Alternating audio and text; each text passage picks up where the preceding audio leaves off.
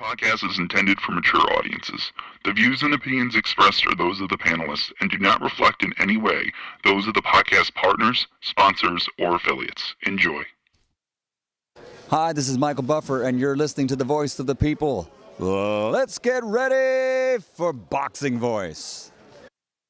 Every day I'm hustling.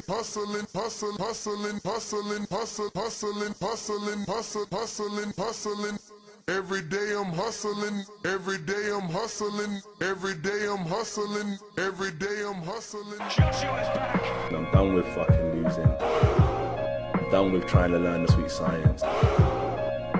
It's war. It's just straight war. TheBoxingVoice.com. Two-time heavyweight champion of the world. As it stands, stop listening to the bullshit until it comes from me. He's got to come out here and try to take this dude's head off, or we got a rematch on our hands, man. I hope they can learn from my situation and not give up. Like, stay strong. Like, a man like me don't make no excuses. My boy Chisora said I can win this. I let the cat out of the bag. Is I'm gonna whoop Usyk next fight. I'm gonna beat him. Let's go, champ. I'm gonna take away them belts from him. Look at him, y'all. And I'm gonna reign again to become 3-time heavyweight champion of the world. And the news.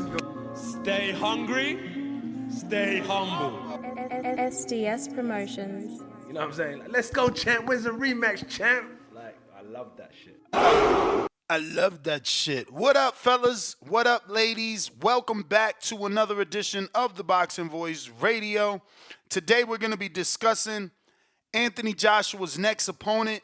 It's said to be the Big Bang, Zhilei Zhang, and Jarrell Miller. And his recent arrests, he's being charged with carjacking, which is a serious offense. This situation took place in Florida. So I just hope that Miller's okay. Florida doesn't play, bro. They not with that. I mean, I watched the court proceedings, and I mean, the prosecutor is coming for Jarrell's throat. Like, bruh, he's trying to make it seem like it is something horrible, which it is, though. I mean, according to the details, Jarrell sent the lady into the car dealership to say that he or that she left her phone in the car, hence getting access to the vehicle. When the man goes towards the vehicle and, attempts to allow this woman in, allegedly, Jarrell Miller comes up from behind him and puts him in a chokehold and forces him to give up the keys. I don't know what the fuck he was thinking, bro. Again, this is Florida. This is Florida. The fact that he's a fighter, it's gonna, the judge is gonna be like, oh, you tried to intimidate, you tried to use your size, you tried to use your profession. Believe me, it's not a good look. Yeah. What you think come out of this, bro? This shit. No, he this getting shit was charged. crazy. He getting some sort of probation. At the very least, he getting probation, without a doubt. I'm gonna play the clip from the situation that, I mean, it just sounds horrible. The way that the prosecutor is talking to the judge, I don't see them, giving them some sort of being lenient, acting like this was a mistake. I just don't see them trying to. Has he had any other run-ins with? I don't know. We've never seen anything. But this is the local news in Florida. Heavyweight. We'll also hear at 5, a professional heavyweight boxer busted in South Florida. Police say he got physical with a car dealership employee. According to cops, he put that person in a chokehold. Now he finds himself in a fight with the law. 7's Maricela Burgos is at that Hollywood dealership with what occurred there. Maricela. Greg and I talked to that employee off camera. He says he will continue to pursue charges against this boxer because of what he says he did to him. And that's the other thing. Now you got the The dude, victim, yeah. he ain't trying to let it go. Because at least if you got the victim and he like, man, I ain't worried off that shit. You know what I'm saying? Now you got to worry about the state picking it up or hoping that the state drops it because they got no victim to testify. But the issue there, even if he pays the victim, Danny, he did this shit inside the dealership. There's cameras and witnesses and some straight enraged type shit. It had to be enraged. At his place of business. Professional boxer Jarrell Miller is accused of taking it too far when he dropped by this auto shop on Tuesday. You are charged with carjacking without firearm or weapon, burglary with assault. The court finds probable cause. Hollywood police officers arrested Miller after they say he attacked an employee and then stole a black Dodge Ram from Himes Motors. It is alleged that. Is it a TRX? I'm not in the pickups. He said a black Dodge Ram. So what's that? I mean, a Ram is a Ram, but... Oh, so the TRX is different? I mean, a TRX is a version of the Ram. You get what I'm saying? So it's So it could be a TRX. Like, she's not a dealership. She ain't about to go into TRX. You know what I'm saying? I will say, which, I mean, all dealers could have them, but, yo, that look to be like a, you know... The dealers that start your interest rate at like 12%. Oh, like a little off the highway dealer. Yeah, you ain't even lying. Bro, I swear to God, I'm like, what the fuck? Like, anybody in the military. No, listen to me. Anybody in the military can attest to this. We are told any military base is surrounded by car dealers. And we told, don't ever go to none of those car dealers. And, bro, they all look like that. You get what I'm saying? You don't have like your big Chevy or your big. Nah, they look like that. But, you know, let's from Himes Motors. It is alleged that Mr. Miller first put the victim in a chokehold, then slammed him to the ground before robbing him, who was doing nothing. So, and that's what I'm saying. Like, this is getting took out of hand. Like, A, they know it wasn't a robbery. You know, B, I mean, technically it's not a carjacking. It's your fucking car. Yeah, but you just ain't been paying. Exactly. But, you know, there's still laws, bro. So now look, he's being charged accordingly, for sure. Yeah, no, I was gonna say he definitely not no victim here. Then they got my man in them big ass. Yo, he big as hell, and he gonna have to be in them shower shoes. His feet cold as hell. I'm telling you right now, he ain't got no socks on. Shit horrible. Florida ain't the one. Other than his job. According to authorities, a woman claims she left her phone in the truck, which the dealer... Peep the scheme. Talking about, I left my phone. Yeah, no, I heard it. Bruh, but what was you going to do? You was just going to drive off? Then what? Yeah, I don't know what he thought was going to come from that. Like, repo repossesses, you can't take it back. Like, it don't matter. It don't matter if they didn't see him. What was he thinking? He still would have woke up to receiving stolen property. Like, he's out of control. Ship had repossessed, and that's when they... Then he put a woman in it. That's another thing. Now you got a defendant, a co-defendant, so it's a wrap. She's a girl.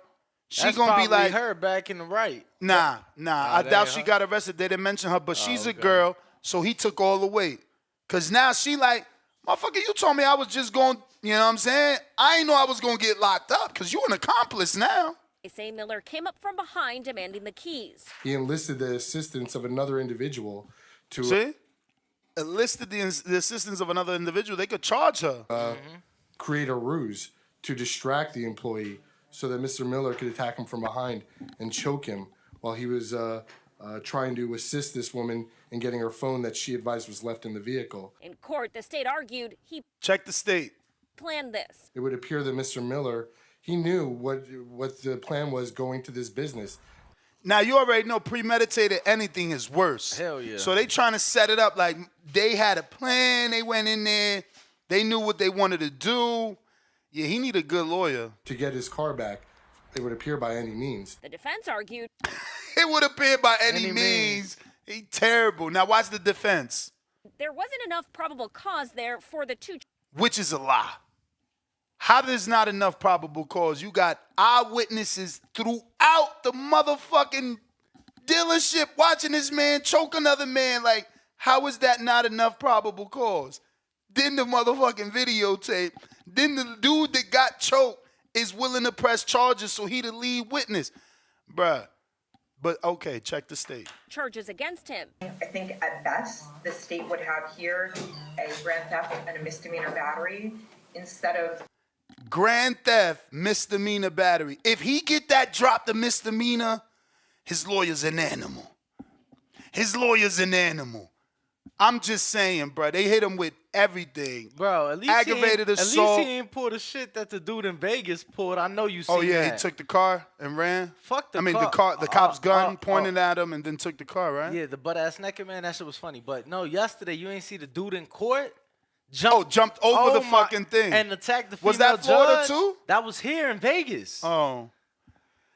I mean, honestly, it's gonna sound very wrong, but some of those judges need that. I'm just being real. Some of those judges, you know, I don't know what his charge was. I don't care. I don't know what the charge was. I'm telling you what it is. They sit up there on that motherfucking chair and they try to act like they're not human anymore. They separate themselves from the crime and the individual and the defendant.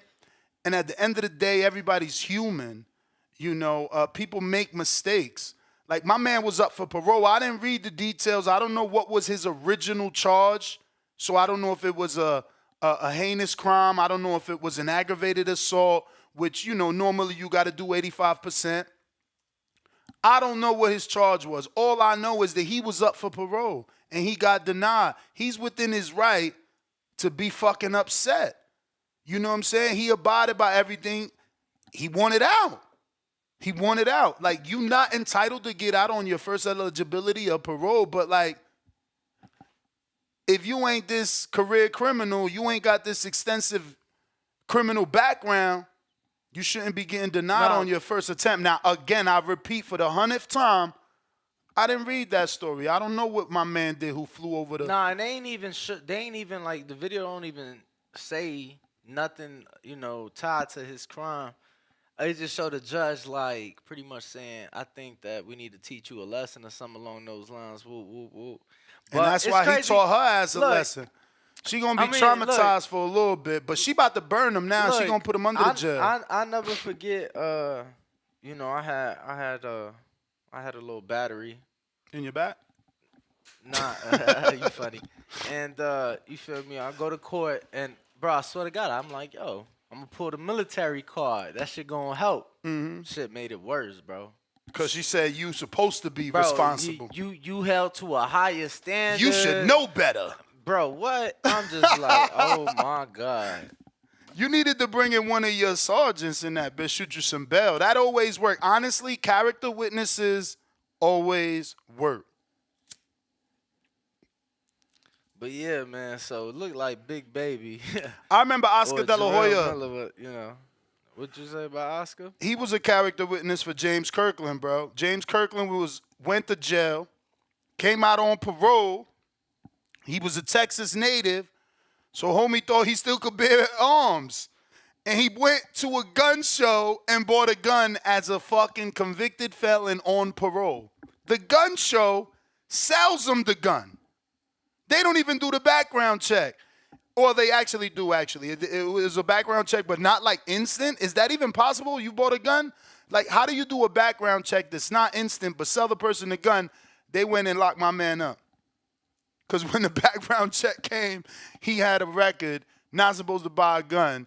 He gets locked up. They had Oscar, B-Hop, all types of people in the court shooting this dude bail. And it worked. You know, he got a reduced sentence. He was able to come out and keep fighting. Yeah, that's crazy. Mm-hmm.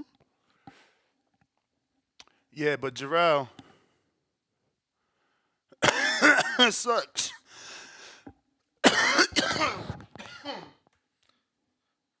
Well, we are talking Jarrell Miller's arrest in Florida, and as Ness said, what is next for Anthony Joshua? Could it be the Big Bang Zhilei Zhang? So that's what we're here to discuss. Yeah, man. It's just an unfortunate situation. Now everybody's assuming that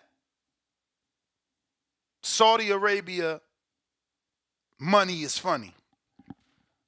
Why do they say that? Well, we got Big Baby out here carjacking. Because, like, if your car got repossessed, just go pay what you got to pay. I'm sure they'll give it back. I never been repossessed, champ. Do you know how that works? Like, can they repossess your shit and you come back to the dealer with like what you owe and a little bit more, or what they was expecting, or do they repossess your shit, you lose your money, and that's why he was mad? Because I mean, if I got a $50,000 car and I already done paid $20,000, but I'm late, and you repossess and you put my shit back on the market and resell it, and I lose my $20,000 equity, I'm tight. I'm choking you out too. Yeah, so I don't think it goes like that. I don't think, because they don't make typically they don't make what they are owed type shit. So I don't know, but I would assume that they would give the individual at least like a payment plan, at least like a time frame. Like, yo, we'll give you like, I don't know, 10 days, 15 days to pay, whatever, before we put it back on the market. Exactly. Like, so where's the Saudi money? Why you ain't just pay for that? And then, because people like, Ness, you be stretching, you be reaching. Come on. That don't mean the money funny. Martin Bacoli got a motherfucking GoFundMe. Rob, send me the link. Pre-pro, send me the link. Martin Bacoli just fought in Saudi. Why he got a GoFundMe? He personally has one? That's what we being told in the pre-pro. I know you ain't peep it, but it don't make sense, Danny. How you just win and you got a GoFundMe? I don't even know what it's for. I'm going to do the research live with y'all. For all I know, I don't know what it's for, so I don't know. I don't know if he got a GoFundMe for his, struggling sibling or child. I don't know. But he got one. No, because, sometimes they'll share, sometimes celebrities will share a GoFundMe for somebody. So that's why I'm like, it could have been. Check the pre-pro. Nah, of course, Rob is a troll, but he's not a troll, let alone with UK dudes. And he was shocked. He's like, bro, did y'all see Martin Bacoli got a fucking GoFundMe? I'm like, damn. I need a GoFundMe. We need a GoFundMe for our motherfucking interns so we could get back in studio. Well, it's not on his Instagram story post or like link in his bio or nothing like that. I'm sure Rob got a screenshot. Rob, please send us that. Yeah, please, because I was checking the pre-pro. Bro, what if they made him take it down? Like, come on, champ, you making us look bad. Shout out Martin Bacoli, though. Bro. Did they send it? Nah. Rob, where the fuck you at? Killing me. Oh, okay, he took it down, see? World Boxing News did it, though. They got an article. I'm trying to tell you, motherfuckers is on everything. You can't be out here capping. Look, Martin Bacoli issues threat, cancels GoFundMe after backlash. Look, help me achieve my dream of becoming world champ.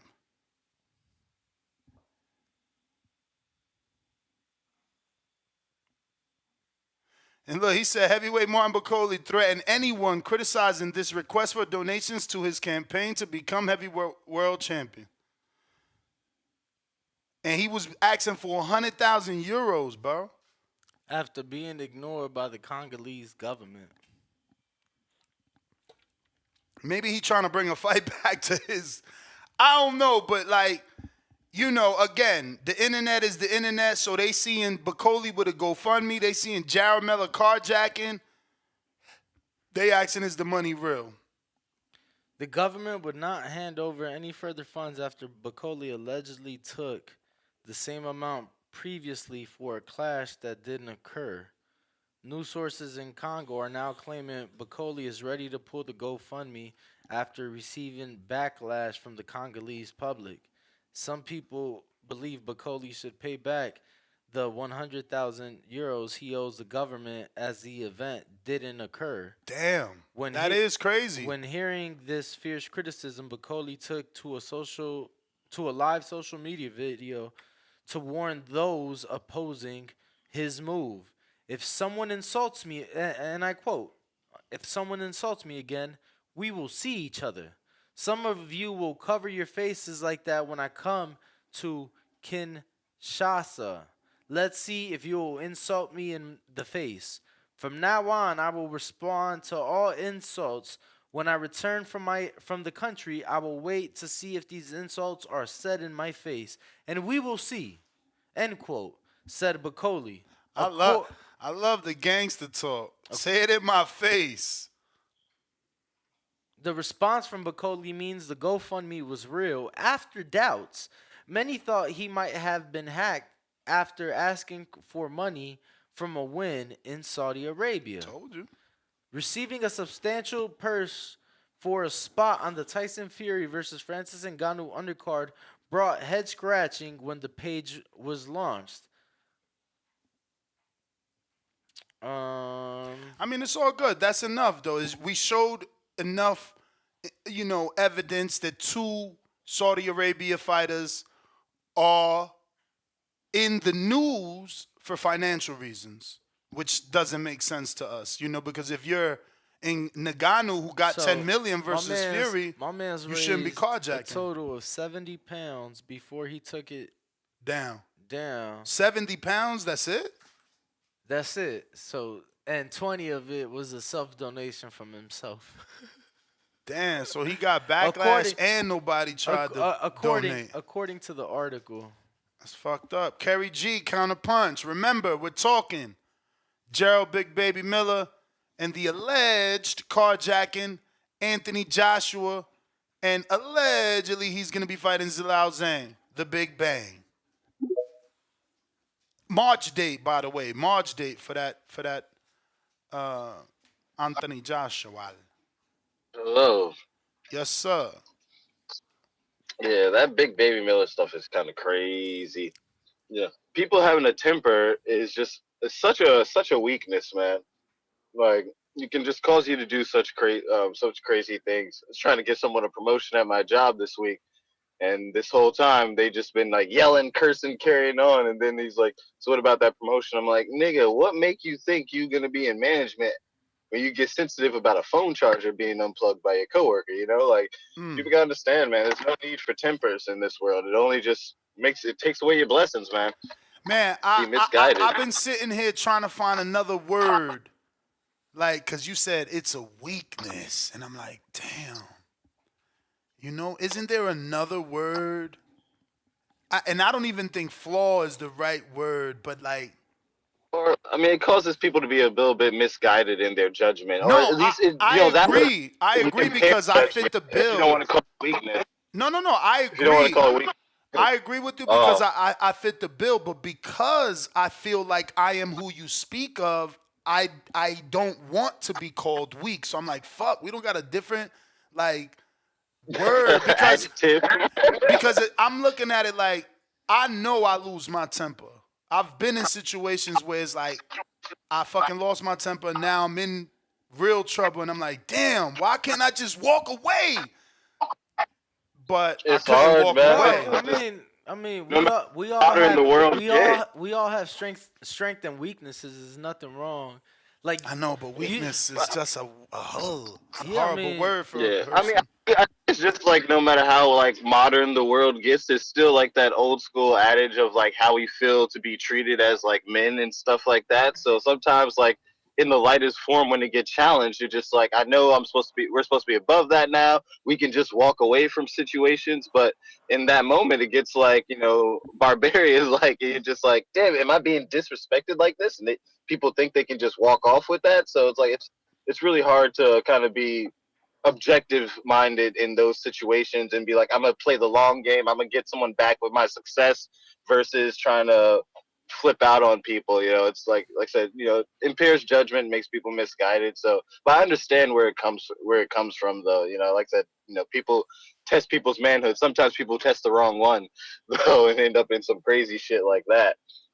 But if Anthony Joshua is gonna fight Big Bang Zhang, like, boy, I hope this man's cardio is on point, because you're gonna have to move around. That guy has so much reach, so much size, so much skill, so much power.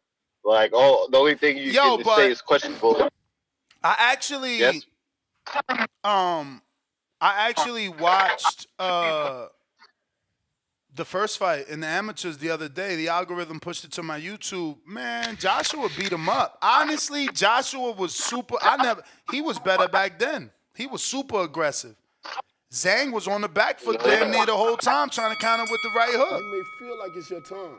I don't think. I mean, they obviously Can I send you another counter real quick? Yeah. They obviously two different fighters today, but the fact that I beat you so long ago, dropped you too. It helps. He hit him with a It straight helps. right, put him straight down. So I don't know. That might be But, mentally I mean, that's- easier for him. I mean, you could say that, but then again, it's like it's a different game now. It's so long ago, and you know, we always hear on the show like when people say like when you become a champion, like things change, mentality change, skill change all of a sudden, and everything. So it's like he's going up against a different Zhang, and a Zhang that got like 1 billion more pounds on him, a lot more confidence in these last two fights. Even though Joshua's riding a lot of confidence too. It's like same thing with Devin Haney beat Ryan Garcia 3 times. Ryan beat him 3 times. But then we look at the fight and we're like, no way, right? So it could, you know, it doesn't necessarily translate. I feel like to that end result. I just feel like Joshua would have to really be on his footwork and on his placement because like Zhang does have crazy reach, and we've seen how sharp he can be. Obviously, was against a more plodding Joe Joyce, but I don't see that sharpness going away just because it's Joshua. If anything, he might have want to prove more. You know, this guy got the gold, and look at the trajectory of his career, and James had to kind of get it out the mud, so to speak. And now, you know, we'll have to ask Regis if that's okay to use. But you know, it's a different game I feel like right now for him. So if he takes that fight, that'd be crazy. And I was listening to your last night show, and I saw that one of the callers had said something like really, really profound when he was like, you know, a lot of these fighters like the Shakur, Tank, and Devin and all of them don't have like a pathway to be as big stars as Manny Pacquiao and Floyd Mayweather like that. And I think like that's obviously true, but I think the funniest part of that is when like Floyd talks about like belts don't matter. It's like pretty sure he has 26 belts because he likes to, whenever he shows off his mansion and at the crib and stuff, he goes to that belt room. And if them belts don't matter, why would you have a whole room and like friggin' dioceses and platforms dedicated to holding them up? Not just that, you know, there's the famous picture where they're literally covering, it seems like every square inch of his pool table. You know, so Yep, you know, it's like so that's crazy for something that don't matter. And I think that like really the path that made Manny and like Floyd great is that they did the old school boxing deal. They went and fought people. Obviously, matchmaking is always present. You're always picking someone that you see something in. But if you look at their careers, like they went around fighting people, and then people got behind them because they're like, wow, look at what he did to that guy. Look at what he did to that guy. That propelled them. But now people are starting to try to do that and also listening to the advice of people who didn't do that shit. That's what's crazy. People listen to advice for someone that didn't even do it like that. So now early in their careers, they're getting so picky, so choosy with the matchmaking, and that's holding them back. That's why they're not having that trajectory towards like Manny and Floyd, is because they're trying to be that so early, and it's stunting their growth, honestly. You may feel like it's your time. Thank you, guys. I'm going to send that counter right now. You got it, Kerry G. Appreciate you. We are going to have Liana Cruz on in about 3 minutes. She fights out of the super flyweight division. She signed to Manny Rivera out of Philadelphia. I think it might be Against the Ropes with Dose, right? Or is it another remember the podcast they put her on? They put us on her a year ago or two. She's now 7-0. She's now 7-0, and we'll be having her on the show in just a bit. She's like the female version of Jared Anderson. She comes to the ring in many different outfits, like Jared. Oh, okay. You know, like Spider-Man and all that type of stuff. Yeah, Jared's has some real creative outfits. Bro.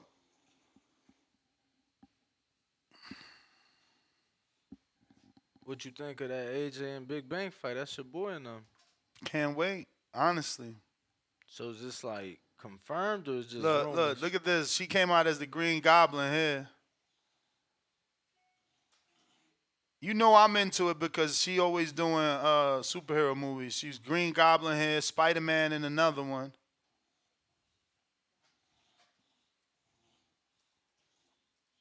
Spider-Man. Look, that's the Spider-Man. This was on OTX too, so they picked that up. She had a good win on OTX, went viral. No knockouts though, bro. Yeah. I can't wait to ask her that. Like, it gotta be frustrating, cause she fight like a dog. I know you ain't watch her fight, but for you guys that are interested, when you do go and watch her fight, you're gonna be like, damn. Her style almost indicates that she will get or should have more knockouts. So that's gonna be one of my first ones. Liana, Greetings. good morning. Good morning. Happy New Year. Good morning. Happy New Year. Did we wake you? Yeah. It's a little early for you? Oh man. Yeah. But it's okay. No worries. I'll take a nap. So obviously, we've had you on the show before, but now your record continues to improve. I believe you are now 7-0,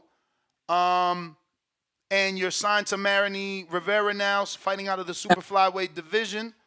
So, did you break up? That's I know I was never on the show and I'm not signed to Manny. Oh no. Mm-mm. Okay, you just was working with him because you had a lot of fights with him, right? I had 3 fights with him. Yeah. Okay. So a free agent at the moment. Yes. Okay. I'm assuming your interest lies with Sinisa or Jocasta. That's who you're seeking, right? For an opportunity? No, she fights at 108.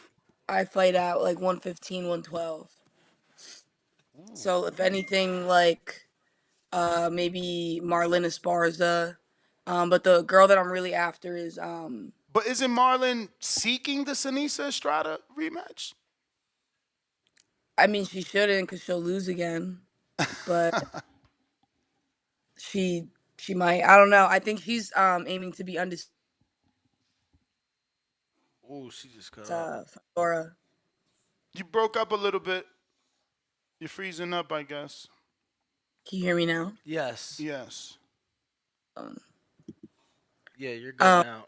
So you said what fight or interests you? Because I know for Esparza. me. Okay, I was gonna say I know for me the Shannon Ryan fight. I think down the line That's another one. would be a big fight. Yeah. And a fight I'd like to see. Yeah, I'd be down even right now to fight her. I think I want to say by the summer I'll be ready for anyone. Okay.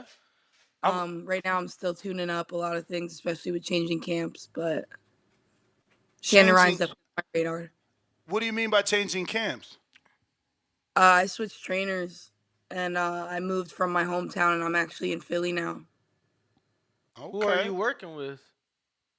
He's an amateur coach. He trained his son, Emilian Rivera, who was ranked number 2 for years at 115. And he was one of my main sparring partners. So I didn't like my last performance, my last camp, and I went through a lot and I needed to be away from my hometown. So I reached out to him and his dad, and he took me in. Took you in, so you're living with them? Yeah, I'm living with my manager, Brian Cohen, and his wife, Kaylee Reese. Brian, we just had Brian on not too long ago. I give him so much credit. It's insane how many female fighters he has. He's going to go in the Hall of Fame for one day for the guy to manage the most female fighters ever. That's Absolutely. a perfect place to be because he has all the talent. So how are those conversations? I'm sure you've gone through his inventory and imagined who you can match up with. I mean, me and him, Brian and I are really, really close. So it's more than just like business with him, and he kind of tells me the strategy and the plan that he has for me. Um, and I'll say like being around him and Kay and like waking up around them, they understand everything about boxing because they both did it, and um, their belts, like there's like 12 upstairs in all the cases, and then there's some in the room that I'm staying in. So being around that and that kind of energy and seeing that every day, it's super motivating. So I think this was like the best move I could have made. Absolutely, man. I mean, again, we've interviewed Brian, and he certainly positions a lot of his fighters. But one of his fighters just lost. Did you happen to see Ebony Bridges versus Yoshida? Yeah, and that came as a huge shock to me. To everybody. I mean, she was an underdog, and Yoshida had just lost like a month prior. on paper, and the fight before that on the Lou DiBella card I watched, and I really thought she lost to that other girl as well. So she surprised the heck out of me. What did you think of that performance, though? I felt it was a very sloppy. It was more like a B-hop type thing, where his right hand grab all night. What did you think? I think Ebony didn't look like herself. I want to say like when I was making my debut, Ebony was like a big sparring partner of mine, and I've never seen her look like that. So for me, and when I was watching it with my friends and my boyfriend, and I'm talking my girl up because I'm like, yo, she's about to dog her, she's about to do her thing. Like I train with her, I know what she's capable of, and I firsthand like have felt her punches. So when she came out with her performance, I was like, something's off with Ebony. Like she's just not herself. And I've been in the ring with her plenty of times to like know that. I don't know what happened, but like I said, I know she just wasn't her. Were you in the ring with her in preparation for this fight? No, I was supposed to be, but Because she seemed to credit ring rust, you know. Well, I mean, she and was out. inactivity. She Right, was out right, for right. like a year, I believe. So that's why I was asking, because I'm curious afterwards to see what type of work she was getting in camp for this fight. I know Yoshida started with a new trainer for that fight, and they only got to work with each other for like 2.5, 3 weeks, and that was enough. I think the thing with Yoshida too was like she never really stayed like out of the gym. She was pretty active, and she's an aggressive fighter. And I thought it was gonna be a good matchup. I just figured that Ebony was gonna do what she does, and she didn't. But I know she'll be back. So, where do you pull the inspiration for your ring outfits? Obviously, it seems like you're into superhero movies, but Yeah. is that you or someone else is influencing that, or are you into the whole Marvel universe, DC universe? I'm getting into it more now. I always just looked at it like when I started this boxing stuff and when I wanted to go pro, I was like, I want to be different. And I looked at it, I'm like, yo, the kids are the future. So I looked at it like if I get kids on my side, I'm cool, and kids love superheroes. And I look at it like, oh, it's like a game. You pick your character, and they're like a fighter. Like you get to see them actually like fight. So I just thought that would be pretty cool, and it's like I said, different. So I just went with it. How many amateur fights do you have? None. Oh wow! So learning on a job for real. Yeah. So what got you into boxing? I got into a bar fight, my last bar fight, a week before I stepped into the gym. But I fought since I was like 10, 11 years old, beating girls up with my cousin, with my cousins. Wait, Yeah. beating girls up. What's that mean, and for what reason? Like, Bro, I was the just, the same reason you was beating motherfuckers ass in the street. What the fuck? nah, totally different reasons, I'm sure. Nah, I don't know. It might really be the same. I just was a hothead. I didn't take nothing, and I was the type like if like you know, when you're younger, if somebody says something about you, you want to lay hands on them, and I would say whatever I wanted, and then if a girl asked me if I said it, I'm like, yeah, what do you want to do? So I was always like, I was always down to throw down, whether Yeah. I knew how to box or I didn't. I was like, So given that you don't have It's an East Coast thing. no, given that you don't have an amateur record, what's your bar fight record? I want to say bar fights, I never lost one, but like street fights, I lost one. Okay. Yeah. But even still, like with that loss, like you know, like the girl was a lot bigger than me. She was like 5'11", and I'm like 5'4", and a lot of hair pulling my head down. So it's like I didn't do that. I would always just throw, and I grew up with brothers, so like I kind of knew how to defend myself and how to fight. For a street fighter. When did you start honing in your boxing craft? When did that? I mean, obviously after that bar fight, you stepped in the ring. How did you know you were good enough? So, the week after I got into the bar fight and I stepped into the gym, I went home and I told everyone I'm going pro. And everyone laughed at me. But I was like, I want to do it and I'm going to do it. Let me interrupt. So at this point, you don't know Brian. You don't know anybody in the boxing world. You just know you want to be a boxer. Okay. What was the next step? At that point, have you ever heard of Rough and Rowdy? Yes, of course. 3 months into boxing, I went on Rough and Rowdy. Get the fuck out of here. That's dope, though. That's dope. Ain't that the Barstools one? Yes, yeah. So what, in Virginia? Rhode Island. Rhode Island. Okay. That's fire. Yeah, I ended up fighting a girl that was training for like 3 years, but I didn't give a fuck. Like, whatever. We could rumble. So, again, let me interrupt. You're about to take this Rough and Rowdy fight. Do you have your boyfriend now, or are you single? Because I need to know, like, who is around you at this point and kind of giving you that reassurance that this is the right thing to do. So, I took the fight on 10 days notice and I called my coach and he was like, B, you're bugging. Like, you're not doing that. I was like, I'm telling you, I'm doing it. I don't care. I want to do it. Everybody else in the gym is fighting.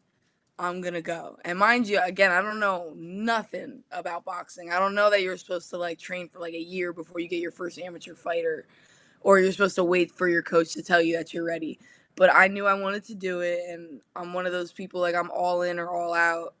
And I went to Rhode Island with my boyfriend and like the kids coach, because my head coach, he was like, "No, I'm not going. I'm not doing that. Like, I'm not backing you on that. But like, if you really want to do it, this is what you got to do." And I was like, "All right." So I went and did it. At the weigh-ins, I actually shoved her in the face, and because I did that, we ended up being the main event for Rough and Rowdy, and I feel like that's where I started to get like a little buzz for it. I ended up losing, but everybody said I got robbed, so they wanted her, and everyone wanted to see a rematch. The girl didn't want to rematch me in January. She's still running. So Yo, you was talking mad shit after the fight. I'm watching it now. You was talking greasy. Yeah, it's just me, man. That's just me. So, did your boyfriend at least know of boxing, or is he? Did he start everybody learning? told me I was wilding. Everybody told me I was wilding. Nobody was backing me, but I don't care. I don't need that. I need me, and that's what I always remembered. It's like, if I believe in me, and I'm telling myself I could do it, I'm gonna go get it done. And It's funny. It's funny because obviously I'm listening to you, but just watching the reaction when they announced the winner, you could tell that she was like surprised almost. Like you just smiled it off, but that's dope. I've had an eye on Rough and Rowdy and what they've been doing for a while. We used to do we've done something similar to Rough and Rowdy actually. Yeah. I got to get your thoughts. Obviously, the internet is on fire with the whole USA Boxing allowing transgenders to fight women. I mean, you spar men, though, right? Like, I don't know a woman in boxing that doesn't spar men for 3-minute rounds. Like, I've never seen a girl sparring, unless it's like fight week maybe, for 2-minute rounds. Like, do you spar 2-minute rounds or 3? I do both. Okay. It depends on what time in camp, because since Exactly. I'm so Fight week. new, like the pace of a 3-minute round and a 2-minute round is very different. And then I used to even spar 4-minute rounds, but that's what kind of got me to be so patient and have like the conditioning that I do. But as far as like the pace and like trying to figure somebody out, 2 minutes goes by like that. So when it gets closer to the fight, I have to spar 2 minutes. So you do your first rough and rowdy. You suffer a loss. That didn't deter you. What's the next step? So after that, like I said, I wanted the rematch. She didn't want to do it, and that was going to be in Miami. After that, I signed up to be in the Sugar Burt tournament in Florida, and then COVID hit. Everything was shut down. So when COVID hit, my coach, since it was his gym, like he still had it open. I never stopped training, and I was still getting a lot of work with my guy teammates and everything like that. And then after that, I ended up leaving him. I want to say like later in that year of 2020, and I moved to Philly again, and I was training with Sharon Baker out at Pivot Boxing Academy. Stayed there for about like 6-7 months. Was supposed to make my pro debut. Things weren't like falling through. And I ended up being signed by Marshall Kaufman when his partner saw me spar in Philly.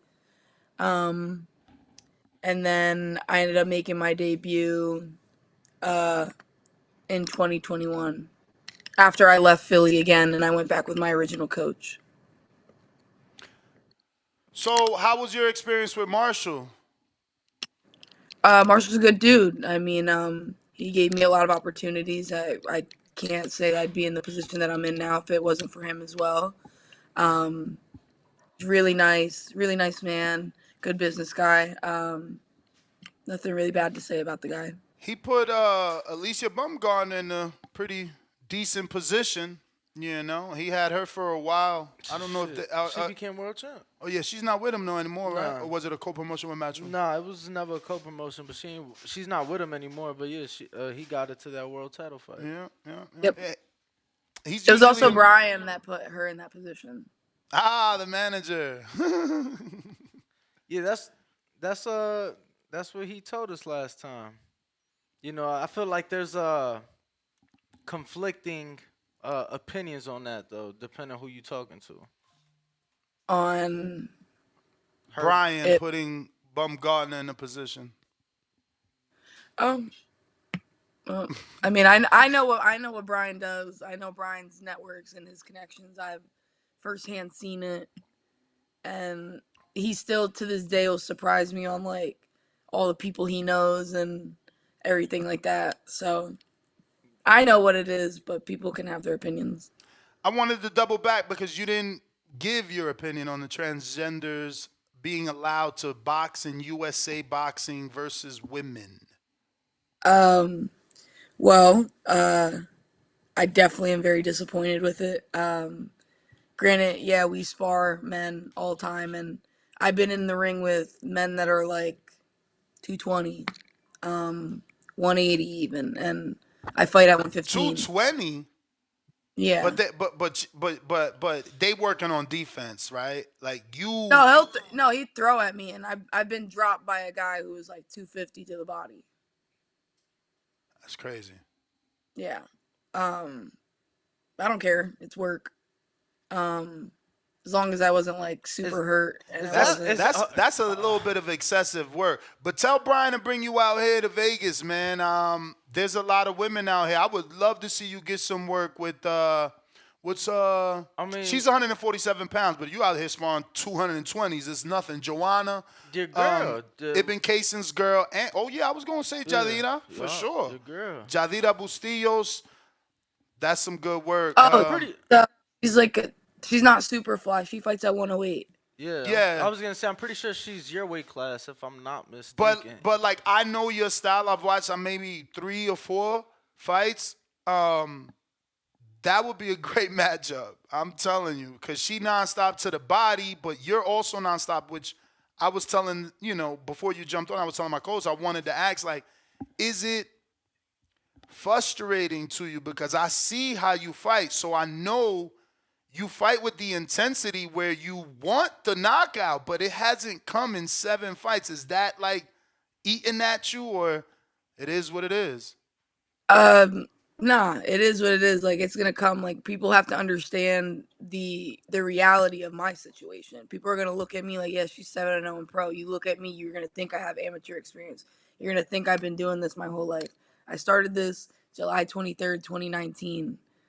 I'm still learning. Like there's no reason I should be 7-0 other than the fact that I have a will and determination and a work ethic. But even with all that, like That what was a sets me Tuesday. apart. That was a Tuesday. What sets me apart is my athleticism, and that's one of the reasons I'm one of the best fighters in the world. It's only a matter of time until people really find out who Leanna Cruz is. Is the athleticism where the nickname was created from? Because you go by Bumblebee. Yeah. My first coach, I had really good foot movement, and like I could punch even if I have no knockouts. So they always said the quote, "Fly like a butterfly, sting like a bee," and they just started calling me Bumblebee. Are you familiar with a woman by La Cobra Ruiz? Oh I'm yeah. on her ass. I'm Okay. on her. Okay. That's a fight. That's the I girl called that her fought out. Amanda Serrano.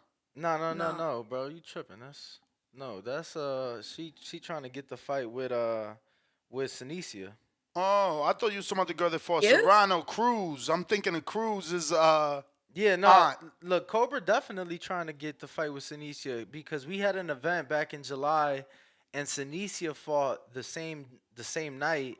So La Cobra just like pulls up. Oh, he's talking about the girl from Mexico that we met in the Yeah, convention. yeah. She's a free agent now. Okay. Yeah, she just had a fight too, right? Yeah, she I'm just pretty had a sure she fight. just fought.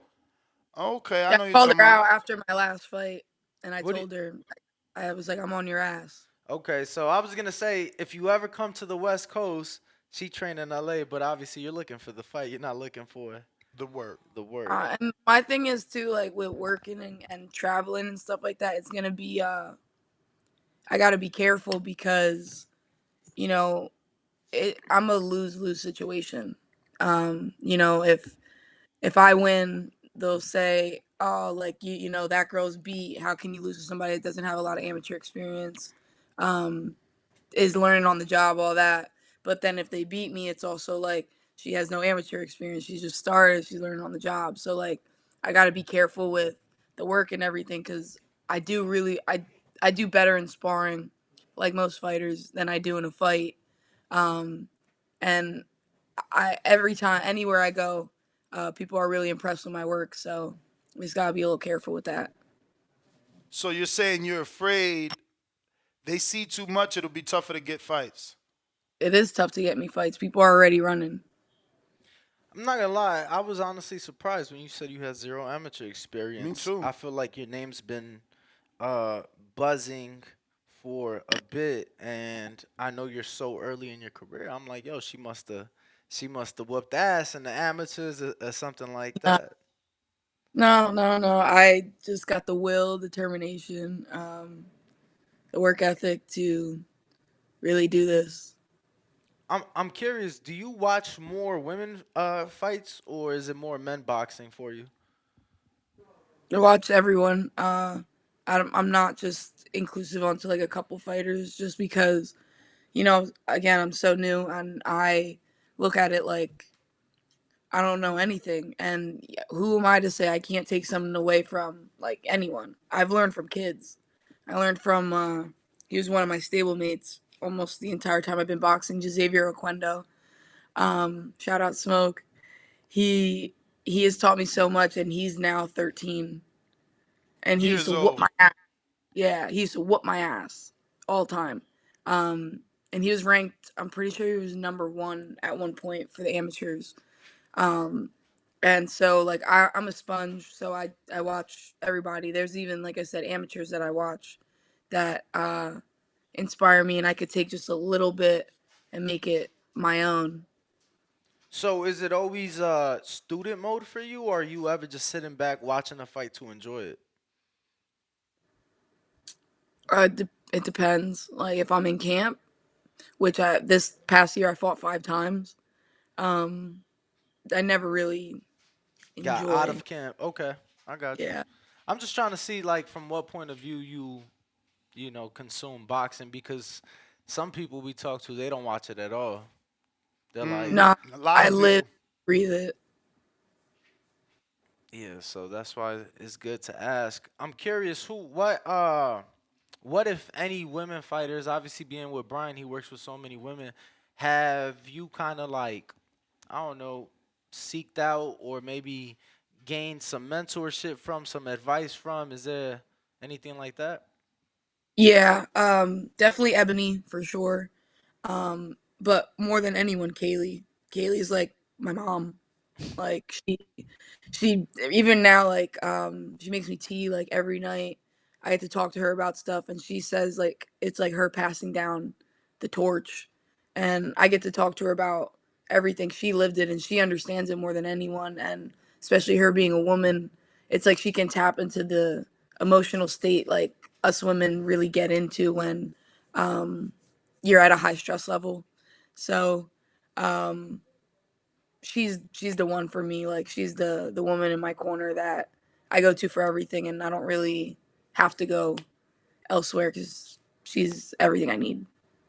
I'm assuming you're okay with her making a comeback. Since you're so close, you get to see how, I guess, in shape or on Discipline, point yeah. she is, right? So she never stopped being in the gym. It just she wasn't showing that she was in the gym. She always worked out. Uh, I am excited. Um, I'm hoping with what we have planned for her really falls through. Um, I know she's gonna do well when she comes back. I know she misses it. And I know it was hard for her to walk away from the sport for a little bit, but given And the circumstances and the situation, it was definitely necessary. to be clear, she walked away from her belt too, right? Didn't she have a belt at the time? He And had vape? three. He had Yeah, three. that He was was almost undisputed. that was crazy. Um, why now? What's different now from then? Um, she's healthier. She wasn't. There was a lot of things with her health that were going wrong for a while. That as a fighter, it's really natural to push it to the side and just push through it. Um, and certain things with her health were just lingering. And her last performance against Jessica Camara is when she really noticed like it was taking a toll on her. So she needed to get that figured out before she puts her legacy on the line, especially if she was going for undisputed. So, Lee, go ahead. oh, all right. Yeah. So your opponent is a common opponent with Christina Cruz. How much do you know of Christina? And yeah, are you looking to make a statement? Obviously, because Christina done put hands on the same girl, and she's pretty hot out here. She's been in the amateurs for a long time. Finally turned pro. I want to say last year. She's trained by Centennial, Danny. Yeah. Cambosos' old trainer. Um. So my last opponent, she actually fought Christina Cruz and Jasmine Ortega. Two girls that are on my radar. And with this girl, I know that they Hold both. up. Jasmine is my girl. Really? Why? What? Like, what? Is just because you think it's a good style matchup, or is there like some issues we don't know about? But she's I don't also a have pretty. I don't have beef with any Okay. girl boxing, but it's more like it's business. But at the end of the day, like she's a good fighter, so she'll look good on my resume, and that's how I look at it. She's in my weight class. Like if you're Speaking up of or looking under, good, she doesn't. I don't want to say intimidated because it's boxing. You're not supposed to be intimidated, but she doesn't look like your average female. She's more on the Bumgarner side, right? Like physically. No, you don't think she muscular? Have you not looked at her? Oh, you mean it like that? You mean it like that? Yeah. Then yeah, I can agree with that. I can definitely tell she's strong, and I respect her work ethic and her grind. Before I knew she was in my weight class, I was actually a fan of her. Granted, I still am a fan of her, even though she blocked me. Damn. Wait. She blocked you? No, because she was on here saying that girls don't want to fight her either. I forgot what's the girl we tried to help her. It was all on Twitter. She was saying someone called her out, but she wasn't available. Salem, you're right. That's right. Udabina. She was trying to get that fight because like Salem called her out when she wasn't available. But that's strange. Yeah, but that she Salem blocked is another one that she just likes to price herself high. She thinks she's a lot better than what she is. So I could see that, and I could see Salem running from Jasmine. I mean, Salem does bring nowhere near Ryan Garcia, but she has that Ryan Garcia social media attraction. So we just had Ryan's previous manager on yesterday, and he said it that he had a conversation with Golden Boy I think if you're gonna say that, then I mean, shit, Leanna halfway there. You feel me? Like she ain't got that many followers. You feel me? Like there's plenty of women. She has that presence on social media. Come on, I honestly feel like as far as engagement and stuff, me and her get the same type of engagement. Let me see. Let's see. Cause you got less than half the followers. But I know you engaged. She's on Insta and Twitter. 1,100 likes on that one, right? So then if I go there, this guy is terrible. I'm just saying, you feel me? If you got more than double the followers, you should be getting. Look, and I'm gonna go to the weigh-in picture, bro. The weigh-in picture, right? Which is a nice. She ain't even got the same like she getting. So, you feel me? I mean, you have the advantage that you were picked up by Overtime. You also are innovative with that's why I told my audience before you got Overtime ain't Golden Boy though, champ. I know it's not Golden Boy, but Overtime is Overtime. They know how to do social media. Yeah. No, but they know how to do. They're here because their social media presence. They've only gotten an opportunity in boxing because how powerful they are with social media. But either way, those are good fights. So what's the plan with Brian and you? Because now that we know you have 0 amateur fights, it's not like you're a traditional boxer, hypothetically, like maybe Ebony, who I'm not 100% sure had that many amateur fights, but she got a title shot in 4 fights. And then got another title shot, I think, in her 6th fight. No, she had her first title shot in 6 fights. And then she got another one after that one. And I know Ebony had 30 amateur fights. Okay. I want to say by the end of 2024, we're aiming for me to be 14-0. So you're looking at 7 fights this year? Yeah, it's the experience then. You want to get more experience. And that's what I'm asking because I know everyone's route is not the same. Right. Everybody's path isn't the same. Because that's why I brought up Ebony. And there's other women. I'm trying to think of. I know someone got a title shot last year in 4 fights. I got to look it up. It was the one that fought Jamie Mitchell at 118. Nina Hughes. Man, you know your belt. Yeah, Jamie Mitchell trained with our boy Dewey Cooper. Yeah, he lost it. She lost her belt last year. Leanna, I have to ask, because boxing is a small sport, so I feel that unfortunately there's a lot of people that don't really mean the best in this sport. Yeah. And I'm sure you've gotten like a lot of that, like people reaching out for the wrong reasons, people trying to work with you for the wrong reasons. What's some of the craziest like DMs and shit you've got? Because I'm sure it's been a bit wild.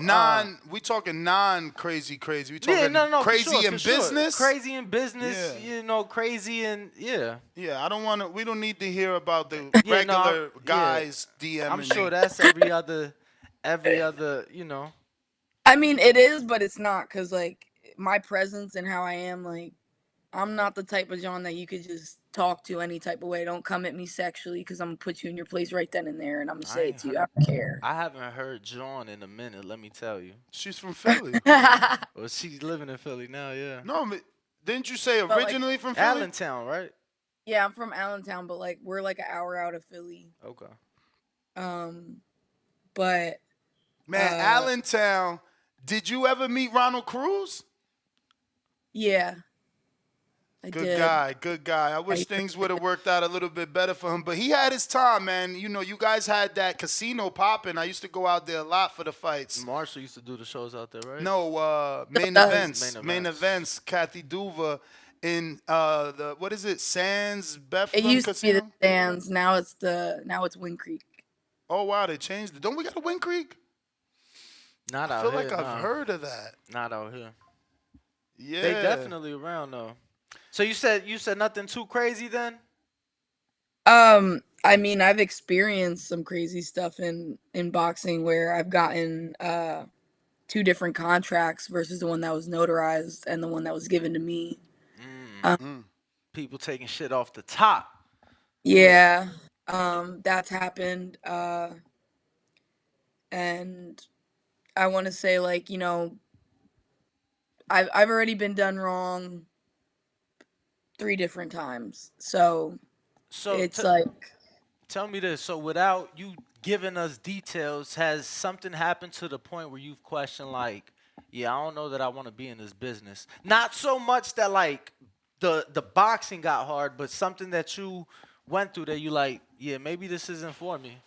Okay.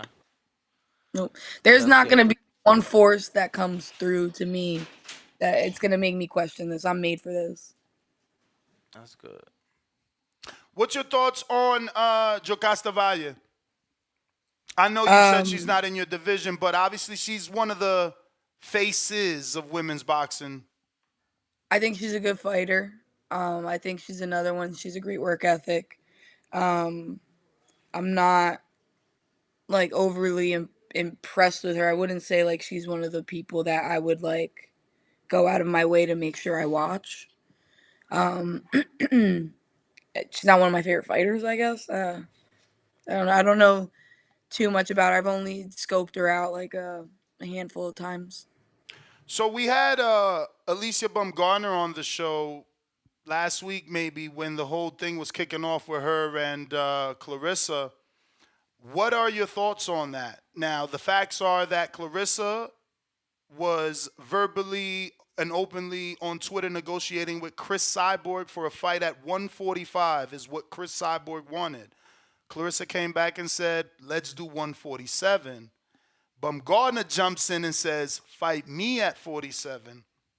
And I guess the rest is history with whatever you've heard via social media. But do you like that fight? And as a woman, is that too much to ask Clarissa Shields to come down to meet Baumgartner at 47, her moving up from 30? I think I remember seeing in comments Clarissa saying she's not fighting anything under 154. And I think that if she's willing to go down for Chris Cyborg, she better be willing to go down for Alicia Baumgartner. Thank you. Gonna look some type of way. Now, I think it's smart of Alicia to insert herself there because she's just trying to make good fights happen and be another pillar in women's boxing for young women and young fighters like myself. So I don't think there's anything wrong with her doing that, like, at all. I think she's just trying to go against the best and prove that she's the best, and that's respected. More backstory. So we interview Alicia, and I'm like, but why? Like, this is the GOAT. She's fought at 68. She's undisputed. Like, look how big Franchon was versus Shadeja Green, and she beat her. And she's like, did you see the sparring? That dude was 8-1. and he dropped her with the left hook. I got the best left hook. Pretty much, I'm paraphrasing, but like that's basically what she said. Yeah, but she's also not considering that John was 4 or 5 years ago. Come on. And like, okay, like it's boxing, like you're gonna get hit, you can get dropped just because that ain't happened to her. Like, come on. Like there is no need to talk about, oh, you've seen the sparring and it's a left hook. Like, well, because there that's ain't. her bread and butter, though. Like if you're a left hook puncher and You see, think that's Alicia's bread and butter? you don't? I think her right hand is crazy. I think she got a lethal right hand. For sure. But I don't know. What you think? You watch a little more? It's crazy because I feel that it just depends where her feet at. I think that she has some crazy feet. Like she puts herself in angles to throw crazy shots, and I think that it's the shots you don't see coming. So I think the right hand, but I've also seen, you know what I'm saying? I've seen her angle and then the left come out of nowhere. I'm like, oh shit. So yeah, I don't know, man. I think it's really, again, bro. Her feet, I think, is underrated in terms of like putting herself in position. Like people talk about like Her footwork. yeah. I think her footwork is really like, to me, the bread and butter, because from her feet alone, she can throw different shots just with those feet, and it's gonna be shots you don't see coming. So I think it's gonna be more dangerous shots. So ultimately, do you like the fight for the sport of women's boxing? Yeah. I do. Can you think of another female fight that you would consider paying for? I'm not saying that's a pay-per-view. I'm just saying I think as a, fight fan, I would pay for that shit. I'm paying for it. I would pay to see Alicia and Michaela Mayer fight again. Okay. Okay. At what Because weight? I mean, I at 130, 135. Well, Michaela's at 47 now. Yeah, she's gonna fight Natasha Jonas. Yeah, she's fighting Natasha in like a week or and two. remember, the Natasha's last two fights, or the one before She's last, at 54. but she weighed in like 51 or 49. I mean, I would pay to just see that rematch because I went back. I always go back on that fight, especially. And the one time I judged it round by round, and I still had Alicia winning. But depending on what you value in boxing, can determine what you really think, like who won that fight and everything. So Who'd you that's have something. Who'd you have going into the fight? Alicia. Alicia's like one of my favorite fighters. She's one of those girls that I've always studied. A lot of people, when they see me spar, they say I'm like her, but I'm also like a mix of her and Sinisa. Just because like I throw a lot. But I sit down and I use those angles with my feet and my footwork, like Alicia. Having shared the same promoter, have you met? Oh wow. Interested in them ever meeting, or it's not like that? It's just like, I like her from TV. I follow her. I watch her fights, but I'm not trying to pick her brain. No, I mean I'd be down to. I'd be down to meet her. I'm not like pressed about it because I know at some point we're gonna cross paths. What? What He's you one mean? of the best. But like, what you mean cross paths? Like just saying hello or in the ring? No, just saying like hello. Okay. I just no, mean, like, I mean I don't. the stage You know, that she's at. you know how it is in women's boxing. Like Hannah Gabriel's fought Clarissa, and then she fought for a heavyweight title. Yeah, like, but heavyweight in women's is 175, so it was only one weight class up. It's a little bit more than 75 because she won the light heavyweight, then she won the heavyweight. Nah, bro, it's literally 75. I think it's a little bit more, but okay. Okay. I'm just saying, you never know. You see a girl fighting in one division, couple months later, she's in a completely different division. But those type of women have also been in the sport for so long. I'm not interested in shooting up or shooting down. Like I said, I got between the most I'll do right now is 118, and I took a fight at 122, my fifth fight and the only reason being that the fight was at 122 is because the John came in overweight and she wasn't trying to cut more weight, and I was headlining and I was like, I gotta eat at the weigh-in and make weight. So what do you walk around at, if you don't mind me asking? Almost 140. You said almost 40? Almost 140. Whoa. Okay. Yeah. Okay. So you do have room. Not maybe it may not be time now, but you absolutely have room to, go up and down weight classes perhaps down the line.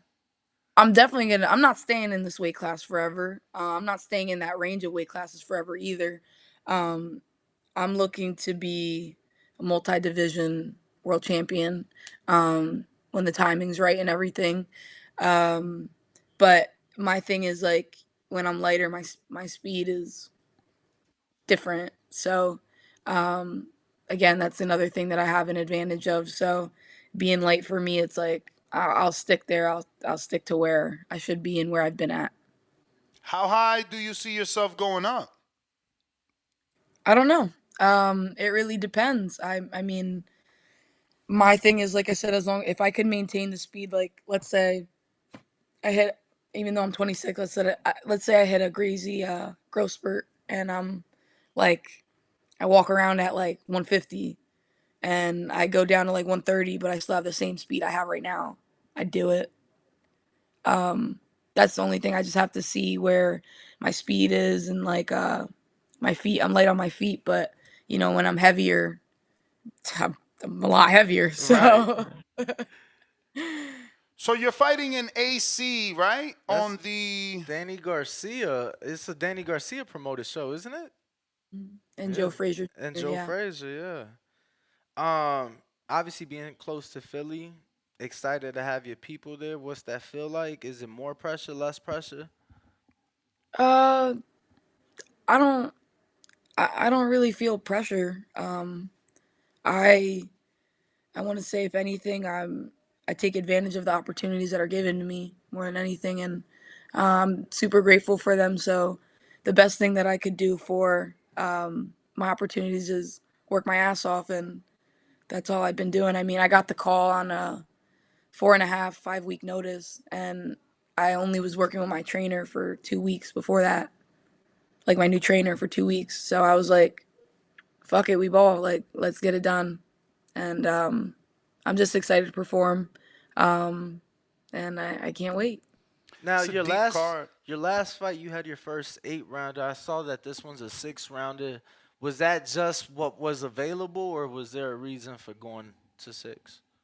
Um, I don't really know the reason at all. They just told me that this one's gonna be a 6 rounder, and I'm like, all right. I don't ask questions when it comes to like my business and like the team and stuff like that, just because Brian has done so well with me that whatever he says he's gonna do and whatever he has planned for me, it's just all right. So just to be clear, if they would have been like, "Hey, this one's an 8 rounder," again, you would have been perfectly fine and ready to go. If he would have said it was a 10 rounder, I would have been okay. If he would have been like, you're gonna do 3 minutes, 8 rounds, okay. Well, since you said that, you're kind of letting him decide the minutes, where a lot of females have been coming out with their opinion on minutes per round. What is your thoughts? Obviously, Amanda Serrano's making a lot of noise. She vacated her title because the WBC didn't stand with her. There's other fighters like Beatrice Ferreira that debuted with 3-minute rounds. Marlon Esparza fought 3-minute rounds. What's your thoughts on 3-minute rounds and the WBC kind of being in the middle versus siding with what the women want or don't want? I want to say it like the 3 minute rounds for female fights. It should vary. It should definitely vary because I can't sit here and act like just because I'm a woman, I'm gonna want to see every girl fight for 3 minutes. Like a lot of girl fights are boring. Let's be real. Like you gotta be a talent to Yeah. really lock in for 3 minutes when it comes to women fighting for 3 minutes. So I think it should go on a case to case basis. I think I have the style where people would like to see me fight for 3 minute rounds. But there's a couple girls, and I don't want to say their names, but that if they fought 3 minute rounds, I wouldn't even be interested in watching the fight. A lot of women are saying, obviously with 3-minute rounds, we should be getting 3-minute pay. Yep. how much do you think needs to change? Because I feel like there is a vast difference from MMA and like boxing when it comes to the women, and I think that's why we see a lot of women in boxing do crossovers. What do you think needs to change in order for the women to be getting, the pay that they feel they rightfully deserve? Um, I don't really know. I don't understand why some people really don't see the value in women's boxing, and it's kind of just starting to get its recognition, just because women have always put in just as much of the same effort when it comes to fight camp, um, getting sponsors and all that, and I just think if anything, just needs to be respected more. Even to this day, I get people saying like, "Oh, I'm not interested in watching a girl fight," or like, "You can't fight because you're a woman." I still get, "Oh, you're too pretty to fight." So I think it's more of just a respect thing when it comes to that. And I also agree that like if women are going to be fighting 3 minutes, they should be getting 3 minute pay, not fighting 3 minutes and getting paid the same as like a 2 minute round fight. For sure, for sure. Well, Last thing for me, I'm just curious. Two fights, one man, one woman that you want to see in 2024. 2 fights. Well, I'm actually very interested in seeing Alicia and Clarissa Shields. Okay. Very, very interested in that. Um, Men, I'd love to see Terrence Crawford versus Boots. Um, and I'd love to see.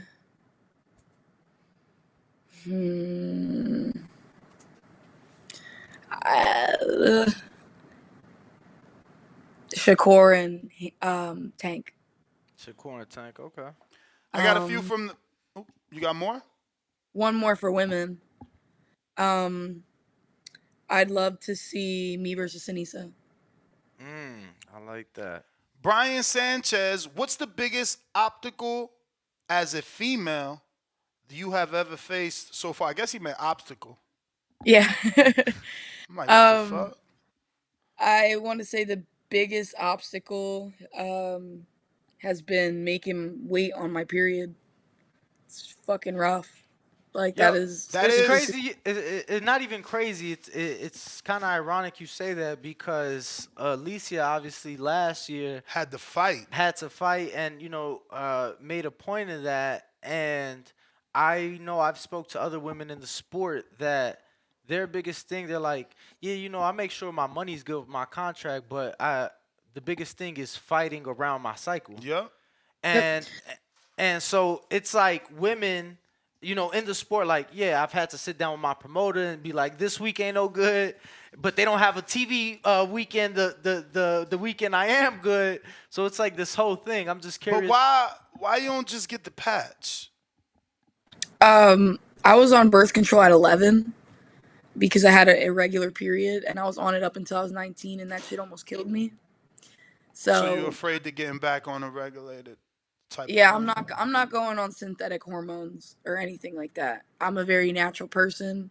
And that birth control changed me like a lot. I wasn't even myself. So I'll never revert back to that. But like I want to say the last 3 fights I had, I fought on my period. I got my period the day before weigh-ins. That's insane. Mhm. And don't they say that a lot of birth control makes you gain weight as well? Nah. I mean Depending, no, that's a myth it's a though, side because effect. again, No, that's not true. I'm That's telling not you, a I'm myth. recommending the patch. I know As a non-woman, I'm recommending the as patch. a person, as a person, as a person, Oh shit! as a person that has been with someone that's used it for years. There is no influx in weight. Now, obviously, everyone were is you different. checking her weight and was she cutting Come weight? on, champ, bro. champ. Everyone is different. Yeah. She's got a man. She know, like, your man knows No, if you for fucking bloated or if you going up in weight. Like, we could But tell. when I at one point when I was like 2 years into birth control, I gained like 25 pounds. Damn. So But were you yeah, working out boxing, though? not boxing, but I was an all year round athlete. I've been That's what I'm playing sports my saying. whole life, and I've been petite my whole life. So for me to gain that, it was the birth control. Like, it varies. It's a case to case basis, but one of the big side effects is definitely gaining weight. But I will say, if you're gaining weight, it's normally because you're already kind of big. That's what the doctors at least say. So you shouldn't gain any. You're not already kind of big, but you did anyway. We got more. James Benitez in Alabama says, did you enjoy your time when you fought in Atlanta, and do you feel Atlanta should be a prominent location for big fights? Also, what's your thoughts on today's show topic? Much success to you. Also, you're a beautiful woman. Please consider and be open to modeling and acting. So that was a lot. That was, First part. Thank you. First Thank part you. was, did you enjoy your time in Atlanta? And do you feel Atlanta should be a prominent location for future big fights? I loved my time in Atlanta, and I can't wait to be back. I got some big news coming to share in early 2024, so I'll definitely be back in Atlanta. I loved my time there, and I do think that there should be that should be a prominent location for big fights. The fans loved it. It was really cool. That was my first time ever in Atlanta, and like I said, I just can't wait to be back. So you're back with OTX, because we had Mr. Rhodes, one of the CEOs, and they said they're reing up for 2024. And I think, how many dates he said they had? I forgot, but I think it's 4 or 5. I just saw that smile, so I'm like, all but confirmed. All right. The other part of his very long question was your thoughts on today's topic, which is two-parter.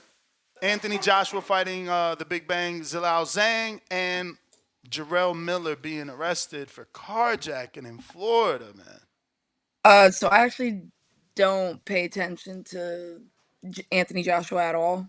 Whoa. I watched one of his fights, and I just wasn't like. So you didn't watch the Day of Reckoning that just happened on the 23rd? I wasn't interested. All those heavyweights. Yeah, I wasn't interested. You're killing me. You're killing me. That was an amazing card. But you gotta My realize, boyfriend says the same thing. He's like, you don't even like heavy, because my boyfriend's a light heavyweight in MMA. So Okay. he watches all that. and that's 205, right? In MMA, light heavy. 205. How's that? Because most boxing people are not really MMA people, or they are, or they're like me where it's like, ooh, MMA, you know what I mean? Well, I mean, I feel like eventually there's gonna come a point in time where I'm gonna end up making a switch over too. Why? I'm gonna do both. Why not? But why? More opportunities to just solidify, the Cruz era and put more behind my last name and really show the type of person that my father raised, where it's like that grit and that tenacity and the work ethic to do the impossible. I mean, when I first said after first one day in a boxing gym, I'm going pro, I got all these crazy reactions. See, I was gonna ask you if you ever would consider a crossover fight, but I was referring to like a woman coming over from MMA to boxing. But you're looking to do both. I would dog any girl that comes from MMA to fight me in boxing. I would dog her. Any girl in your weight. Any girl in my weight, if she's from MMA and she comes to box me, I'm dogging them. Do you currently watch any women in MMA? Yeah, I love Valentina Shevchenko. I loved Joanna when she was a fighter. Big fan of Rose. Love Zhang. Rose is so badass. Like I so- love Rose. Yeah. So badass. Trying to think. Those are the main ones that I really watch and look out for. I got Manuel who says, who are the fighters you looked up to growing up? I guess it won't be growing up. It'll be more when you got into the sport. Yeah, because growing up, I never paid attention to boxing ever. Now you was looking up to the ball fighters. Yeah, right. You was watching the movie Coyote Ugly. Oh, I'm crying. That's a good one. I want to say if I look at the people that I mainly study, I really like Pernell Whitaker. I love watching Yo, him. you've been shocking me in this Word. episode. This has been an impressive interview. That's Really? crazy. Yeah. Yeah, a lot of forget women. There's not even a reason to categorize you as a woman. Like a lot of people don't watch that much boxing to know that many names. Like I don't watch MMA, but look, you were able to have a conversation in MMA and boxing with us. You know, it's not often. A lot of fighters we come across, they not watching. Like they're watching like their boys, and then they're watching The biggest fights. the biggest fights. That's it. They're not really. You sitting get a lot down. of Derek James that's like, I don't watch boxing. I train every day, or I got to work in it every Or day. I don't want to watch it. A lot of them will be like, "Nah, that's for my trainers." You know, that's I for don't my- watch tape. My trainer yeah, watches I don't watch tape. That's for my trainers to watch tape. I don't do that. I get that. I get the response. It's like, if I watch too much tape, I'll get caught up. And then that fighter doesn't come into the ring doing what I seen him doing. So I let my trainers handle that. That's, what we hear a lot.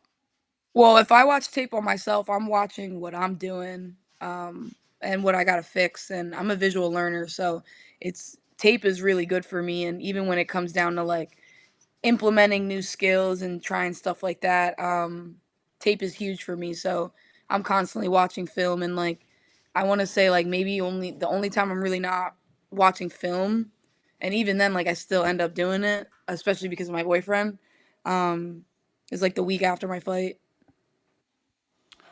The next one, and I'm trying to wrap up. Alex in West Palm, South Florida. Have you ever sparred Amanda Serrano? And what are your thoughts on her releasing footage of her dropping her sparring partner?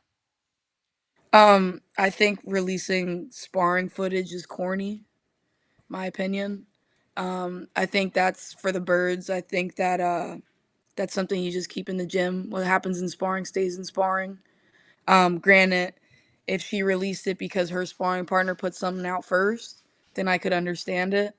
But if I don't agree with posting sparring. And I like Amanda Serrano for what she's doing with the sport. I'm a big fan of her when it comes down to the moves that she's making for the sport.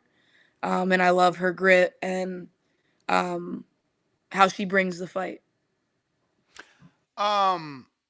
Did you, I guess, meet O'Shea Jones on that OTX card? Well, I've met O'Shea a couple times. She's out in Philly. So when I would go to Boots' gym to spar, she'd be there sometimes. And we just fought on the same card the last fight. We fought on the same card in March and last fight. Thoughts on her? You think she becomes a world champ? She's Absolutely. Without a doubt. Hold on, Danny. I know you're trying to get. We got three more. Then you can go, or she can go. I don't want to keep you too long. I got Rod in L.A. Why Eddie Hearn hasn't signed you yet? I think you're the next thing up. Oh, thank you. Eddie Hearn, I still got a lot to prove, and I understand it. Like, the one thing about my team and the reason that I'm so grateful for them is because they took a risk on me, especially Brian. Like, I tell Brian almost every fight, like, listen, I fucking love you, bro. Like, he gave me this crazy opportunity. He put his reputation on the line for somebody who has no amateur experience. And, Eddie Hearn already is looking at me, but he's looking, but he hasn't said anything, hasn't reached out, which is fine, which is cool. And I understand it. I know that, like I said, signing me can be a lose-lose and everything like that. So he'll end up wishing that he caught me sooner. Do you think that he's the best promoter in women's boxing? Yeah, he makes it happen. He definitely makes it happen. And I feel like he gives a fair chance to all his fighters. And even the opponents, because, like, let's say you beat his girl or guy, he gives you another opportunity after that, and that's really respectable to do so. Two more. Rue in New Orleans says, what do you know about your next opponent? I know I'm going to fuck her up everywhere. I'm going to beat the fucking shit out of her. I'm going to rag her. like a doll. And this is the one I think that people are really gonna see a stop. And with her, I gotta make a statement just because Christina Cruz and Jasmine Artiga fought her, and granted they both dropped her, but just to prove a point, I gotta stop her to show like there's levels. Treese in Toledo, Ohio. What's your thoughts on bare knuckle boxing? Would you ever compete in that? Bare knuckles, cool. I like it. I watch it. I'm a fan of Britton Hart. She was the first girl I ever sparred. When I was like 6 or 7 months in. I like it. I would never do it though, because bare knuckle. I'm not trying to get no scars on my face. I had already broken an orbital bone in high school, so I'm not. And I looked crazy after. I'm not Bathroom trying. fight? Nah, it was actually Gymnasium fight. It was in the gym room. Look, I got it right. Oh, Because man. I'm like, high school, maybe not a bar fight, but I know the girls used to go into the bathroom to throw down, bro, all the time. Liana, those are I all. I'm from sorry. a basketball game. Damn. Those are all the questions, I believe, right? I definitely asked you, Toledo. Yeah. So that's it. Thank you so much. Please give out your social media for anybody that isn't following you can do so. And we appreciate you coming back on. And we look forward to having you back a little closer to your fight or after the fight for the victory lap. So my social media is Leanna Cruz with 2 U's. You can find me on every platform just like that. Subscribe to my OnlyFans, Facebook, just Leanna Cruz. And yeah, thank you guys so much for inviting me on here. I had a blast, even though it was first thing in the morning for me. Appreciate it, definitely. There you have it, ladies and gentlemen. Liana Cruz, thank you for coming on. Phone lines are open. We're talking Big Bang, Zhang, and AJ in March is what Sky Sports is reporting. And then we're talking Big Baby being arrested for carjacking, unfortunately. Baby Joker. Good morning. You guys hear me? Yes, sir. What up, Danny? Hey, yesterday I wanted to congratulate Danny, bro. He does a fucking great job with this. Bro, does he need more I seen all of you oh, Danny, you're the best. Oh, Danny. He's better seen than the you, chat. man. You seen the chat. Keep it real. Bro, They was going crazy. You're horrible. They was going crazy. Oh, Danny. Oh, Danny's the best. Oh, my God. Danny is Hey, he's pretty flawless. good. I'm He's like, pretty what good. the Outside fuck? of deviating topics, the dude can fucking translate, bro. Yeah. He's better than some of the dudes they use on motherfucking. I told him on that their pay-per-view years events. ago, bro. He should have Jerry Ayala spot all day and twice on Sunday, bro. I told this man that shit like 3 years ago. He just don't put it in the air. He got to tell all the fucking people he knows that he knows. That's what he's better than the Argentinian dude. He's better than all of them. them. He's better than all of them. He's better than Osuna. He's better than fucking Bernardo. good. He's better than Bernardo to me. Translating. Bernardo's good at what he does. But translating, when Bernardo gets in that ring to translate for a Spanish fighter, it ain't Danny. Yeah, see, Danny, don't be saying I'm a hater, bro. You good at that shit. Yo, Nas, what's up with your premature homie? Who the hell is Big that? Baby Miller. Big Baby Miller. Yo, that dude is fans. nuts. Yo, fans, he nuts, bro. He taking dudes' heads off. Yo, he'll choke you out, bro. He ain't playing no games. You can't be mad at him. This dude failed 3 drug tests. Like, he's here we go. We going back to that now. I mean, it's a fucking proof, bro. He failed 3 drug tests, and now he's chokeslamming motherfuckers. Road rage. It's road rage. He can't just be a fighter and a former kickboxer and just did what he's been training his whole life. He is roid rage.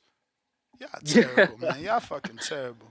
Yo, this interview was pretty good. I only had a hard time fucking understanding how she has a heavyweight boyfriend, but he can't have her live with her? That's crazy.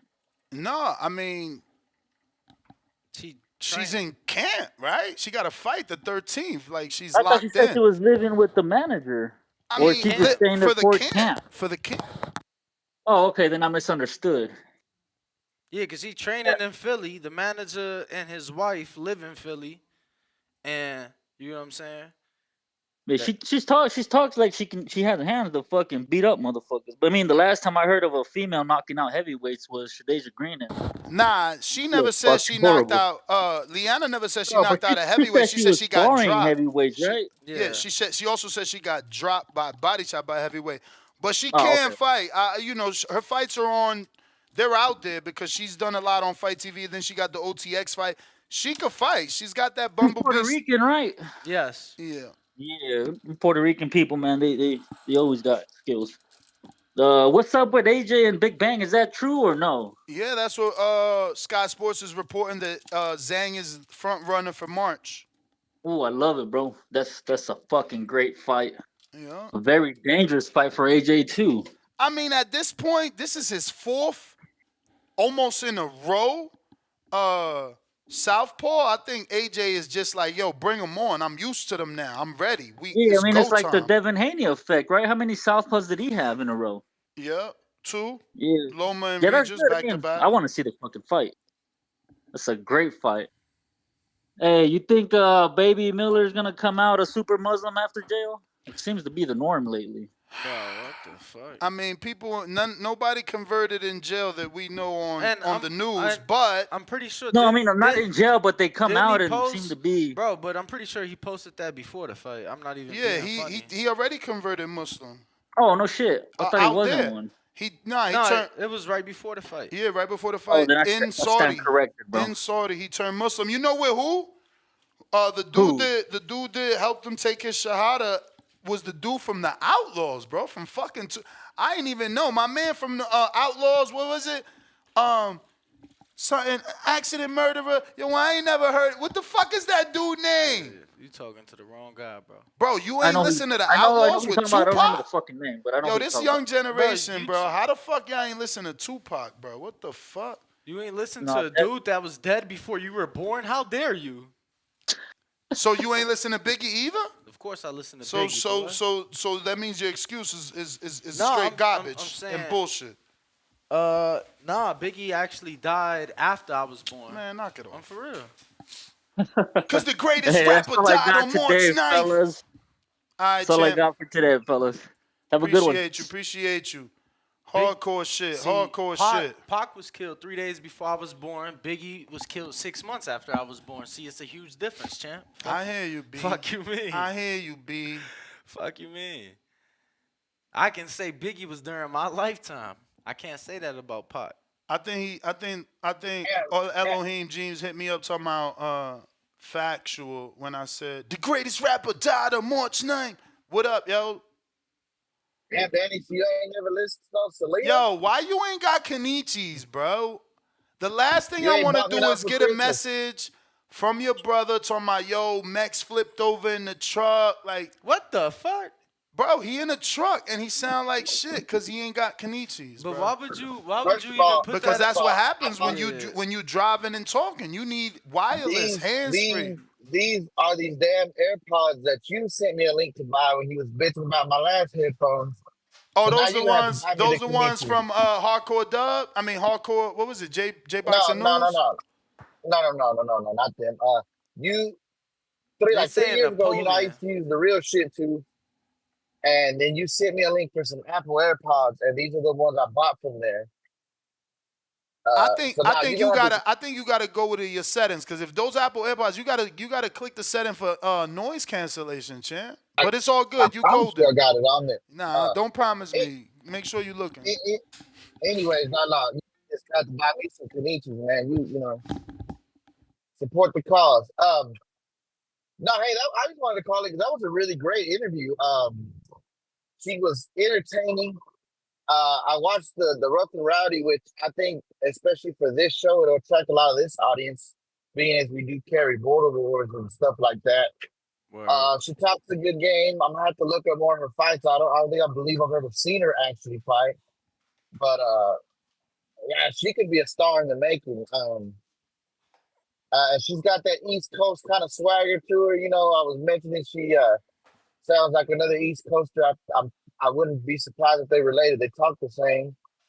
But yeah, great interview. As far as Big Baby, yo, that shit is wild, man. I don't even know what to say, bro. Like, it is making the Saudi money look bad because I would imagine he would have received some sort of payment by now. Obviously, we don't know the details, but what I read in the article was he went in there and used the girl as a distraction and choked my man's out and drove off in the whip that already had a tracker in it. So a lot of foolishness, man. This guy can't seem to get out of his own way because while he lost the Dubois fight, I felt like he redeemed himself a bit, showed a ton of heart, fought to the end. But man, yeah, this guy can't seem to get out of his own way. As far as the AJ topic, I think uh, I think we could be seeing a resurgence of AJ if he can continue performing better and better each fight. If you remember when AJ first really became the man, right, leading into the Klitschko fight, he was very active, much similar to what he is now. And I mean, how long have we been talking? This whole last year, we learned about how important activity really is. So if he can just, if he can get away from being gun shy, stay active, practice skills, I think we could see a second coming of AJ.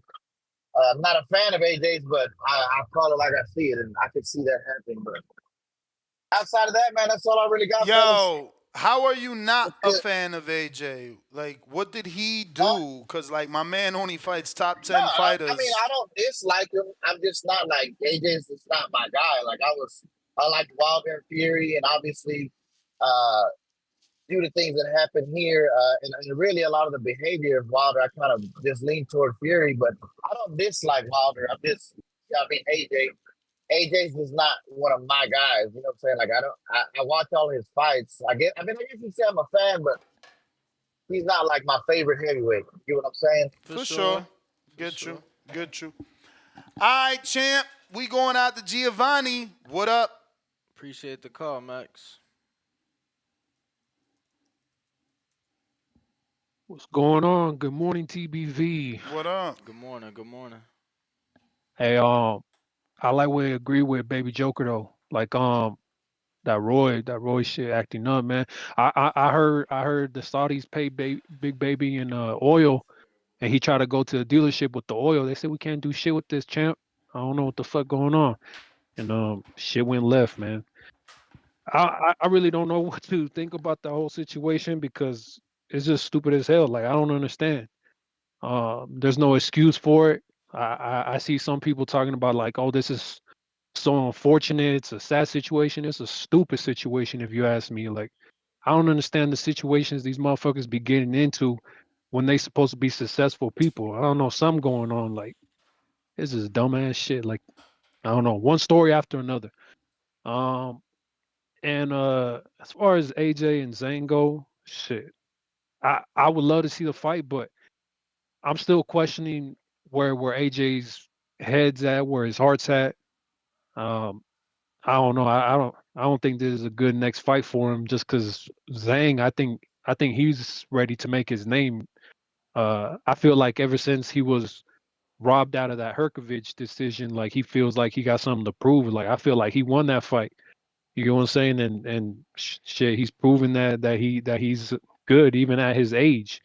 He's just a big guy who knows how to box, power puncher, and his gas tank is questionable. But outside of that, Zhang, I feel like he could stop AJ, and if he stops him, I'm thinking like within 6 rounds or so, like that shit. But I'd rather see Joshua fight somebody else. I don't even know who. Maybe I don't even know. I can't even think off the top of my head. I'm still stuck on the big baby shit. But yeah, man. Zhang next for him. I don't think that's a good move, man. But that's all I got for now, man. Shout out to you guys. All right, champ. Shout out to our Hitchison. I always say Hitchison. What the motherfucking flying fuck? Shout out to our Richardson Hitchins. Short. That is going vital on Twitter. We just posted it about 5 a.m. We got 20,000 views, 50 retweets, 100 and 19 likes. I'm fucking with that. Salute. You know, Hitchin says some spicy shit. Y'all gotta go check out that interview. I'm gonna let you listen to this. But you know, you should go check out the whole interview. If I was Tank and if I would advise him, I wouldn't fight Devin Haney without no rehydration clause because Devin Haney's jumping up to 165 the night of the bout. That's crazy. Like I don't that was a big topic because you don't normally see fighters jump up that big. So I think that and Tank right now Tank ain't even probably like in camp mode right now. Tank probably walking around 146 the most. He's a small guy, so that would be a huge disadvantage if the world can't fault Tank for wanting to fight these guys at a catchweight. That's my friend, but also the reality of it. This is a guy that's really coming up from 130. You know what I'm saying? Coming up from 130 and fighting guys like Devin, guys like Brian Dar, they're bigger than him. So I don't think that he should jump into a fight with Devin without some type of clause or something because Floyd Mayweather can make a 23-year-old kid like Canelo fight at a catch weight. Why can't it be on an even playing field when it comes to Devin and Tank? If I was Tank and if Yeah, this shit. People reacting because of how he answered that all over the internet. Zorro. Let me double check before I go to you, Zoros.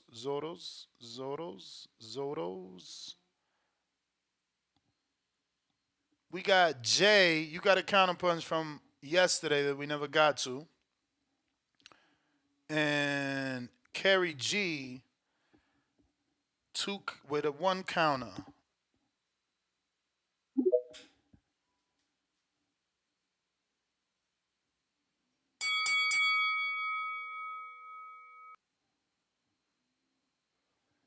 Hello? What up? Yo, where did you find Leanna Big Baby Cruz, yo? I swear, like Actually, these tempers. I want to say, Against the Rope with Doses put me on, but it's a boxing podcast out of Philly or PA. They put me on like, yo, you got to check this girl out. Then we've been interviewing her ever since. So shout out to them. Yeah, man, Big Baby Cruz. She is interesting. That definitely like moved the needle, and like I'd like to see more of her. Definitely sold herself well. I try to follow women's boxing a lot. I watch pretty much every women's boxing fight that comes on any of the million streaming services that we got for boxing. But it's hard for me to keep track of names, and that's more so due to performance. Like I'll like when y'all inform us of a name to watch on a card. I do what I have to do to support it because I do want to see them grow. But it kind of stinks sometimes. It's like I end up watching every woman's fight that comes on, and a lot of times it kind of devolves outside of like what looks like traditional boxing skill sets, and it kind of gets a little. I wouldn't say sloppy, but it gets out. It doesn't look like like the punches I need to see Nah, to be you're like, right. oh yeah, You're right. You're right. And I hate being sexist or sounding sexist, but like that's when I get more when it's more appealing to me is when the woman is fighting more like a man. And I guess yeah, that's the wrong terminology because definitely. you don't have to fight like a man, but I'm saying the mechanics of the technique, Yes, how the physical, skills, how the just staying physique, skills. how the physique looks throwing the punches. If you can look like a man, I'm more interested because that means you have more skill, more technique. You're more compact. You're not wide. You're not fucking picking up pails of water when you're throwing punches. You know what I'm saying? And nobody Or got doing time for that that. that headbutt, that headbutt. I mean, not that like that headlock throw punches shit. Mm-hmm. It's like simulating hair pulling to throw the punch. It's like so I do put my due diligence in. And I do watch him just to show that like, hey, yo, watch time and viewers didn't go down during this time block because I don't want to see women not get paid in this sport. They're getting in the ring, they're throwing punches. I don't get in the ring, I don't get punched in the face, so they're tougher than me on that aspect. So I do watch them, but like hopefully I'm gonna go and look up some of her fights. Hopefully she got it going on with her technique and her skill stuff. Definitely got me interested. Feel like it's your time, She's an exciting but fighter, it's not your time. but it's crazy because you're gonna see her style, see how she fights, and then be like, wait, why don't she got knockouts? Like, she's certainly fighting to get it, but That it was ain't crazy coming. with the whole box fight deal. That piqued my interest. I was driving. I was like, the fuck, undefeated, Carry. never lost, champion of the world. Appreciate you calling in, JB.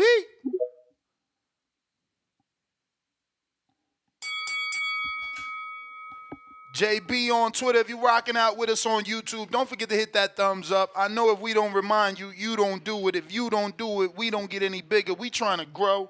Million subscribers is what we on the goal for, right? That's what we're reaching out for.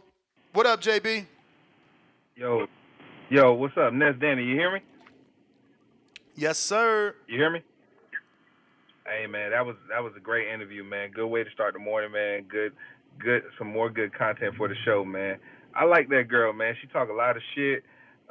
She's definitely entertaining to watch. I was surprised you asked that question about, man, why you don't be getting knockouts and shit like that. But, you know, she answered everything very candidly, man. So it was good to see, and I'm glad that she's going to be coming back down here for another OTX event, which I probably will be going to, man, because I just want to see her in the ring, man. She's a beautiful girl. She, like you said, she fight like a man, but she damn sure doesn't look like it. She's probably one of the baddest females, like in looks. Probably one of the baddest or finest females in the sport, man. In my personal opinion, it could be my Puerto Rican bias, but other than that, man, on to the topic today, man. I don't like that fight for Joshua, man. I mean, that's too fucking dangerous of a fight, in my personal opinion, man. I said it. That's too dangerous of a fight, man. I mean, look, man. I think if he can find a way to make him and Hrgovic fight, man, I think that's a much safer fight. Hrgovic is fucking robotic and shit like that. I don't want Joshua to actually risk his spot, man. And you know, people and what Super Mex, I almost agree. Me and Super Mex would be in a line on a lot of our thoughts, except when he says shit like AJ's is gun shy. I mean, AJ been stopping shit, man, the past couple of fights, man. Whereas his favorite fighter, when he said Wilder's name, that motherfucker is real gun shy. In my opinion, AJ's evolving as a fighter. I think we're starting to see the old AJ come back. But you don't want to risk your position, man. We all know it's a business at the end of the day. Don't risk your position just trying to goddamn give the fans what they want. Fuck the fans. Be smart about it. You can still give us a good fight with Hrgovic, who people believe is a killer, which he really isn't, in my opinion. To the big baby shit, it is what it is, man. He's a Brooklyn nigga, man. So you know them niggas who are who they are. But shout out to Brooklyn though, man. I mean, definitely Biggie over Tupac on any day. I'm not going back and forth with you, Ness. I'm not going back and forth with you on that. Biggie over Tupac any day. And if anybody wants to argue that shit, we can argue in the back hall or whatever, man. But you ain't going to sit here and tell me that Tupac's work or whatever, man. He's more like a volume shooter to me in basketball, as well as even though Biggie had like less amount of work, they were higher quality in my personal opinion. Shout out to you, shout out to the community, shout out to everyone. I'm out. All right, if you're on the landline and you haven't pressed 1, You may feel like it's your time, but it's not your that's time. why you ain't been on to have any fun. 1-425-569-5241 is the number to call if you want to call in and voice your opinion right here on the Voice of the People hotline. Yes, sir. Remember, you have to press 1 at least one time. Well, not at least. Only once. You ain't got to press it more than once. Yeah, I think, Ronnie, you pressed it twice because you were in the queue. Now you're out the queue. So what do you want to do? In the meantime, we're going to Zora de la Vega. Hello. Can you hear me? Top of the morning. Yes, good evening. Good morning. Good morning to everybody. Good morning, Ness. It's the AM, sir. But yeah, Ness, man, I wanted to talk to you. You seem like such an expert. Like, so for my girl, right?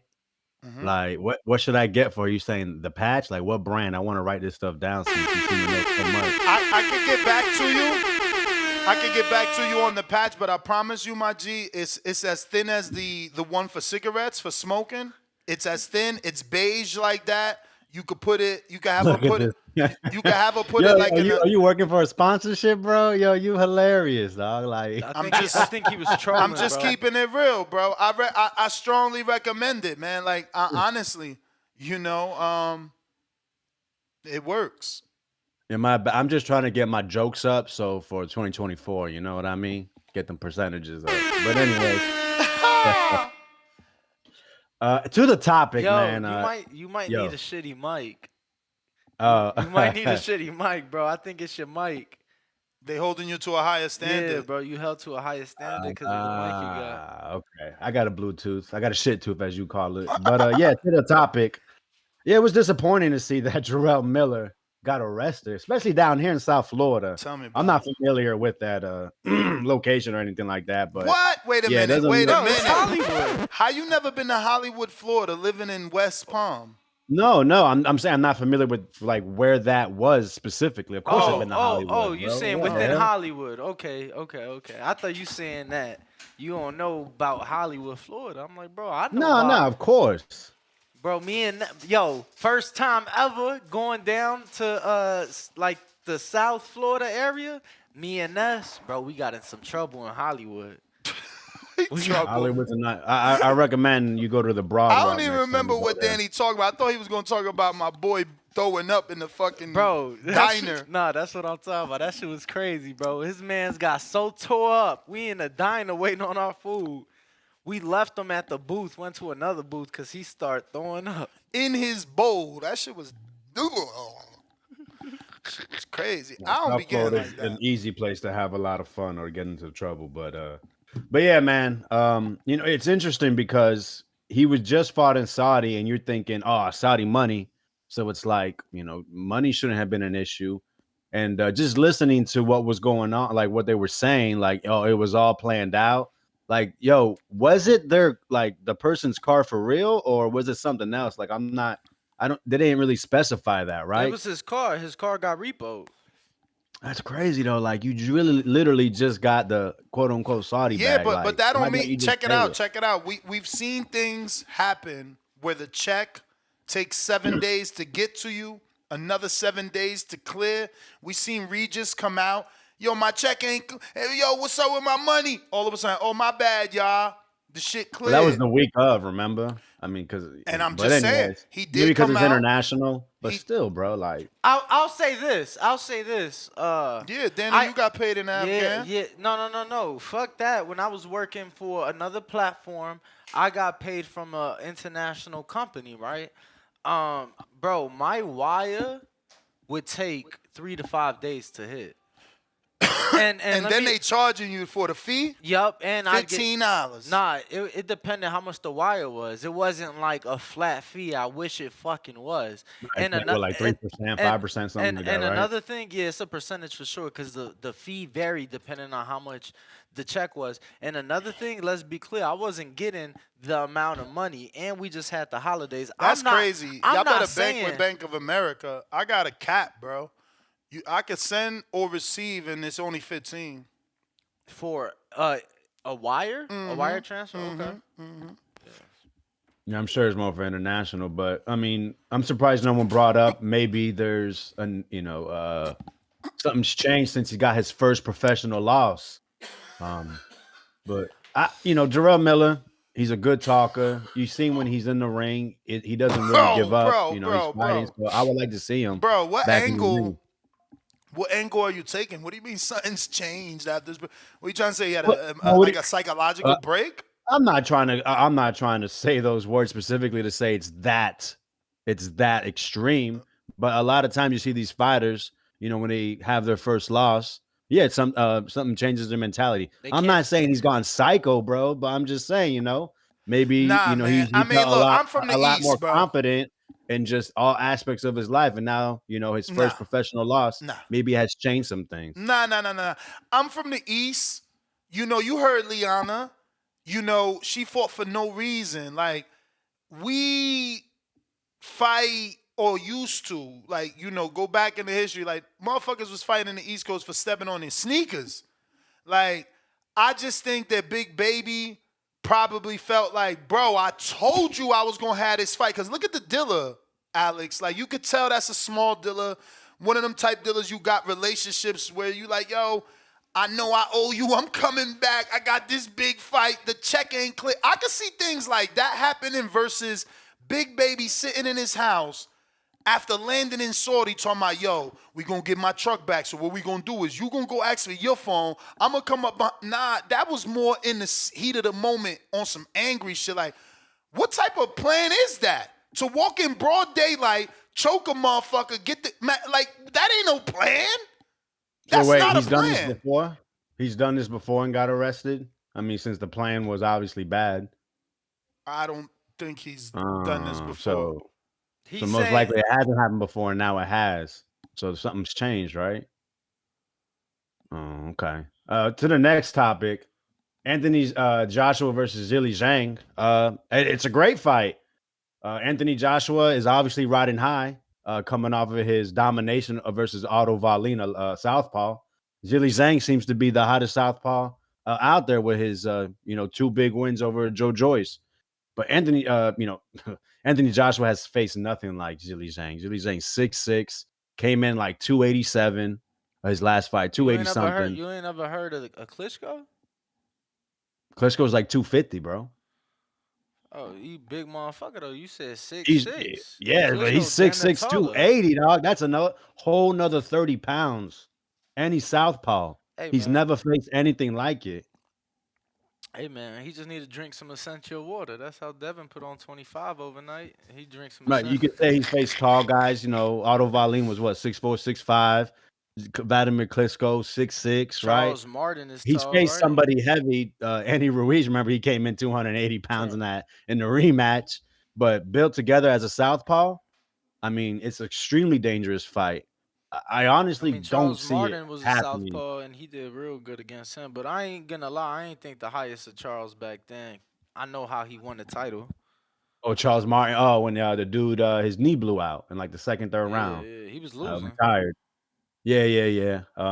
That was But on the anyway, Wilder Spilka undercard. I remember. yeah. Anyways, yeah. I think it's honestly too dangerous. I mean, he has a real opportunity to face Fury Usyk winner down the line, and it's a fight that's especially with Fury being the possible winner, it's a fight that many people have been looking forward to, and there may be no bigger fight in the heavyweight division besides AJ versus that winner. So I wouldn't be surprised if he goes another route. Herkovich, I think, is probably seen as a little less dangerous, but all good fights. I would love to see the Zhang. I think Zhang deserves a big fight, and I think him and AJ would be one of the biggest fights of the year. So hopefully it gets done. It's just I'm not 100% confident that it does. That is my call. Appreciate you guys. Champ, appreciate you. Appreciate you. Yo, how are you? C-Dub, we hear you, but we just got a call from Jamel Herring. Give us a sec.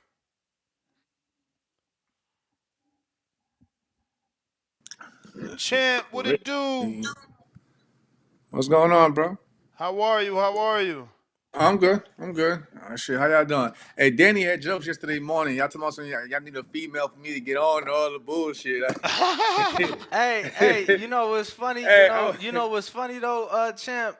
That really applied to so many people that it ain't even. I could show you text message, man. That applied to. Listen, it's crazy man, because listen, and I be joking, but it's like, nah, bro, I don't do interviews, and I see you do an interview with, a beautiful lady, like Ness which is like, cool. Real talk, Ness is my witness. Like, I remember, like, when I first went pro, Ness is like real talk, one of like the first dudes that really, put me on the platform for me to speak my voice. So I always, I always try to show love back. You know what I mean? But I love y'all show anyway, Nah, man. for I sure. just It's all talk, man. You was one of the fighters that I genuinely had a lot of love for and genuinely rooted for, just because it was like your story, bro. Like I was, I was watching you fight while I'm in Afghanistan. That shit, so it's like I can relate different. I'm like, damn, bro. I'm trying to get a boxing workout in, and he was able to become a world champ. Like, You know, I was there when you fought Darius Miller, and this was before I stepped into the media space. I was there as a Right. fan. So, you've been one of the guys for sure, champ. How you been? I'm good, man. I'm good, man. I just like to say I love what y'all do, man. I look at all the comments, even when they be trying to come at me sideways, but like it just me. It motivates me because like Ness can tell you best, man. Listen. Nobody expected me to do much of anything in this sport. You know what I mean? Like same thing you said. Like I was in Iraq. I never forget. I was watching literally Floyd versus Oscar in Iraq. You know what I mean? And On that was AFN? motivating. Yeah, yep. That motivated me to get back. You know what I'm saying? To get back to the states and get back to the gym. And since then, I just been going. Yeah, I mean, I don't know if I had you on since the passing of Mike Stafford, man. I just wanted to, give you an opportunity to say a few words. I had obviously the opportunity to meet him, and he Right. just always treated me great. No matter how much Broner hated me, Mike never cut me loose. You know what I'm saying? Mike always been a real one, man. Like I said, a lot of people don't know because I know people that like yesterday when y'all did the spoke with Tev and everything. I seen the comments. Everybody was like, "Didn't he retire? Didn't retire?" But when I came back in November, this past November, I dedicated that fight to to Mike Stafford because, like I said, Mike always been a good dude and he always showed everybody love. So. I just wanted to do something in his honor. So I dedicated that last victory to Mike. But yeah, Mike, like I said, Mike speaks to everybody, shows everybody love, man. As long as you show him love, don't care if you got any issues or his fighter got issues with you or whatever.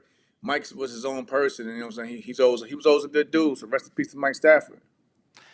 How is it for you now in retrospect, man? I mean, starting out, it was such a big clique of like Ohio fighters, and pretty much all of you've been able to become world champ. Like Rashid Warren became a world champ, Adrian Right. Broner, Robert Easter, yourself. I don't even know that I'm missing anyone from that clique that you used to be with, where you spent time with Mike. Then you go with over to Barry Hunters. But Right. yeah, I mean, just how's that feel for you? Being able to become a world champ, but not just you, but the guys you kind of came up with also were able to, meet their wishes, make them come true. Oh no, it was a great feeling, man. Like I'm still close to those guys. I was just in the gym yesterday, and I still, Rashid, he's training the younger generation now. I mean, he still wants to stay in it, but like he's been doing a real good job training. The amateurs. I think they're going to the Silver Gloves tournament right now. He's going to be leading. He's one of the head coaches in Mike Stafford's honor. So I think he's finding his new niche with that. I see Bunny down in Florida getting back into it. I still speak with AB. I see so he's in the gym now, whatever, trying to get back into it as well. But it was a good time. It was a good time, what I'm saying then. And like I said, I still try to stay close with those guys even to this day. And I wish them all the best. Including AB. What you think of this new up and coming generation out of Ohio? I mean, you got guys like Jared Anderson, you got guys like Albert Bell, you even Right. got some youngins over on the top rank side, like out of Cleveland and whatnot. I mean, shit, Alicia It's a Bumgarner, lot. It's a Alicia lot. Bumgarner from Yeah. Ohio. So I think, like I said, my O'Shea man. Jones for sure. Charles Conwell, even though I know he can't, seem to get the fight, but he's been doing his thing as well. Tiger Johnson, For sure. Dante Tiger, my Benjamin. man Tiger Abdullah, the Mason family. The Mason family. Yeah, I mean, like I said, I'm a fan of all them those dudes. Like I said, I've known Tiger. Like I said, I met him in Colorado Springs when he was on Team USA, and we did some sparring together. Abdullah Mason. When I was getting ready to fight Shakur, Shakur had him in the camp to emulate, emulate me a bit. So, I always show respect to that family, whatever. And they still show me love to this day. Jared's a cool dude. Albert Bell is making his, making noise again, and making his waves, and right now boxing, being a mandatory at the WBO. So, Ohio always had, good talent, right? And even right now, in my situation, I spoke to Lou DiBella not too long ago, after my last fight, and I was even wanting to put on I wanted to headline a card in Cincinnati to show love to Ohio and the up and coming, younger generation of fighters inside of Cincinnati, right, Cincinnati, Ohio, now to give them some spotlight for the world to see. So, like I said, Ohio's always been good to me, so I'm also gonna have love for Ohio. So, champ, I mean, what's buzzing right now, obviously, is you and Tevin. He's making a push. He just got a new manager from overseas that's doing a lot of business in Dubai. What's your thoughts, man? How realistic is that? Because I know you and Lou DiBella obviously have a fight plan and trajectory for 2024. Does Tevin fit into that? I mean, yeah, anything's possible, man. Anything's possible. Like Tevin was at my last fight in November. He was there. I remember after I had knocked the kid out, whatever. When I did the interview, the dude was saying, he was my guy out there in New York. He was just saying that Tevin was there to call me out, and I didn't shy from it. You know what I'm saying? I said if it makes sense, and it is what it is. We're both former world champions. Like Tevin said, we're both pretty much in the same situation in terms of getting back. You know what I'm saying? Coming back into real title contention. Like I said, I got the ring. We dapped up, whatever. We spoke a bit, and we said, hey, if whenever the time permits and it makes sense or whatever, we can make it happen. So it's no thing. And like I said, y'all know me, man.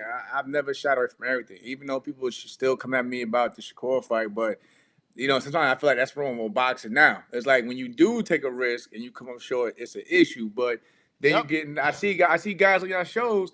Then they get on y'all shows and tell y'all why they don't want to fight this and that person. And I believe it's because a lot of fighters don't want to take risks because they fear the scrutiny of the public. But for me, I mean, I look at it like this. It's like, that I the don't take public no, is unfair, champ. It's like yeah. they like, oh, Jamel's ducking Shakur. Oh, Jamel ain't put up a good fight with Shakur. It's like you can't have them win both unless you ways. You know what I'm win. saying? Like, Yeah, you can't.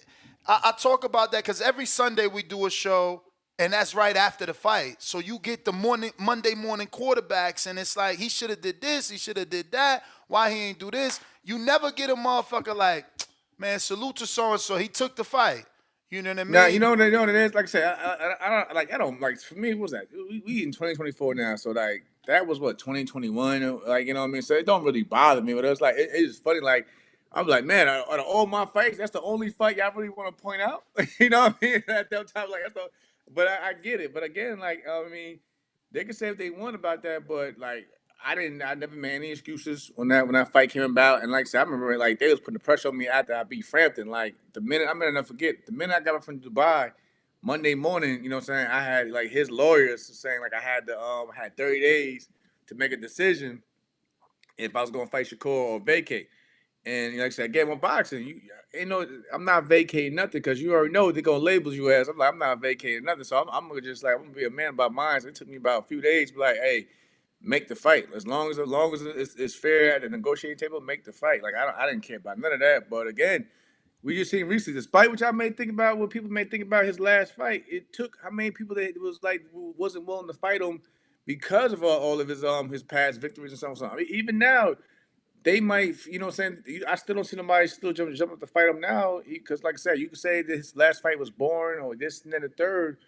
But at the end of the day, who's beating him? Who's beating him? You know what I mean? At least in that weight category, like who's really thinks confident about beating him? But again, that's just me. Like like I said, I'm still the same fighter. Like I'm not gonna duck and run from nobody even after that fight. I just think it's just a learning experience for me. Let me ask you, were you at all surprised? Because you've trained with him at B&B. So it's like before fighting him, you've trained with him. Did you ever see shades of what we saw versus De Los Santos? No, you know what it was? I took, and I'm being honest with you guys. Like, wait a second, I ain't got no reason to lie. Like, it is what it is. But like, I took the wrong approach with that fight because again, I feel like it's happening now. What I mean by that is, I seen his performance in the Nakathila fight. You know what I mean? About him constantly moving around. So I thought if you guys watch, because you guys know me. Usually I'm the boxer as well. But I thought in my mind, you know what I'm saying, in that camp, if I just continue pushing forward and pressing him, I would get to him. But he wasn't being phased by it. And that's when I had got, cut up and everything, trying to, take an unnecessary punishment to try to get to him. So I just had like the wrong approach with that fight. And he actually surprised me a lot. You know what I mean? And I think we're probably gonna see shades of that into his next fight because again, a lot of people didn't feel how he liked, or a lot of people didn't like how he looked in his last fight. So I feel like with him, he has a chip on his shoulder, and he's gonna try to implement the same thing that me and him went through. Like in terms of the media was dogging on for the Nakathila fight, and then the next fight was me, and we see how that played out. So again, I think I just took him for granted, and in terms of what he can do, and I thought he was gonna try to just run, but again, he stood his ground and he fought. So I commend him for that. But that was on me. I came in there with the wrong game plan, and I paid for it. But it is what it is. It's just like I said, it's boxing, it's a learning experience. Like it's whatever. But were you surprised to watch that De Los Santos Shakur fight play Yeah, out the way that it yeah. did? Yeah, because I think we seen how he looked in the what was it, Yoshino was a dude, the Japanese fight. And it seemed like I thought like with the new weight class of being at 135, like say same thing we seen with Devin at 140 type thing. Like Devin held his ground, and what I'm saying, and seemed like the weight, saying he was a lot stronger because he didn't have to cut so much. So I thought I seen the same thing with Yoshina. Like he went up to 135, he stopped the dude, and the dude was trying, even from when he fought Consejo, he was pushing forward and was going to step into these guys. So I thought we were seeing a whole new Shakur in terms of like, yeah, he's stepping the guys now. So yeah, I was surprised. I was surprised to see. So I thought like again, I'm telling people, okay, man, saying let him get like 3 rounds in to learn his distance and space and timing with this guy, and he's gonna go from there. But yeah, I was surprised to see how it played out. And again, I know, but I know, like I said, he's probably had a chip on his shoulder. So we got to see what he does next. But I guess I was surprised to see how he fought that fight. I gotta ask you, because you now commentate, you're doing a fantastic job. Congratulations on Thank you. all the jobs that you've been able to get doing that.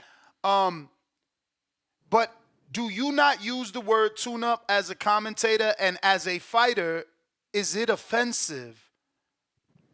No, I don't like to use it. I don't like to use it because again, I think it's more offensive to the opponent. You know what I mean? Like to the opponent, that could be like their golden ticket, and you really can't. You really can, when you have that tune-up mindset, that's how you perform. Like you performing in like I tell like you're sparring. Like you don't really do what you're supposed to be doing in there. Like for me, like even my last fight, I know they wanted me to really. They actually like Lou and them actually gave me they want me to fight the kid. They wanted me to fight at first the kid. Y'all probably know him. What's his name? His nickname is Pork Chop. But I didn't think that was gonna do much for me. Is he Kid from Puerto California. Rican? No, I think he's from Cali. He's from out there training in Cali, and I know he's trained with he used to train with Robert Garcia and them guys out there. His nickname is Pork Chop, whatever. But I didn't want that fight because I was looking at the record and I know how boxing works. It's like, yo, you come back and you fight a guy like that, and I don't know respect to him, but it's like no one's gonna take you seriously as if you're taking it seriously if you're getting back into the title. So I was like, yo, give me somebody that's at least with a better record on paper and younger, whatever y'all gotta do to like so I could show that like I still got, something still left in me. And they came across a kid that was undefeated or whatever, 23 years old, and that's what I took. And so I put him out in the first round. Granted, he wasn't no world beater or nothing like that, but again, for boxing, image is everything. If I feel like if I come back fighting a guy with a losing record, it doesn't do much for me, and it doesn't do much for my own confidence. Yeah, I found him, Alejandro Guerrero, right? Yeah. Yeah, he was certainly coming. I know he fought when yeah, that's what I'm saying. It wasn't gonna do it. It's gonna and I get it. He's gonna come forward and yada yada yada, whatever. But at the same time, I feel like nobody was gonna want to see that. That's just me. So I was like, just give me somebody that's at least coming up, hungry, a winning record, and go from there. And I always been like that. Like my last 3 fights been undefeated fighters. Shakur, Jermaine Ortiz at the time, and then what I'm saying, and then the kid I just fought in November. So despite what anybody thinks, I'm not trying to take the easy road for nobody. Well, you brought up Jermaine Ortiz. His fight just got announced officially today versus Teofimo Lopez.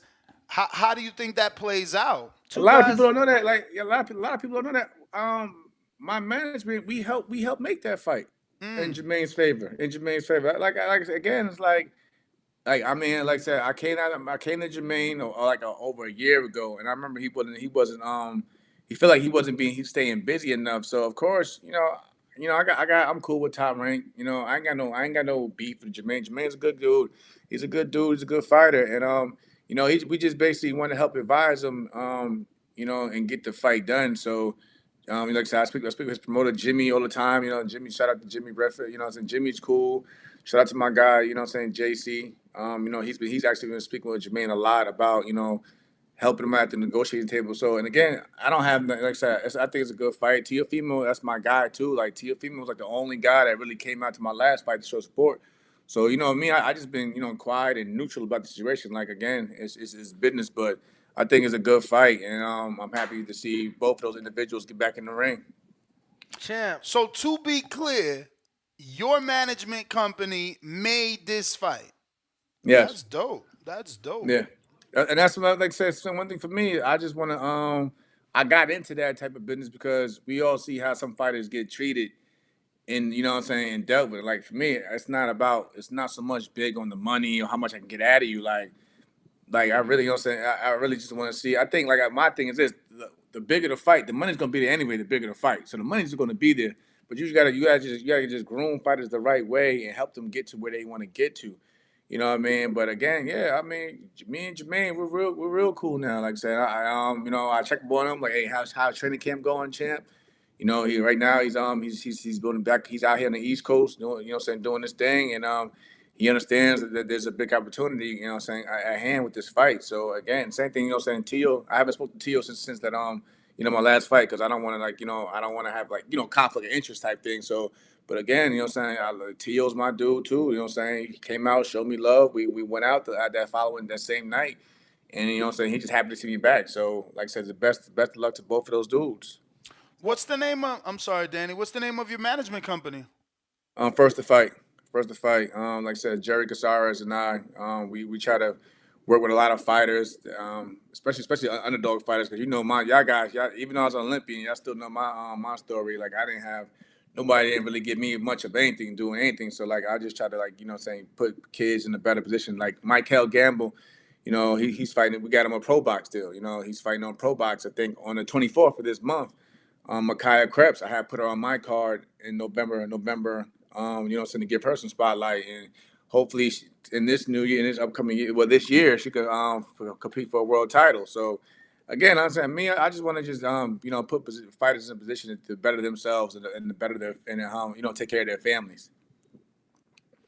Champ, wanted to ask something that you and I discussed during, or at least earlier in your career, and something that I still want to see done.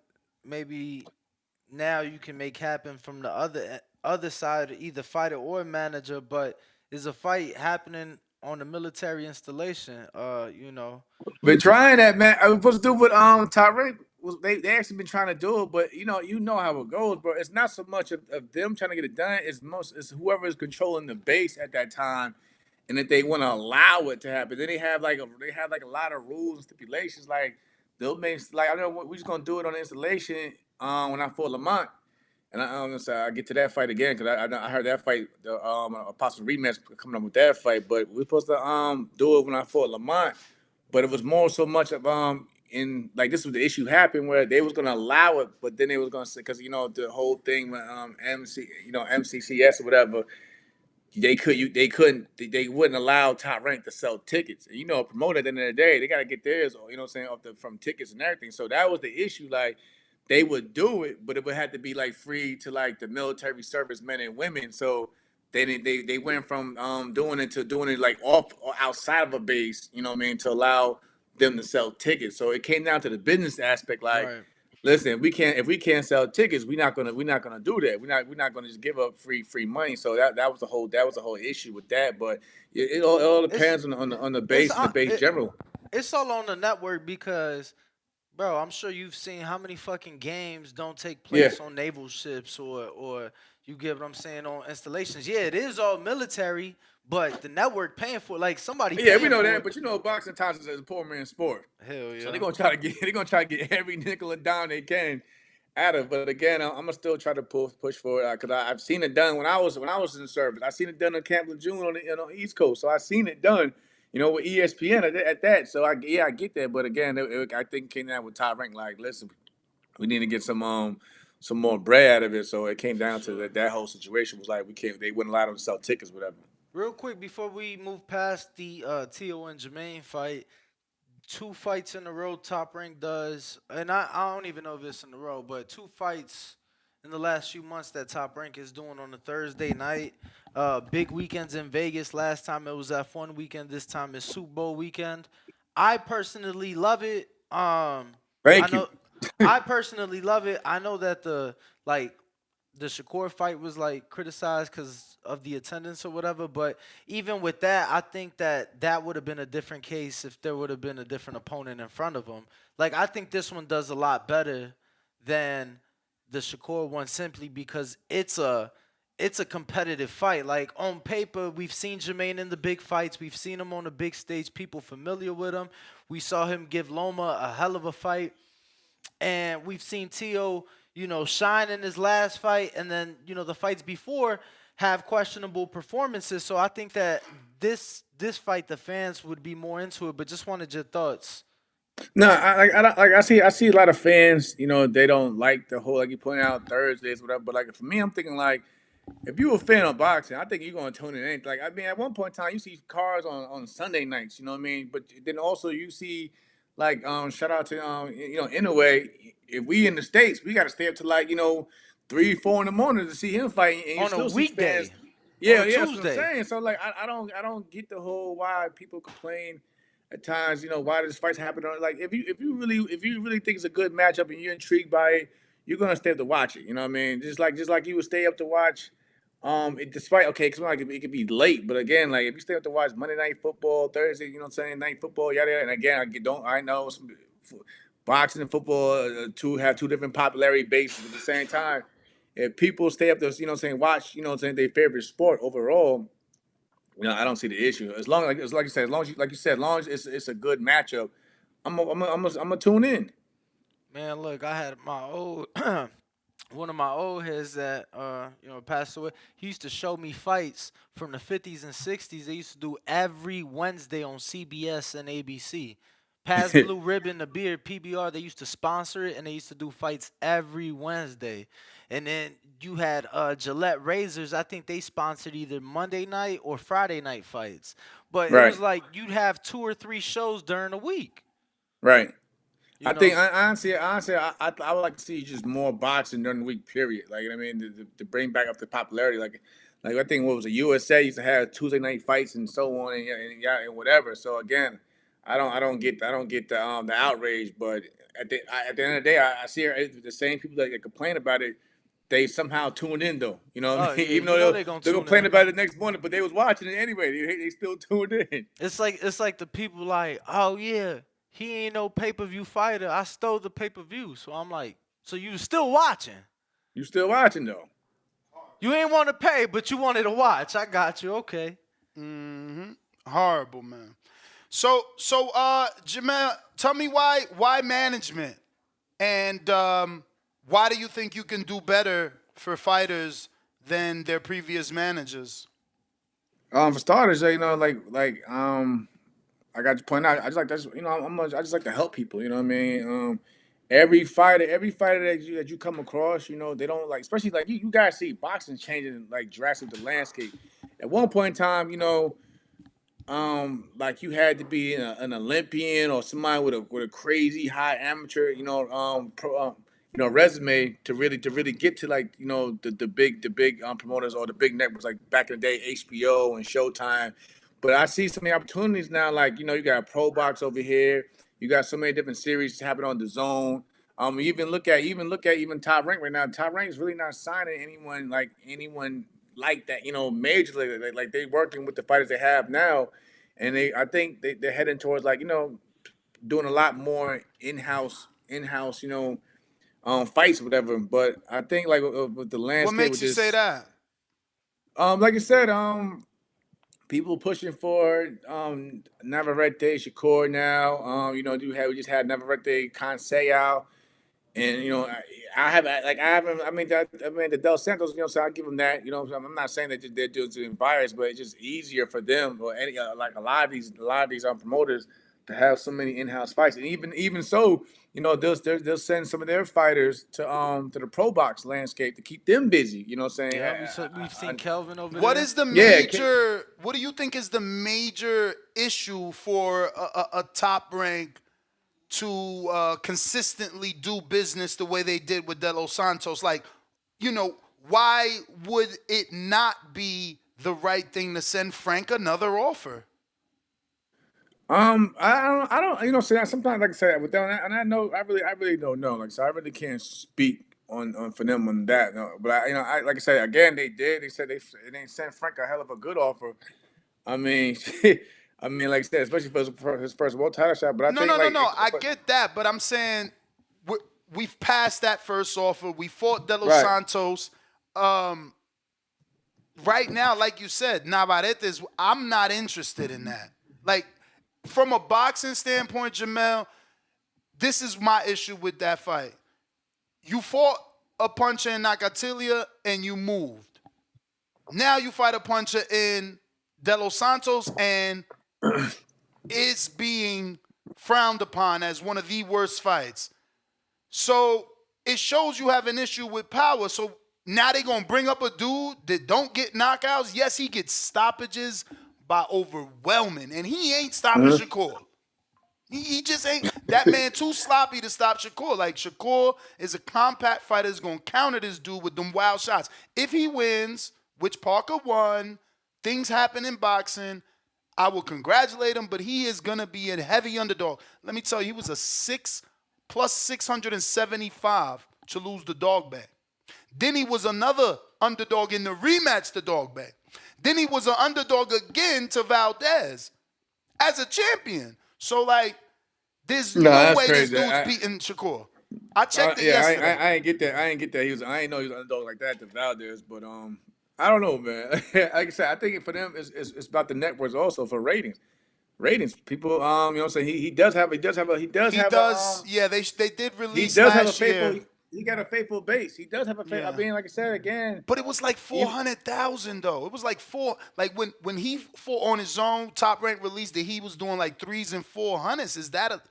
I mean, again, you on that side, you on the managerial side now. Like, is that considered a lie? No, it's not. I mean, no. I mean, yeah, but no, it's not. But again, like I said, money talks. Money talks at the end of the day. And again, I feel like even the managers, like they know they can get a lot. Like I know, like I said, I see it now. No, I see it now. Like I'm learning now how it really works. A lot of those managers, they get a lot on that. They get like some of them get a lot on that back end just like you said, from the, like Danny pointed out, with the networks and them being mainly involved in things. So and again, he does have a faithful base. You know what I mean? I think most of his base left. They said left the last fight, and he was the co-main event, or whatever. And people started leaving after his fight. So again, I'm pretty sure Top Rank, everyone sees that, like, you know, and like he does have a loyal base, and despite depending when you put the fight at, like in a Vegas, Texas, California, where it's predominantly, you know, saying Mexican base, they're gonna come out regardless. Especially people who don't like Shakur, and they you know how boxing works. They're gonna everyone feels that this could be that one fight he's gonna have issues or lose to. So like I said again, it comes down to the ratings and the fan base, and I think that the fight, despite how we may all think about it or feel about it, it's gonna it will sell. And sell. Whoa, pay-per-view you talking? I didn't say pay-per-view. I'm just saying to my at the gate and everything like that. I ain't saying nothing. I mean, I've been to Navarrete's fights. He definitely brings them out. You get what I'm saying? He bringing his people out. I think Shakur has his fan base, but like you said, I think that a lot of times, especially in this country, a lot of times, you know, they paying to see you lose. You lose. That's what I mean. Yeah, like they did it with Floyd. Like, oh man, that's how Floyd did it. You feel me? That like. And I don't want the comment saying, well, Shakur, that we know he's not Floyd, whatever. At the same time, like what Danny and I saying, like a lot of people will pay to see you lose. Yeah. No, for sure. It's I am shocked. I interesting. did do 2 polls yesterday, and Navarrete's second. Like, they want Frank more, but Navarrete's second on 2 different platforms. You know, here on YouTube we got over 187, and on Twitter 20,000. So it's like 41% That's what I mean. on Twitter. So what would be the easier fight for Top Rank to make? Would they call back in-house? No, and that's what I was saying yesterday, Jamel, because I'm like, look, Frank already turned down the first offer, right?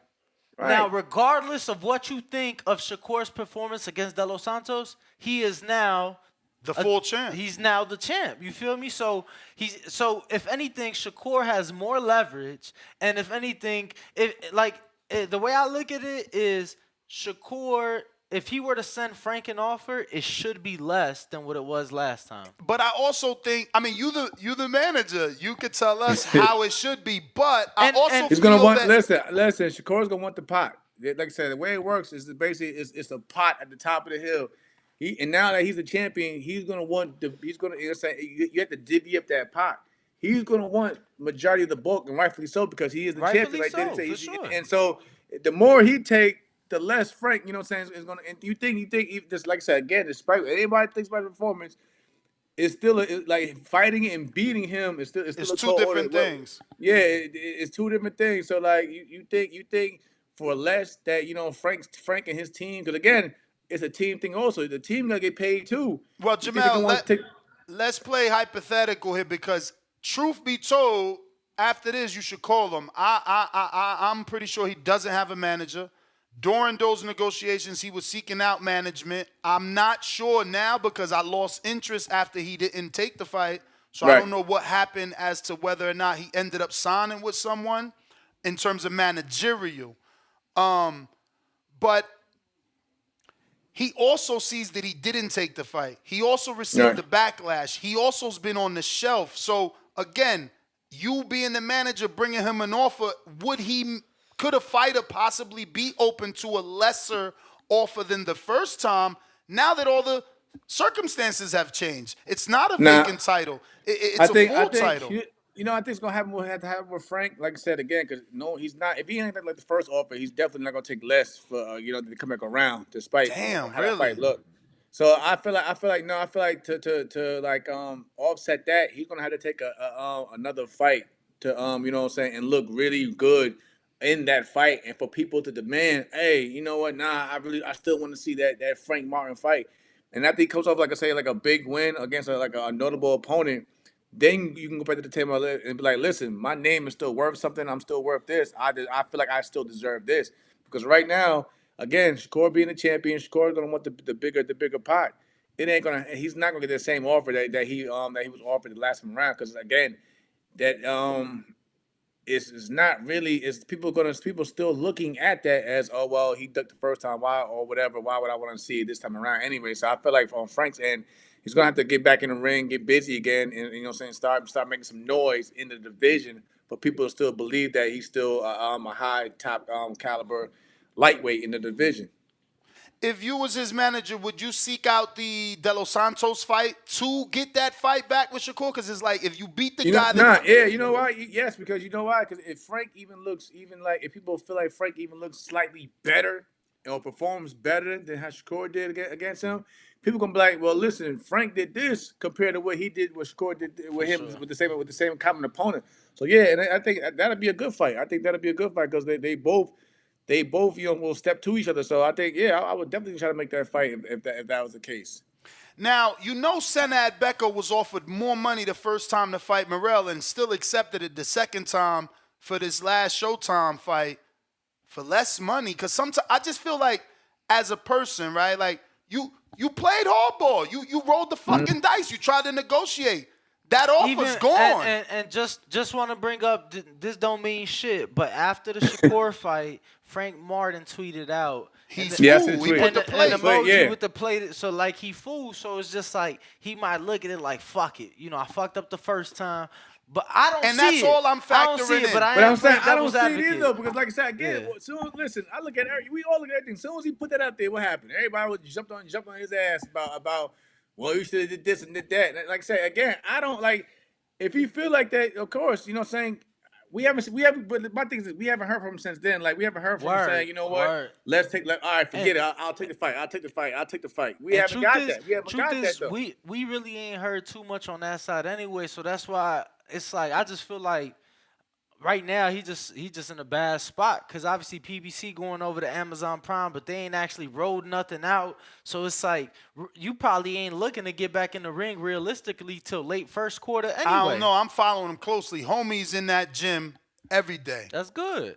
I'm telling you. That's why I said call him, man. He might need, because look, it's not like we not seeing some PBC fighters We seen Jarrett Hurd off TV card. We seen what's the other dude? Marciago here in LA off TV card. Like Wilder fought on the zone. Like Yeah. you ain't gotta sit around and fucking wait. You know what I'm saying? Like last report we had was Amazon's first date is March. You know what I'm saying? Like that's Right. That's a long time. Nah, you But know, that's like I said, exactly for me, what I like I said, just I'll reach said. out. You know, for me, like I said, I know, like I said, he's cool. Errol's still my guy. So I'll reach out to and on the back end and see what's going on with that. But again, like Yeah, but Earl's promoter. he Earl got is it. his promoter. But nah, He need a manager. Errol, keep like I said, we talk all the time, man. We even up to the Bud fight. Me and Errol spoke all the time. So like again, he'll at least give me the insight on what's going on with him, what they trying to do with him. You know what I mean? I honestly think that's the issue, Jamel. I think that he got Earl, so he feel like this my man. He been through it. He's already my promoter. Why pay a manager? But it's like you got a dude that ain't a manager. That's his decision. Then you know what I mean. That's if he feels that But that's why I ain't take that fucking offer. But look though, but look though. You know that offer was worth it. Nah, but even still, how much you get for your? It's over. You already a champ. How much you get for your belt? I actually got a little bit more. Damn! Shout out to Jamel. You know what I mean? Like I said, I actually got a little bit more. But like I said, again, I was the champion, and you know what I'm saying at the time. I'm like, no. That's not what I meant. When you fought Shakur, no. Nah, we not talking about that. We know that. We talking about when you fought Ito. When you fought Ito for the belt. Ito? Oh, nah, I ain't getting. And that's what I'm saying. My man was making. Like I said, at the champ, I had to become champion. Now, Jamel, seven-figure paydays, you know. Jamel, now think about this. That's what I'm saying. That was a good offer. It was a good offer. Think about this. That was on your first title shot ever. No, but that was on your second deal. We'd already seen you on TV. We'd already seen you with PBC. Now we seen you over there on Top Rank. Bro, this man fought in Vegas 2 weeks before Bud and Earl did in front of like 300 people, champ. And he ain't look good in that fight. So it's like, bro, you not a draw. He ain't look that bad because remember he got the knockdown late. That says something. You know what I mean? You adjusted. He got the knockdown when he needed it. And some people felt that's what won him the fight. And he got the knockdown when he needed it. You know what I'm saying? Right. Like Ryan gets discredited. Oh, Campbell dropped him. He got up and got the stoppage. Campbell, you're talking about a gold medalist, somebody that we knew, somebody that we watched. Yo, Artem was a good fighter. You got to watch what you watching. You ain't think Artem could fight? No, he can fight. Yeah, he can fight. But I get what Danny's saying. Had you heard of him? Had you seen him? Like, you know what I'm saying? all his fights was in Germany. In terms of notability, I get what you're saying though. Like with Ness saying, a good fighter is a good fighter. But I get it. In terms Bro, of I can't give you credit. I can't give you that much credit for pickup basketball games. You know, you feel me? Like, bro, we talking about NBA players. We ain't talking about playing down at the park with the chain nets. Go listen. Going back to Frank. Frank had it good though. I'm like, I ain't mad at that, man. Listen, hey, I don't hate on nobody that's doing better or you know what I'm saying, going with their career. But like for his first world title shot, yeah, I like especially today's era of boxing. Yeah, that was like damn. And then no disrespect, but I know I'm from Chicago. I got friends. I got peoples in Indy. You not known out there. You feel me? You can't go home and. But it's not even that, man. Just look at history. Wilder gave on paper, because you know this, but on paper Wilder gave Areola 130,000 in Birmingham. Yeah, but how much was Wilder not drawing? You feel me? Wilder was drawing at the crib. I don't know what he was drawing. That's what they got paid. You know what I'm saying? That's what fucking Martin was getting 10 times that. Oh, yeah, for sure. For the first, and we talking about Areola, been on HBO, been on Showtime, been on pay-per-views, fought both Vladimirs. You know, like, yo, Martin got a respectable offer, and the internet went crazy talking about it wasn't a good offer. I thought that was a good offer. Hell yeah. Nah, I ain't hating on Frank. That was a hell of a good offer. Word. Hell yeah. Jamel, give me 2 fights. Give me 2 fights you want to see this year. Right now, there's not. I mean, obviously the T.O. and Jermaine. That's a good one that just officially became announced, but not too much huge on the calendar right now. What do you want to see this year?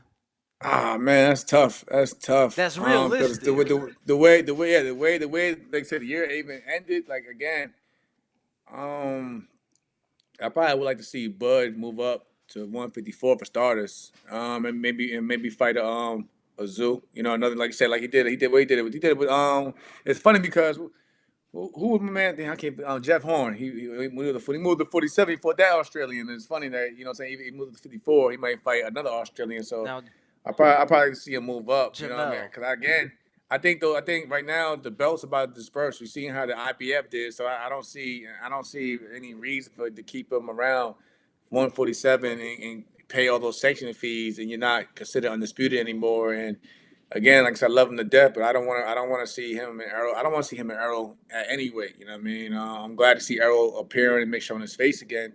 You know, and enjoying time with his family. But I don't like we don't. I don't want to see it. I don't want to see it again. Like I said, I'd rather see them go their separate ways, both of them, and make noise. You know, maybe at 54. But that's just one. That's just me. But you know, I, Earl, yeah. how strong is that ego? Could he really walk away from it?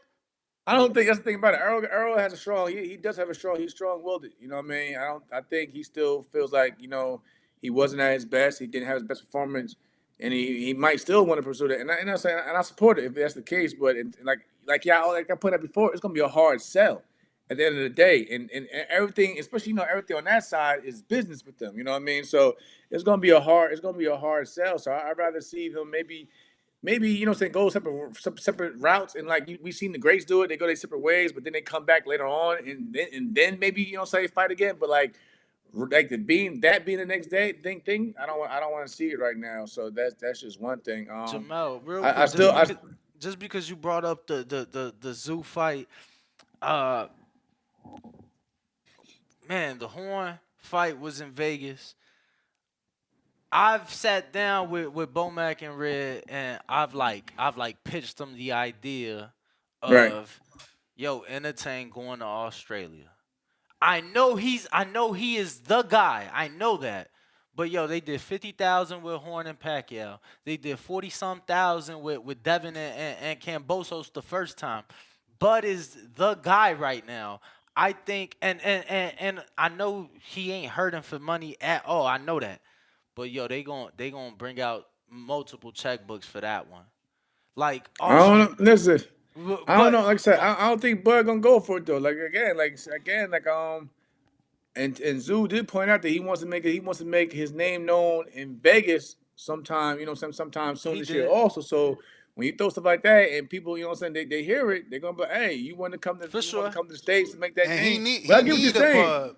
I get what you're saying. Like I said, Bud's very smart when it comes to his money. So he's like you point out, he's not hurting for money. No, I And know that. I again, know I know that. I know that. And I know that you get what I'm saying, like they probably gonna bring out money that, he's already made. But I just see, again, man, the events that they put together for the Horn and Pacquiao fight, both Devin fights like out there with Cambosos, and then I see that they bring in, bro, they brought Tony Harrison out there, Brian Mendoza, which I right. know those aren't buds, but I'm like, Everybody say but no, I know that, bro. Let me tell you something. For the Tony Harrison fight against Tim Tszyu, front row tickets sold for 5,000 American that's dollars crazy.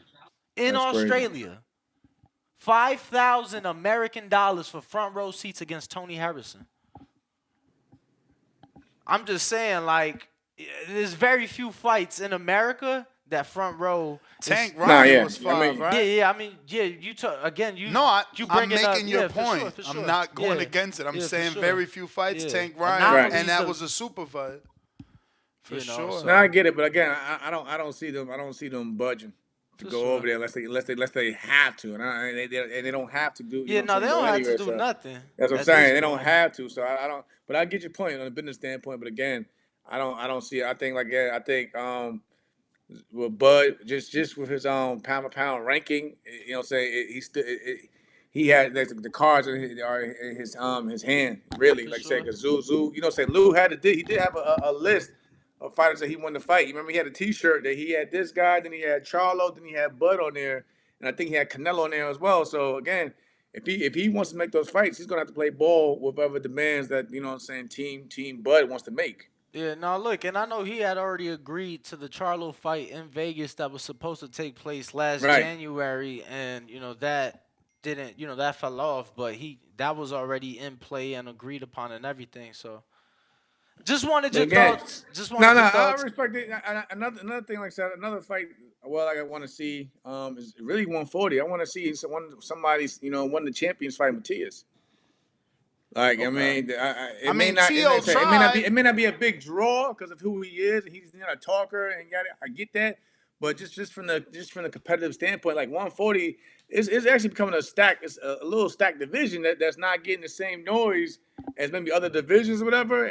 But again, I would like to see the champions mixed up there. I mean, Tio tried. He was injured. He Right. lost. Sabril lost that opportunity, and then I mean, again, I reached out to Coach Panda and I said it because I had Bill on him. Bill's like, well, I tried to deal with them. They told me give him a week because, Coach had a fight with Kevin Johnson, was it? Or Gonzalez, something like that. He just got knocked out on the zone Saturday or lost on Saturday.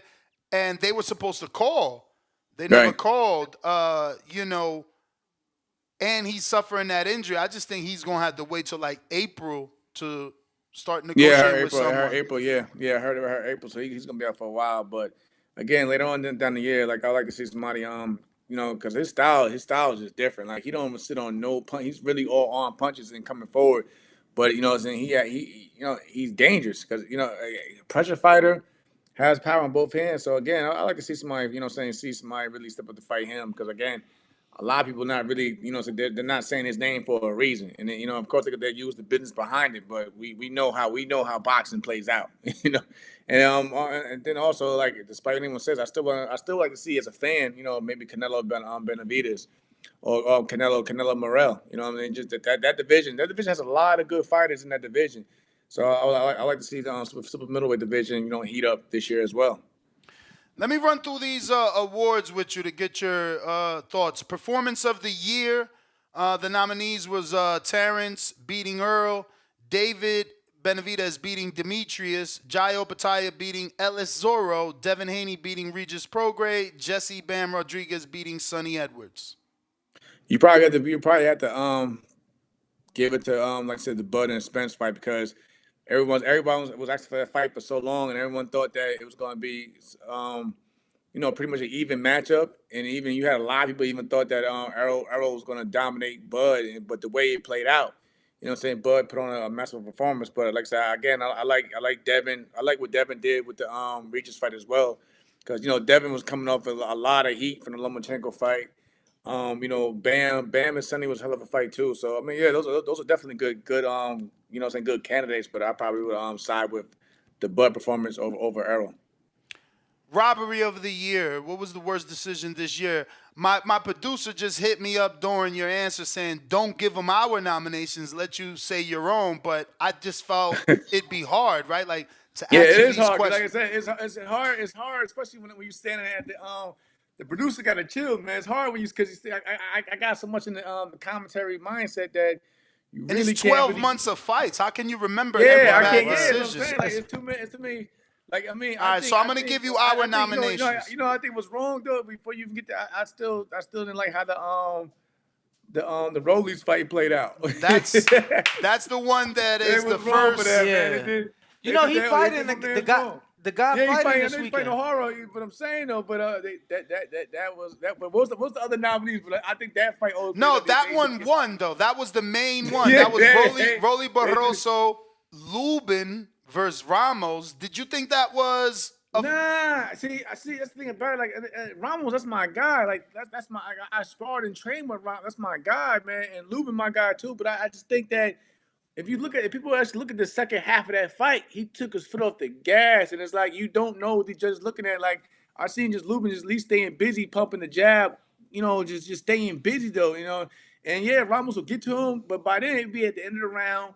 He'll probably have him against the ropes, and he'll probably, shoot him to the body, whatever. But at the same time, during most of those rounds, you gotta give credit for Lubin what he was doing. So I don't, like I said, I don't claim it was a robbery. Now maybe you could say the also, now that I think about it, maybe the first the Rayo and Colbert. Colbert fight. You know what I'm saying? That's our 5th nomination. You know, but yeah, you know what I mean. But you see what happened when, you know what I'm saying, Ryo came back and you know, you see what he did in that rematch. But again, yeah, I mean, those like fights like that, like I'm thinking like, you know, Ryo put my man down and yada yada, and still kept putting the heat on him. That's a different situation What from about the Ramos and Hughes? Lupin. Do you remember Maxie Hughes Cambosis? Yeah, I thought, like I said, I commented that fight, and I thought Hughes won it. I thought Hughes pulled Me it out. too, man. Me too. And I I thought he bet pulled on it the out. fight. Man, I hope he get another shot, man. He a good, like, as a human being, he a good dude. I bet Yeah, on that nah. fight. He's I a told good everybody he was going to upset fucking Cambosis. I've been following Hughes for a while. He's a good boxer, man. And He fought a good. I thought he fought a good fight. I thought he boxed him. You know what I'm saying? He was a better counter puncher and everything. I thought he fought a good fight. Next one is Prospect of the Year. You need the nominations? Tito. Thank you. Bro, my whack ass community talking about someone else. I'm gonna tell you a story.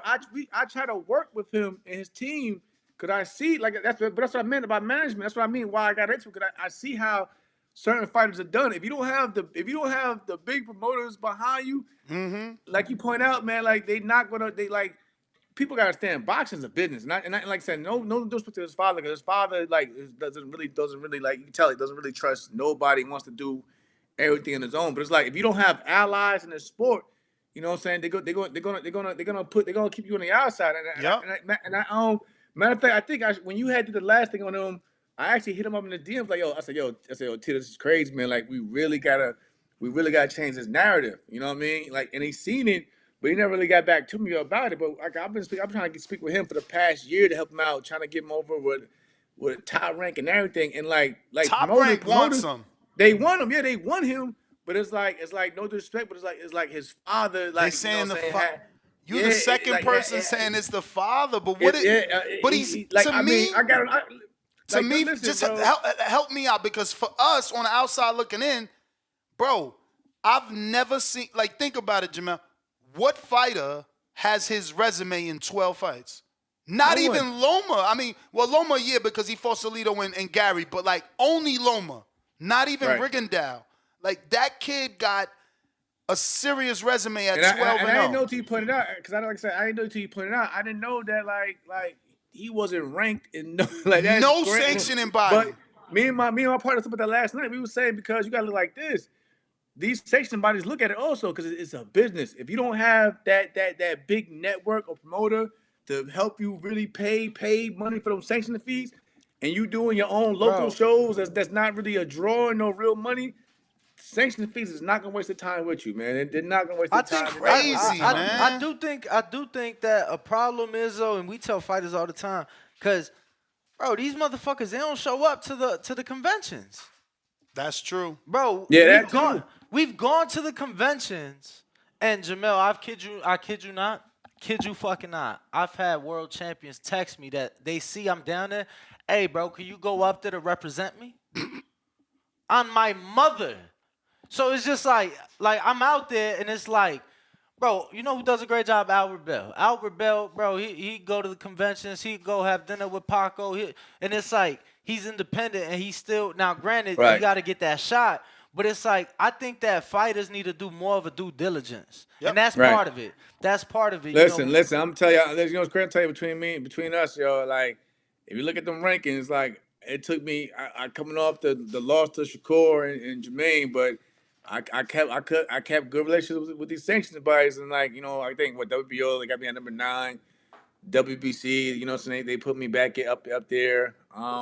I spoke personally with the WBA president on numerous occasions in the last few weeks or so, and again, because like I said, again, I'm trying to shoot back even to get the rematch with Lamont. You know what I mean? So like, yeah, fighters got to do their due diligence and get familiar with these sanctioning bodies. It's like I said again, hey. And at least if you're not gonna do it, have a management team that'll fly out and represent you.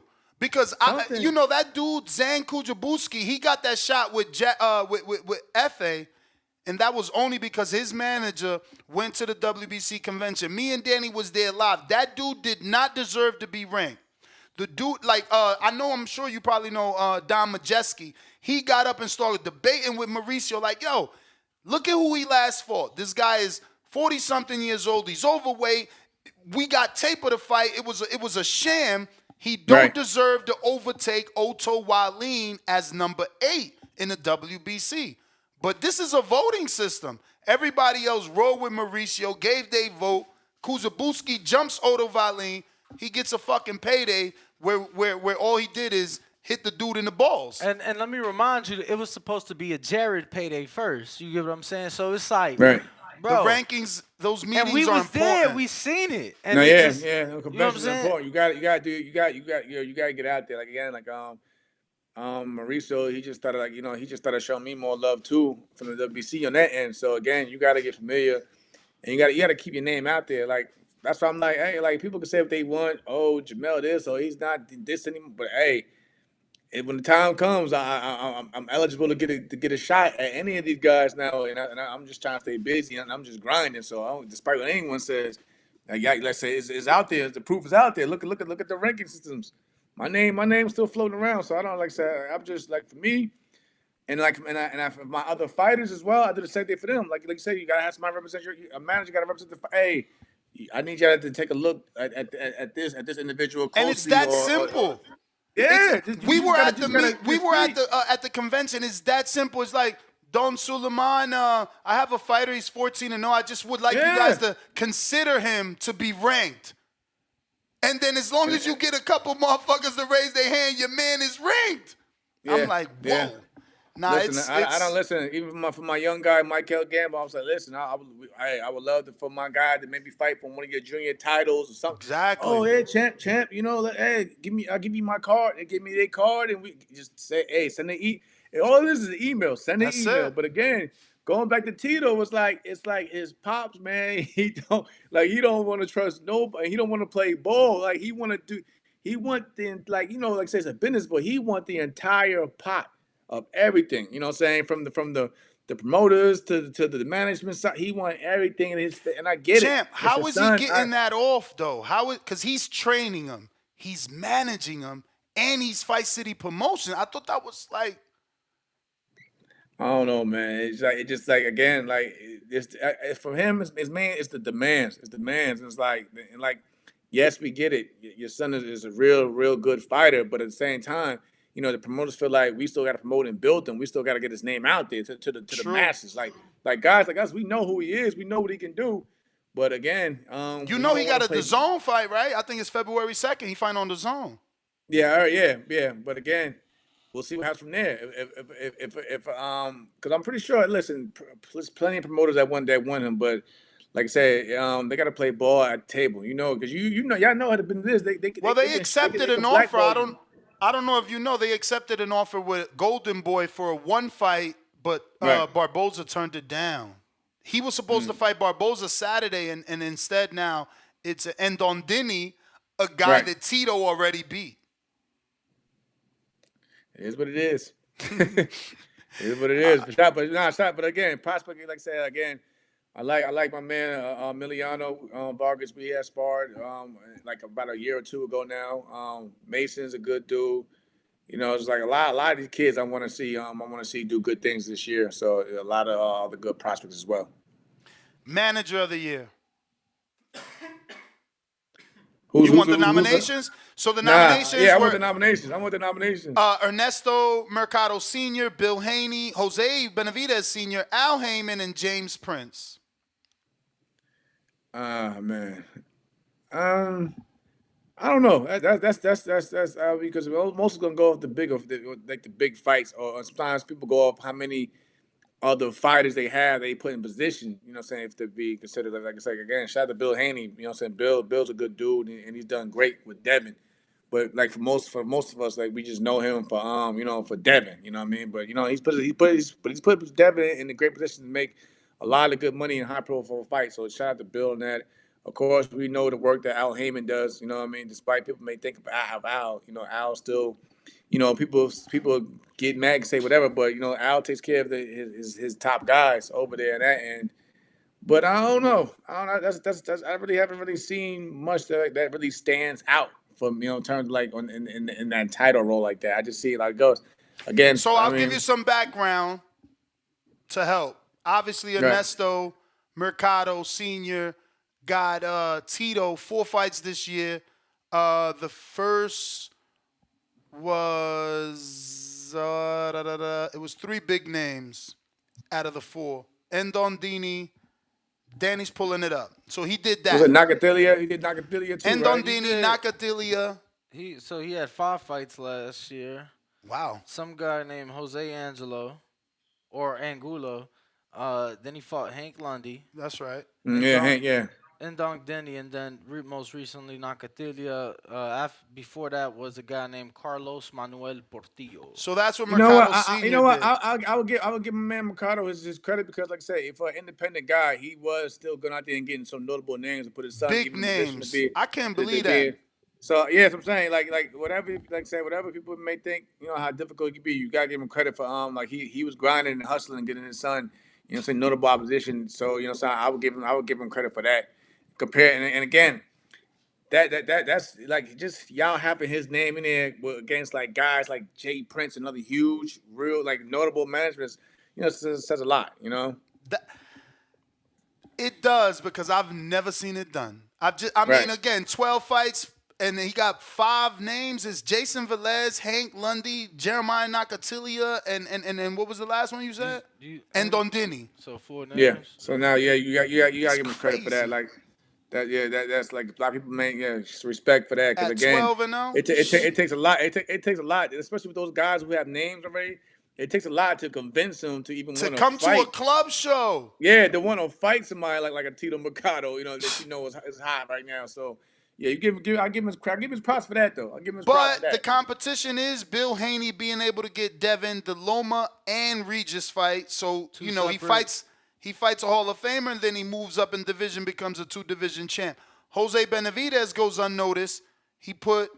Remember, he's got Pacheco, he's got his son, he's got Rayo, still Both. management. Yeah. He's got Fred Pacheco, he's got Daniel Blancas. So, you know, his name is there for managing all those careers, plus training all those careers. And Right. none of those guys lost Rayo did. except Rayo, who's no longer trained with him, only managed. Obviously, you know everything Al has done and James Prince. Jay Prince. Yeah, Jay Prince basically has a whole, you know what I'm saying, has a whole stable over there at Top Rank. So, you know, shout out to Jay Prince and them. But yeah, I like to see, like I said, again, like you just pointed out, like the you know, the Benavidez and Mercado. Like I like to see like with those like the you know what I'm saying, not so like they're not the big names, but they're still making, you know what I'm saying, big moves. So shout out to those two individuals. Champ, let me ask you this hypothetical. I text you a box rec, and I'm like, yo, he's looking for management, but his last 7 fights are all 6-rounders, and he's never fought an 8, 10, or 12. He's had 5 straight 4-rounders. What does that box rec say to you as a manager? That he's still in the building stages. You know what I mean? He's still a prospect. He's not really a contender yet. But again, like I could take somebody like that and make a call to again my friends in Florida. You know, with the pro boxing, like, hey, I got this kid. You know, I did it. Matter of fact, I did it yesterday. I sent them a kid that I was looking at here in Cincinnati. Like, listen, this is a kid right here that I've been working with. And like that's what I mean. Like the landscape is like changing. We're like, you know, now you see more because again, it's all about for them making 50-50 fights, putting on good content, and they're willing now to listen to the smaller guys, you know, and giving these kids opportunities. So that I mean, again, on the rounds and whatever doesn't matter. Doesn't really matter as long as the fighter himself is willing to willing to play ball and want to take a 50-50 fight the next. Because again, he's not really if he has that many fights, it's like okay, now it's time for a little step up or slightly to move him up to that 8 and 10, those 10 rounds. Because you see a lot of kids, a lot of fighters now. It's not the era where we came up where guys were basically being 20-0 before they even Go bothered for a to step world up. Now, title. yeah, you know what I'm saying? Now it's like, yo, these guys is trying to go for world titles like 12, 13, they're 13 fighters. So it's like okay, he's 7-0, whatever, yada yada. But okay, let's see. We gotta see what he's made of. So let's give him a little a tougher task at hand. Maybe not too tough, but we gotta see what we're working with. So I mean, it's possible. Trainer of the year, Bomac, Red Spikes, and Iso Dieguez. Obviously, don't forget you said you were gonna call them and talk about training with him again. We had him on the show and he said he was open. Andy Lee, Trainer of the Year, Shingo Inoue, Trainer of the Year, Bill Haney, Trainer of the Year, Robert Garcia, Trainer of the Year. Who you You got? don't be biased, man. I ain't gonna lie to you. I'm biased, man. Like, y'all can't ask me that, man. Shout out to B&B, man. Oh yeah, I mean, but no, again, I'm glad y'all put Inoue's father in it. He don't they don't like say, I guess because they like in terms of a trainer, he's not known too big over here on this side of the hemisphere. But like, nah, he's done some good things. Cause they people forget, you know, he's got both of his sons, you know what I'm saying, making noise alone. You know what I mean? But yeah, shout out, yeah. Again, Robert Garcia is always like I felt like I said it before. He doesn't. I don't think he gets the real credit he deserves as a trainer. You know what I mean? Because Robert has done some things with a lot of his stable. I've been to his gym just for like, you know, being an Adidas athlete, and he's you know, he's part of the Adidas family as well.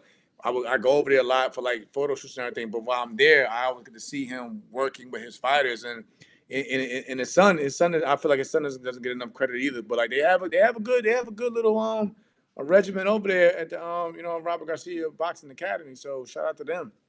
Yo, real quick, just want your thoughts since you did pick the team for trainers of the year. What do you think was their best single performance with somebody in the ring? Cause I know which B&B. Red Bomac and Isu. In this past year or just Yeah. overall? No, in the past year.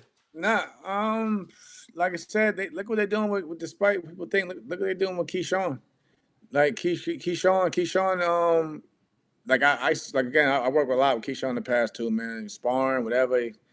Like I said again, I know a lot of people want to see Keyshawn really step up, but like, he really feels, you know, because of like having that, like, you know, even Bud, like you got to even include Bud because Bud does help a lot with the training as well. So it's a good stable over there, and I feel like just those three individuals in terms of trainers alone, they can be their own. They can have their own thing, their own gym and their own thing, and still be successful. Like for me, even my own career, like y'all seen it. I came off, you know, when I lost, you know, after I left PPC, after losing to you know, old boy and shit. They turned me around. Like even like at one point, even Top Rank was kind of like skeptical. Like, you know, does he? Okay, can he do what y'all believe he can do? And like they turned my whole career around. So I'm always grateful for that. But Yo, again, I love they've done it. They even helped. They even did little wonders with guys like, you know, Robert Bryant and so on. So for sure. they got a good thing. They got a good thing going on over there at B&B. I loved what they did with Chris Eubank Jr. specifically last year. Yeah. On a short notice. On a short notice, really. And Mel, I was in the gym with them. So it's like y'all just had the biggest win of y'all career Saturday night with Bud beating Spence. And now it's Monday evening and y'all here and the fight's in like a month. And I'm the type that if I hear something I'm not familiar with, I'm gonna ask questions. So walk the rope. I'm like, yo, what's that? You know what I'm saying? And I just saw it translate in the fight what they did with Chris, and like this is you rematching somebody you got beat down by, and it was like, bro, night and day difference. And it's coming off the biggest win, and I'm just watching this shit in the gym for 3 weeks, and I was in awe. And then I watched the fight, and I'm texting Bomac while they in the UK, and I'm like, yo, what you think? And where's his head at?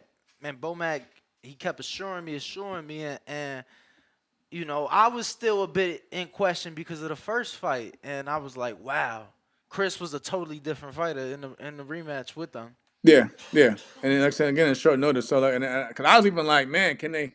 I want to see how this plays out. Like, I know what they're capable of, but like at the same time, it's like I'm thinking like the fighters, and can he adjust to what they want him to do? And you know what I'm saying? They pulled it out, and now Chris is back in the picture of making other big fights. Absolutely. Fight of the year: Haney Loma, Crawford Spence, Munguia Dervinchenko, Ramirez, Rafael Espinoza, and Oshaki Foster versus Eduardo Rocky Hernandez. I got I like Shock and Hernandez, because for the competitive nature. A lot of the other fights were good fights and for good performances in the fights, but again that my man Shock had his back against the wall. Like y'all see, listen, if Rocky would have stood on his feet, he would have been the champion today. You know what I mean? But again, my man Shock had to come back with his back against the wall, literally, because so he was being pressured, and that was a small ring. That, like everything was my man's favor. Like the ring was small. They was in his hometown. Yeah, you know what I mean. Like everything was in that man's.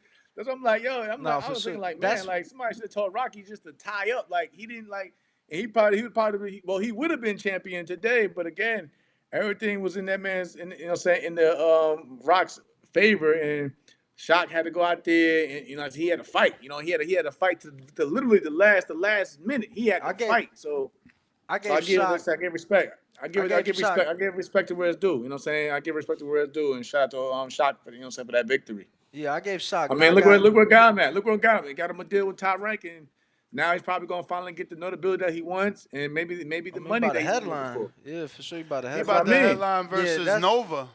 I gave in New York, yeah. I gave him a knockout of the year for that reason. I feel like the Nakatani over Maloney was probably more devastating, but it was something that I felt was expected. What about the Rio knockout though?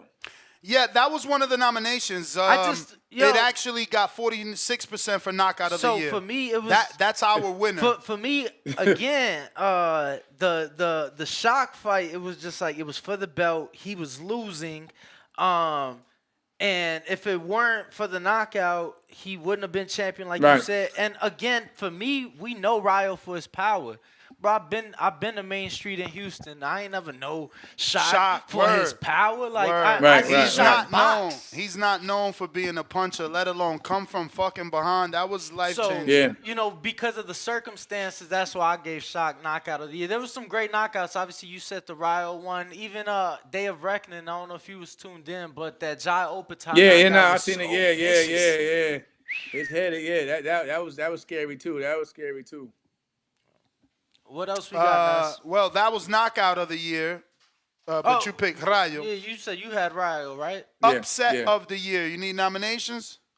Yeah.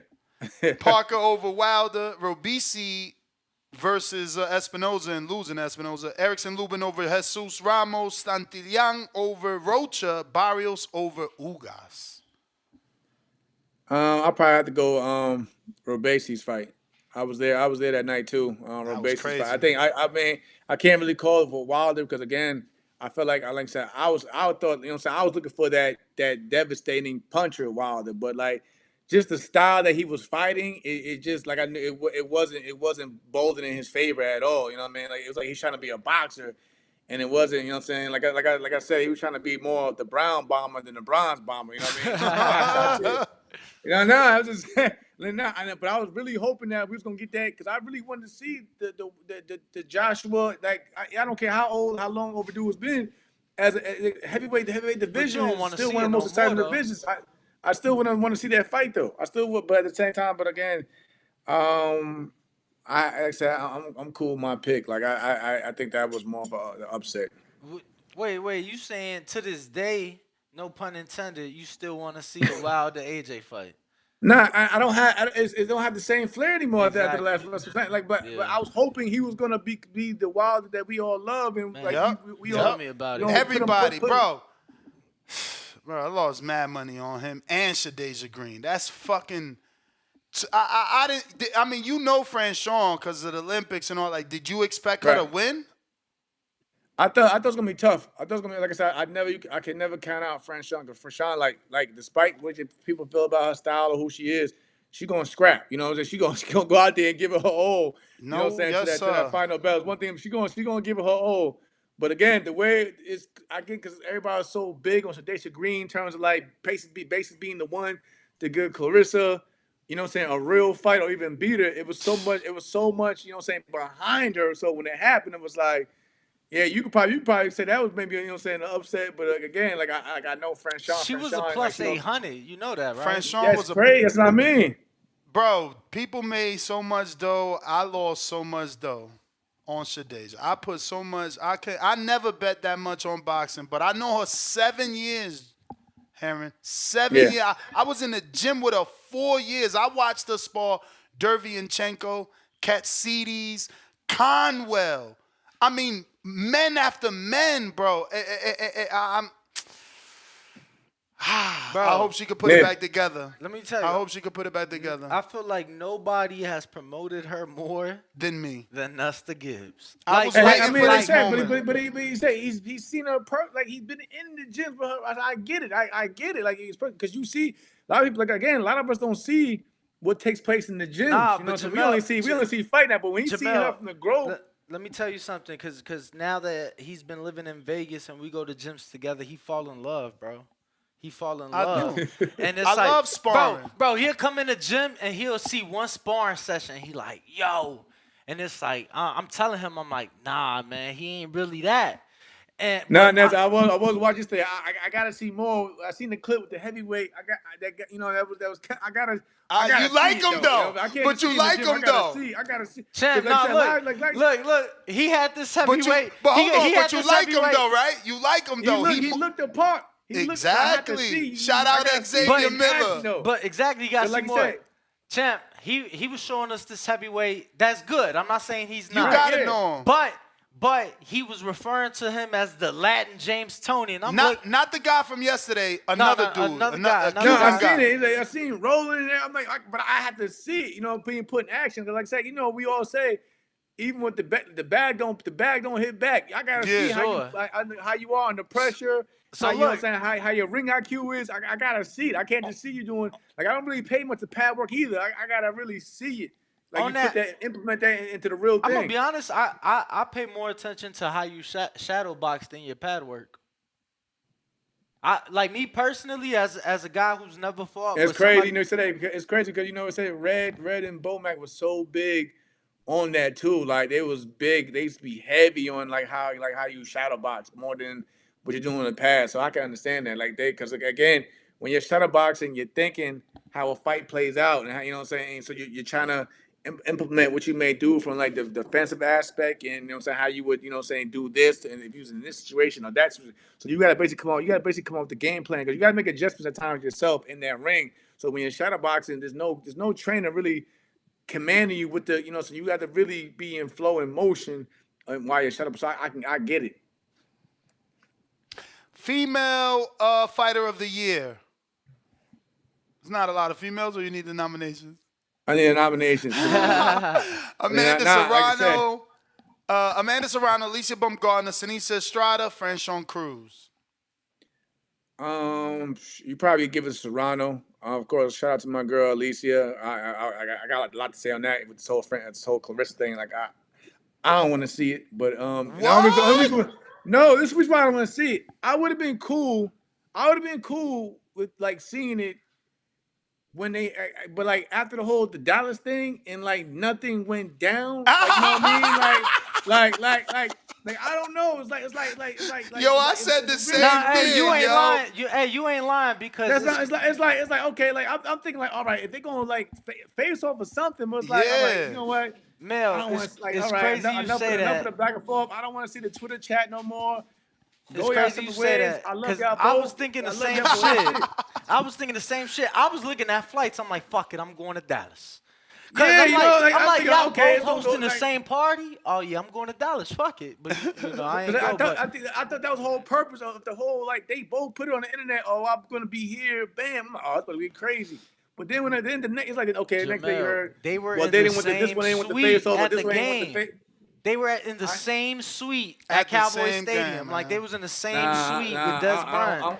I'm cool on it. I'm cool on it. Like I said, I love them to death, like I say. But again, like, you know, I don't want to see it. Oh, man. The last one is female prospect of the year. We got Liana Cruz, Beatrice Ferreira, O'Shea Jones, and Shannon Ryan. Wait, say it again. I like my girl O'Shea. I got it. Leanna Cruz, Beatrice Ferreira, O'Shea Jones, and Shannon Ryan. Actually, I'm O'Shea not gonna lie. Jones won. I'm not gonna lie. I'm not really familiar with most of the names, and so I don't want to say again. Like I like my girl O'Shea, but I probably have to see more of the others. You know, other than that was mentioned. Well, Leanna's fighting on Danny Garcia's card in Atlantic City next week. Shannon Ryan, she's with Matchroom, so she's been on like plenty of cards. No, But I she will was, say this though. Speaking of female fighters, though, I ain't mean to cut you off, Danny, but like even though Go ahead. she's not a prospect, the one I really liked, I was impressed with, is Fondora. It's Fondora. Oh yeah, she's a champion. It's Fondora. Yeah, she's a champion now, but I was saying she's not a prospect. But like I would like to see more of her into the new and coming into the new year. Yeah, no, For she's sure. her and her brother, yo, they both like But she used her, so down to earth. she used her physical attributes. That's what I like about over her brother. Like she gonna use the jab, you know what I mean? She gonna use the height, you know what I'm saying, against her opponent. So instead of like, you know, her brother, you see what happened when he fought Brian. Like he you know what I mean? He wanted to fight on the inside, and he paid for it. That was a good upset too of the year. I forgot about that one. Which one? Yeah. The Brian Mendoza over Sebastian Fedora. Oh yeah. That was a hell of an upset. The thing is that gets some of the clout of upset gets robbed because it was such a brutal knockout. He gets more attention for knockout of the year. Yeah, I get it. Yeah, but again, yeah, that was put in a fight for him to potentially maybe get, you know what I'm saying, Charlo or whoever after that. So yeah, that's kind of one of the big fights for sure. It ruined all the plans that he had in mind. Word.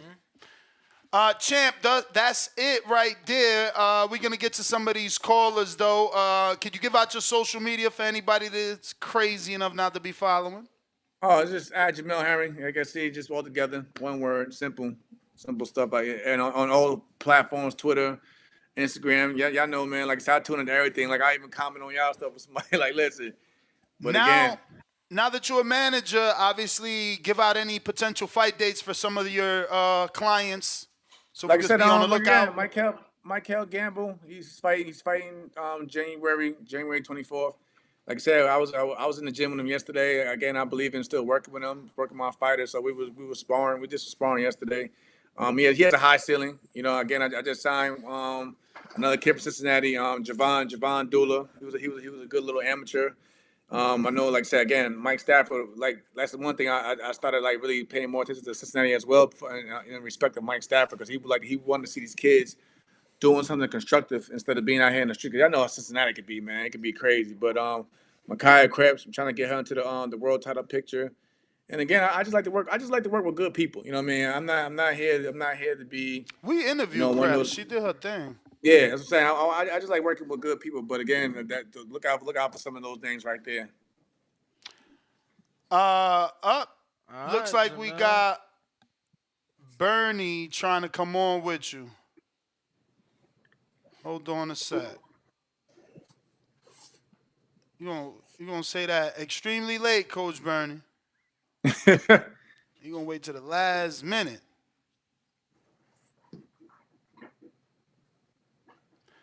We'll give him a few seconds. If not, we'll wrap it up and get to these callers. I did send you a text. I don't know if you got it. Cause I ain't text you in a minute, so I don't know if you got the same number. I sent you a box rep. I got it, Ness. All right, let me know what you think. Why? I heard the Whoa. Oh, that's my guy. That's what I know. I heard that name before. I know I heard it. Yeah, he might need your services from what I was discussing with him yesterday. For the minute, so I don't know if you got the same number. Central Bernie, turn the radio down. I got it. What's goody? What I gotta do? Turn the radio down wherever you Bernie, listening at. Oh, okay, I was listening. Yeah. What's happening? What's up, brother? You know who it is? It's yours truly. It's Bernie the Boxer. I ain't doing shit. I'm over here sitting listening to y'all. I said, hey, Mel, I was so glad you brung up Fendora, man. I was trying to type, watching my partner shit I was watching. I couldn't type. Definitely Fendora. Yeah, sure. Yo, what's that, some Spence pack? Damn, he's still smoking on that? No, I mean, I'm asking. I was in Omaha. I came across the Spence pack when I was out there. I'm just asking. Right. That was true. That was true. You feel me? That What was up true. with you, Hey, what's Bernie? good, Y'all silly, man. man? What's happening, man? I was Now thinking. everything good, I, B. I was li- I was listening to a couple. Mel, appreciate you. Shout out to my boy Mel. You understand? Hey. I was thinking too, man. Ryo got that, man. That was knockout of the year, man. For sure. Nah, That look, was the knockout of the year, man. look, man. Knockout of the year. And Hell, like I I'm said, taking like for it's away. me, a lot of. I'm not taking away. I just felt that Shocks was more significant because it was at a higher level. And he I was I, think paying. what I you. respect that. It was more in the line. It was more in the line with Shock. It was more in the Wait, Yeah. line wait, with wait. Shocks. I get that. I I get think. that. But But like, yeah, but but I mean, Wait, Rios was hold on. vicious. Rios was vicious. Then the picture after when he squatted and it's a dead yeah. body But behind not him. What like. the fuck? And think about it. No, Yeah, I know. Like people know I had my little beef with Cobra, but I ain't really like. It was just I ain't like to say I don't want to see nobody go out. Despite how I may feel about you, whatever. I don't want. Like I said, I just hope that he can recover from that. But like 135 is too big for him, and it's not just that. It's, you guys know boxing when you can see because he's been put down before. You know what I mean? There's like comes like does he even have the chin? You know what I'm saying? The punch Mm-hmm. resistance for even if he goes down to the 130 whatever. So it's a lot. It's a lot of questions that's gonna need to be answered when he comes back. That's a good fight for you, champ. It don't matter to me. Is that backwards for you, or would you take that? And then, like I said, I'm not saying I'm here, but I think, like I said, where I'm trying to go, like I said, because I'm already there to get into, you know what I'm saying, the title picture. Yeah, you could probably say it's backwards, but again, same goes like with Tevin. If there's nothing available, then you know what I mean, and it makes sense, and why not? You know what I mean? For sure, for sure. So Bernie, And you Bernie, and I ain't gonna lie, Bernie had me kind of like I wasn't upset, but I was like, I never forget when I was coming back. Bernie told me I never forget. He was like, "Hey, boxing's it's an unforgiving sport, champ." I'm like, "B man, I got it though. But don't like let me just do me. Let me do me." And like I said, like everything. Like when I go into fights, I always keep in mind. Like everything, people say, can he do this? Can he do that? I'm not saying Bernie doubted me, but Bernie was just looking out for me, like you know what I'm saying. Because again, I'm not getting any younger. But I was like, if I know me, and that's why I said to myself, if I'm gonna come back, I'm gonna come back to where it's worth it. Where let me people say say, this. okay, Let me he say still this. he still can make some Sometimes, noise. sometimes you gotta save a fighter from themselves. Let me Yeah, say that. That's been proven over thousands of times. You just seen in recent times. You seen Shane Mosley. You seen what's the other fella? Roy Jones, of course. You know, you seen you're not so far removed like them, like Berto and them, but you seen those guys still pressing on, and it's just you might get a good victory in there and turn the clock back, but things just ain't the same. It just ain't the way it is. So that's what everybody is looking at, and that's just what I'm that's looking why at. you And got. I'm That's being why a you got to. fighter as In this myself. game, you gotta grow. You gotta learn and grow. You gotta learn how to make adjustments. You gotta learn. I feel like you always gotta keep developing. You know what I mean? Like I can't fight like I was 21. You know what I mean? You gotta learn to be smart and grow in the ring. And like even for me, like my main No, I my think main standpoint my main standpoint for me is like in terms of like just the like junior lightweight division. When you look at it, no one has beat me except for one man, and that's Shakur at the division. yeah. In that division, no one like I said from like I said again. Shout out to Lamont Roach. I know he still wants some get back because even going into that fight, people was looking at the difference in age and yada yada I think yada. you But definitely like can box, Neil. They just, I, I think you can box still.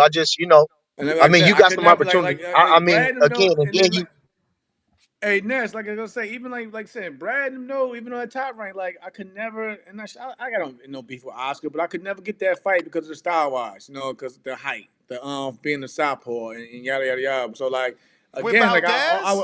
I would always strive even for like fights. People probably still think Oscar can do this and knock me out. Okay, cool, but I've been the only one vocally pushing for like those fights like that.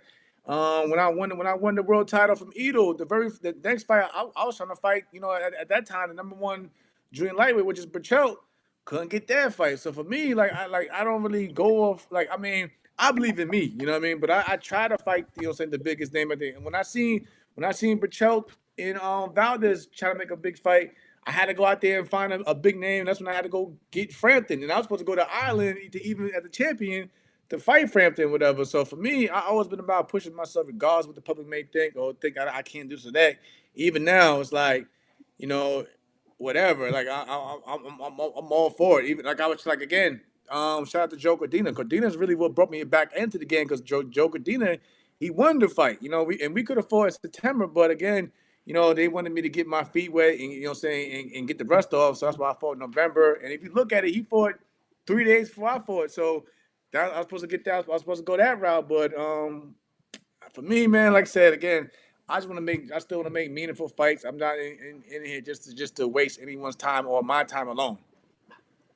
Nah, for sure. But again, like I said, I'm saying, like I said, even with Lamont, shout out to him and his victory. The ball's in his court. But if they want to make that fight in the future, whatever, you know what I'm saying, I'm all for it as well. That's a decent fight for Lamont. Nah, for Who? sure. Who for Lamont? Jamel and Lamont. Oh, on my mama. Oh, a rematch. Oh, that'll be cold blooded. That'll be cold blooded. Now you do got an angle right there, Jamil. You do got an angle right there.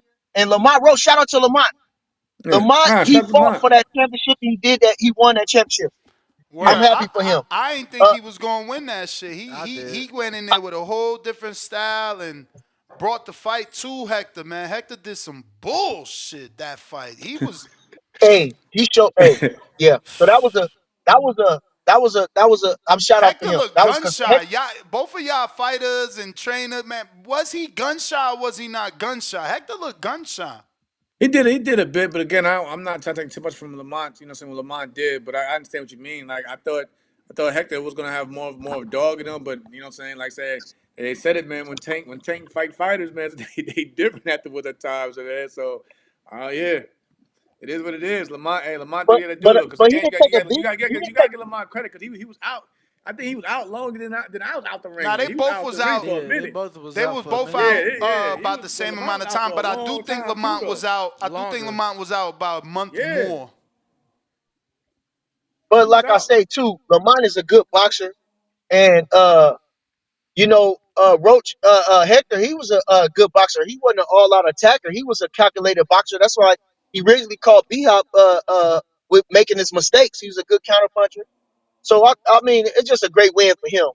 I'm happy for him, man. But again, that'll be a good win, a good fight for you. I mean, if he wanted to get his revenge back Shout there, out, you shout out to understand? Tino. That'll Shout be out to all right. Tino Excuse. Shout out to Tino Excuse in the They got DMV, man. that 130-pound division is they might end up making undisputed because they got what Shock over there, they got Navarrete over there, and Nah, they who Navarrete got moving up. Cordina? Navarrete moving up though. Did he give up the title yet? From my Nah, he ain't give it understanding, up yet. He ain't give it up yet, but it's in works. from my understanding, he's already communicated with them. Who You gonna know, fight for that? Who gonna fight for that title? You probably say Albert. He probably had to give Albert. I mean, he's number one, and I think Oh, Archie nice, Sharp. Albert Bell. I know Yeah, Archie Sharp been trying to get into the It's mix. going. I feel like it's gonna be Albert Bell between Albert Bell, Oscar Valdez. Oscar too far definitely down in the Valdez. rankings. Definitely Nah, Valdez. They gonna give Valdez a that chance. shit don't matter. It don't matter how Hey, far he you know who is. gonna fight for it? You know who gonna fight for it? Who? Conceição and Valdez. No. Conceição not in the rankings at all, so that's gonna be tough. Oh, okay. Because he just fought for the WBC. And Albert Bell's not with the company, but he got about a good 18 months of mingling. Being number one. Well, Yeah, but yeah. besides that, he's been mingling very well with the WBO, going to the conventions. He was in Puerto Yeah, Rico. he was at the convention. So like, it's gonna be hard for them to and turn him down. You know, Yeah. and they'll go Yeah. out there just to sit down, have dinner with Paco. So you get Right. what I'm saying? Yeah. But y'all Makes gonna sense. see Makes sense. something. You got to rub shoulder. Y'all gonna see something in the next 2 to 3 weeks announced So that's gonna change our opinion of who may get that title shot. so Navarrete gonna fight Shakur next. That is what they're working on. That's what Shakur Okay. wants, and that's what the machine is pushing. Okay. They want to see that fight. Okay. Okay. Do you want to see that fight? Yeah. I I mean, I love don't mind. They Shakur, said give. and, I think and get I love that man Shakur, his shot. and I love Navarrete, and I don't think Navarrete got a chance, but shit, like you said, the machine is pushing it. They over there with over there, and if we can't get Tank and him and Devin and Tank and all that shit, then he just got to do what he got to do. Ain't nobody So else out there with so Bernie, around there to go ahead. you don't prefer him to before he send Navarrete an offer, send Frank another offer maybe? Or do we walk away from that because Yeah, he shit the I bed? mean, now listen, Frank definitely didn't have no leg to stand on. Frank didn't have a leg to stand on. Frank wasn't no Olympian, and I like Frank. I really like Frank. But Frank didn't have the leg to stand on. And like if y'all getting on Shakur for not taking the Devin offer, he definitely should have took that offer. Whatever Word it is was, because he didn't. on. Nah, we just said that. That was a No, great. yeah, Shakur sent him a Oh, great offer. no, We all agree with you. we a oh, thousand, okay. Oh, okay. yeah, we Okay. a Well, thousand no. percent Well, agree. We just I feel got like, do you think he would send another offer, or is he like, I'm past that? no because yeah, I'm past it. You know how Damn. we get. You know, like nigga, I tried to give you a shot, nigga. You didn't want And to take then it, nigga. Fuck you. and You then know how. You know how we Bernie, get. and Go then ahead. and then I was saying realistically speaking, the offer should be less because if anything, Shakur at least became a world champ. You ain't done shit since. Feel me? Shakur was a three-time world champion we talking about. And an Olympian. Come on, man. And a Ring Magazine champion, a unified champion. And he already had big names, which is Valdez, who was an Olympian. And, man, come on. So he Jamel offered him a Herring, you right feel Like, me? I don't know Jamel if you gotta put Herring, me you in that. You male gotta feel put on me? me my in that mind. list. I don't care Yeah. what they So said. Shakur already been doing his thing. And like I say, oh boy should have took the fight if he really wanted to fight. And like I said, I feel like Shakur is like anybody else. Like, man, bro, you was acting scary. Fuck. So now we gonna fight Navarrete, who brings that contingency. That rivalry is always gonna be potent because it's not racist, but we're gonna see if we can run him out of gas, if we can run over him. He gonna try to box us to death, It's the and we're green gonna see if we print. can run over him. It's the green print is what it is. I mean, Jamel was mentioning it earlier, like Navarrete has a fan base. You get what I'm saying? I'm not saying it's Canelo's fan base, but he Yeah, has a solid yeah, fan base. You get what I'm saying? Right. yeah, So it's like I've been to his yeah, fights. I see the people he bring out. I think it's a great fight. yeah. You get what I'm saying? Like It's a great fight. Y'all I y'all think like wildin'. you Fuck said though. that. Hold Fuck on. that. If I This gotta mess is quiet stand as hell. up, if I Mess is gotta quiet as fucking hell the whole stand up, I'ma time. stand up. Y'all talking is great is No, a no, no. is I a said stretch. no. I said it's a good fight. I said It's a good fight. It's Good a good fight. fight. And I was gonna say, just like Bernie said, I don't think Navarrete has a shot to beat him. Word. You know what I'm saying? Bruh, William Cepeda, Isak Cruz, and Frank Martin, those are all better He fights. tried to Yeah, fight Isak Cruz, those though. are all guys Oh, that turned them down before. Bruh, you gotta Wilder turned down AJ 4 or 5 oh, I'm gonna times. tell you. I'm gonna tell you the fight. I'm gonna tell you the fight. It's more Italian. That's another It's good more fight. Yeah, Italian. that's a good fight. Yeah, that's a good fight It's It's too. more in Italian. house. It's in house. But the question is, do Murataya and motherfucking Robert Garcia really want it? And to be honest with Now you, see, so and okay, to wait. I was So gonna before we say, get to I was so gonna wait, say, so listen. So while we relax, if the fighters don't want to fight him, the man only can do what he can get. Same thing as He last only fight. His can last get fight. what he can Nobody. get. Yeah. And if Same. Navarrete is willing to step in, I mean, and I think Navarrete ain't no punk. I think the Murataya fight is the next best fight. Right now, if you look at the rankings, Loma's at 1. He fighting Cambosis for the IBF. Zepeda's turned him down. Cruz has turned him down. Then you got Raymond Murataya. So I'll say that uh I think it's a more competitive fight. I don't Yeah, but think it's as big. Cruz turned them down for a Right, vacant title shot. right. No, This no. different Before he now. turned him down for the vacant, he turned him down for the final eliminator when Devin was Who still did? champion. Pitbull Cruz. Oh, okay, yeah, he turned him down. Yeah, I like Pitbull, but right, he turned the fight down. So Twice like I say, though. more Italian. Twice. But but the big fight, which is like right now, no, Navarrete got notoriety. And that's what's going to bring the fans and to bring the people to the boxing is the notoriety. And I think that either one can shine. I think that Shakur can shine against a style like Navarrete, or either. I mean, it's a good fight. They both got good contingencies behind them, and I think it's just a good fight because this guy's a world champion too, and so he come up from a smaller weight class. So I think it's a good fight, you know. And again, we watching Shakur Stevenson. That's what we got to understand. We got to watch these greats and understand that what we're watching. You understand? We got to appreciate their talents. You understand? That's the thing too. We got to So appreciate their wizardry in there. so are you both Him, Devin, Tank. are the both of you guys purposely not saying PBC names because we know it's difficult to make those fights? Because like Tank and Nah, it's just Shakur like, is again, a those guys. unification. I No, don't think. that's the best fight.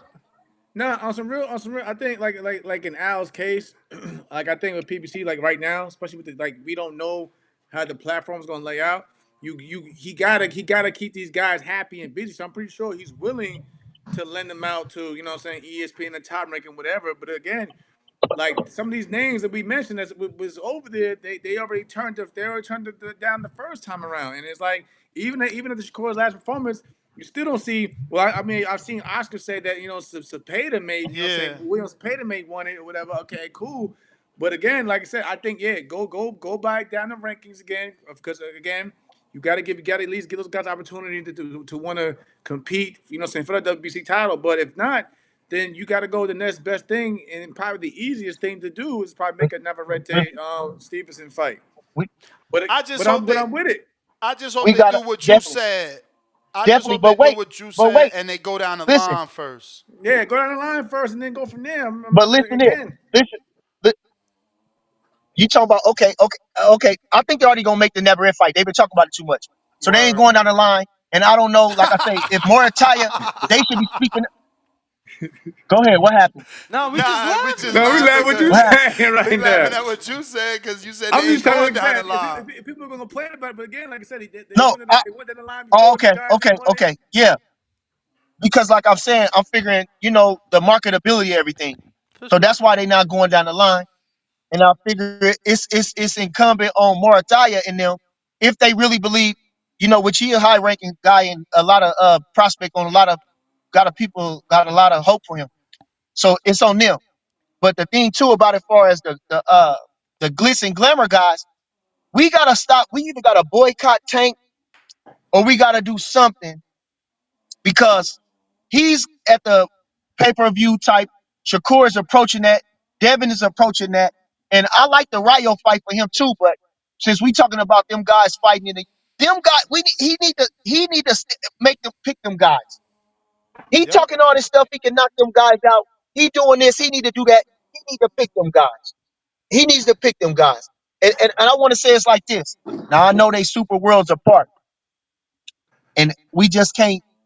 But Mayweather's went from Janero Hernandez to Angel Manfredi, man, in his first title defense, man, and he got on his ass. You know what I'm saying? So I mean, we gotta if we can't get them tight, the fight Tank, which is Tank, who is beautiful. He could go up in 40 and fight Devin. He could stay at 35 and fight Shakur. It's him, and he got all the money. He got everything behind him. We need to put more pressure on him to make these fights. To at least pressure these guys to see if they turning down the fight. We just gotta to wheedle that thing out. Other than that, with that being again, Devin got some good prospects at 40. Tank fighting Rayo is a good entertaining fight. Shakur fighting Navarrete is a good fight, being that they both stylistic and the kids everything they accomplished so far. Yeah, I definitely That's like that what my fight. take. I hear you, B. Which fight? Shit, Tank and Which Shakur. fight? Or Tank and Which Shakur. fight you won, Ness? Huh? Tank Shakur. That's the fight. And them niggas exactly. Listen, I swear to God, because like Shakur said, he even said I talk so much shit, and then I didn't do what I was supposed to do, and they talk bad about me. Everybody talking, so we need to put them to the test. All you niggas talking, stop talking. You got all the stuff. Fuck, Lord bless them, and I don't mean it in a bad way. The rest of them, I mean, like but there's only one Pacquiao and dude. Mayweather did. It's Wait, only wait, wait. I think, yeah. Now I They think about went it. in. I think Listen, listen. that's the biggest fight to Pacquiao make and at that Mayweather's division. talk. Crawford and Bud is fish talk. Tank and Shakur they need to go call each other on the phone. They need to get it together. Don't stop talking about where about what he said and put him on the phone. You on the phone. This is the biggest fight in boxing. This is the little giant. This is the biggest boxing. This is little giants fight. And they acting it's a little giants playing. Stop playing. Give me, give I me, mean, give me, give it's me really Shakur. on Tank Give me Tone. Shakur and He the only A side. give me Shakur and give me 2 seconds. I'm gonna stop. Give me Shakur and Never. Give me Tank and Ryo, and give me Tank and Shakur by the end of the term for the year out. All right. Shit, man. I'll take it. I hope they listening, cause man, you know. I'll take it. He said, "Do they listen? Because they damn sure don't learn." But All right. I'm just saying Yeah. you got Shakur and Devin who have fought better guys by the age of 25. He about to hit 30. And it's just like, bro, what we doing? You feel me? Like we know you like that. We know you that guy. You know, you knocking out Yep. heavyweights and sparring, so knock out some lightweights or super lightweights. You feel me? Like Right. So Yep. what?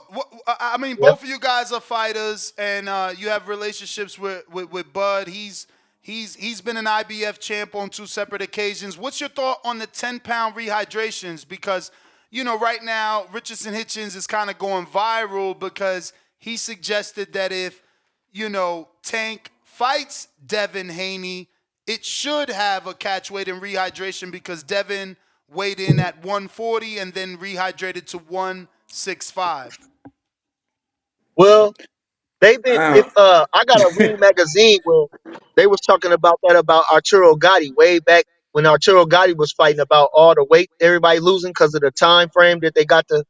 We just need to damn near go back to the same day weight, No, the same hell we day. don't. Be- No, we do because not. because a lot of guys I thought they went is away is from it becoming a because way of to how unhealthy it Nah, was, Yeah. though. that's still dangerous too, because you got guys that still sink down and don't have enough time to put the weight back on them, and that's easy for head so injuries. listen so It's listen this. They fight out of their weight unless class. you They need fight to at fight your in their weight natural weight, class. but some of the guys don't do that now. They're not gonna want to do that. Mm-hmm. Everybody's trying to find a way to bully and cheat in a way to where they're bullying. Fight in your It's weight not. class. I wouldn't say cheating. It's Fight like I in say maybe your having weight an Bernie, class. advantage. but if they make the Everybody's weight, you gotta if they make the adjust weight, because everybody's doing that. If everybody's adjusting. If everybody went back to like the fight, like I say, Bernard Hopkins never get 10 pounds over his weight, fighting his weight. And then when he finally grew into that light heavyweight, he still was, you could tell he was a light heavyweight. You understand? So these guys is fighting out of their weight class. You gotta, if they losing too much weight, you giving too much time, man, boxing just soft now. They're not And going like everybody's I'm trying to with look for Danny. the Like yo, advantage. Everybody's trying to look for revenge. And this, Bernie, and this, and this, this, Bernie. yeah, But yeah, if like I ain't no doctor, but nobody a doctor here, right?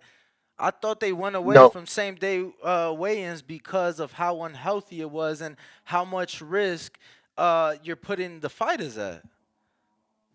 yeah, and they still I- at the end of the day you Listen, still putting fighters. when you, It's when going you, somebody's gonna still when find you, the advantage when, either way you put it. It don't matter. man, it been injuries in boxing forever. It's still injuries in boxing right now with the weigh-ins and everything like that. But what's the It's difference always then? gonna be What's the injury in difference in boxing. So saying people the get same day weighing and the next and then the day before weighing then? I'm just you're saying gonna have the if we have to step on the scale, I make weight. Who give a fuck what the fuck I weigh the next day? And in reality, Jamel, how many times have you been weighed in the night of the fight? Because people talking about what he rehydrated to, like we know what the fuck people is weighing right before they step on into the ring. That's not a thing. I feel like I think that if it was a thing, we'd see a lot of people rehydrate in 20 pounds from morning of the weigh-in to the night of the fight. Right. They're gonna figure they out a way. do. They do. What you talking about? That's But what they Bernie, gain. I know this. All right. Mel knows this. You know this. But the world is acting like Devin rehydrating 25 pounds is like some unheard of ass shit. But it's unheard of because the weigh in the night of the fight that doesn't happen. So even if you do hit the scale, when is that shit ever public? My Like, thing is this is my thing also. People forget. Like I said, I came out with Regis in the amateurs also. Regis was I think at the Olympic trials competing in the same weight class as Errol Spencer, 152 pounds. So it wasn't like he was small, like he was a small junior, junior welterweight either. Like this is a dude I known for over 10 years. You know what I'm saying? He's the fight at 152 pounds, which is pretty much what, like, you know what I'm saying, junior middleweight. That's If you because look they at was. it, I understand that he was being, but as a pro, Devin was moving yes, up. he's a 40 pounder. As a pro, Regis Prograis is a 40 pounder. Now in the amateurs, they do that. They fight up, they fight heavier. You can get away with that more. But in the pros, yeah, you should. You have to curtail your the way you was. Even like Shane, he what he said he weighed about 150 when he fought, but he had to make 135. So I could see that. Yeah, that's about the most right. I figure that about maybe 10, 12 to 15 pounds after that. And then after that, you going too far. I think just me in my opinion. I don't know. I feel like like I said, a fighter they don't gain things just different now. You don't things just different now. They They don't say, yeah, they're different now, bro. That's things just it. different now. They don't fighters ain't like they used to be. Them guys used to care about everything they did back then. Fighters they don't care now. They don't care now. So them guys used to be in shape. You watch that thing about Marvin Hagler. That man was in a ice cold. He said the man was over. Man, all right. So anyway, everybody trying to look there for their advantage.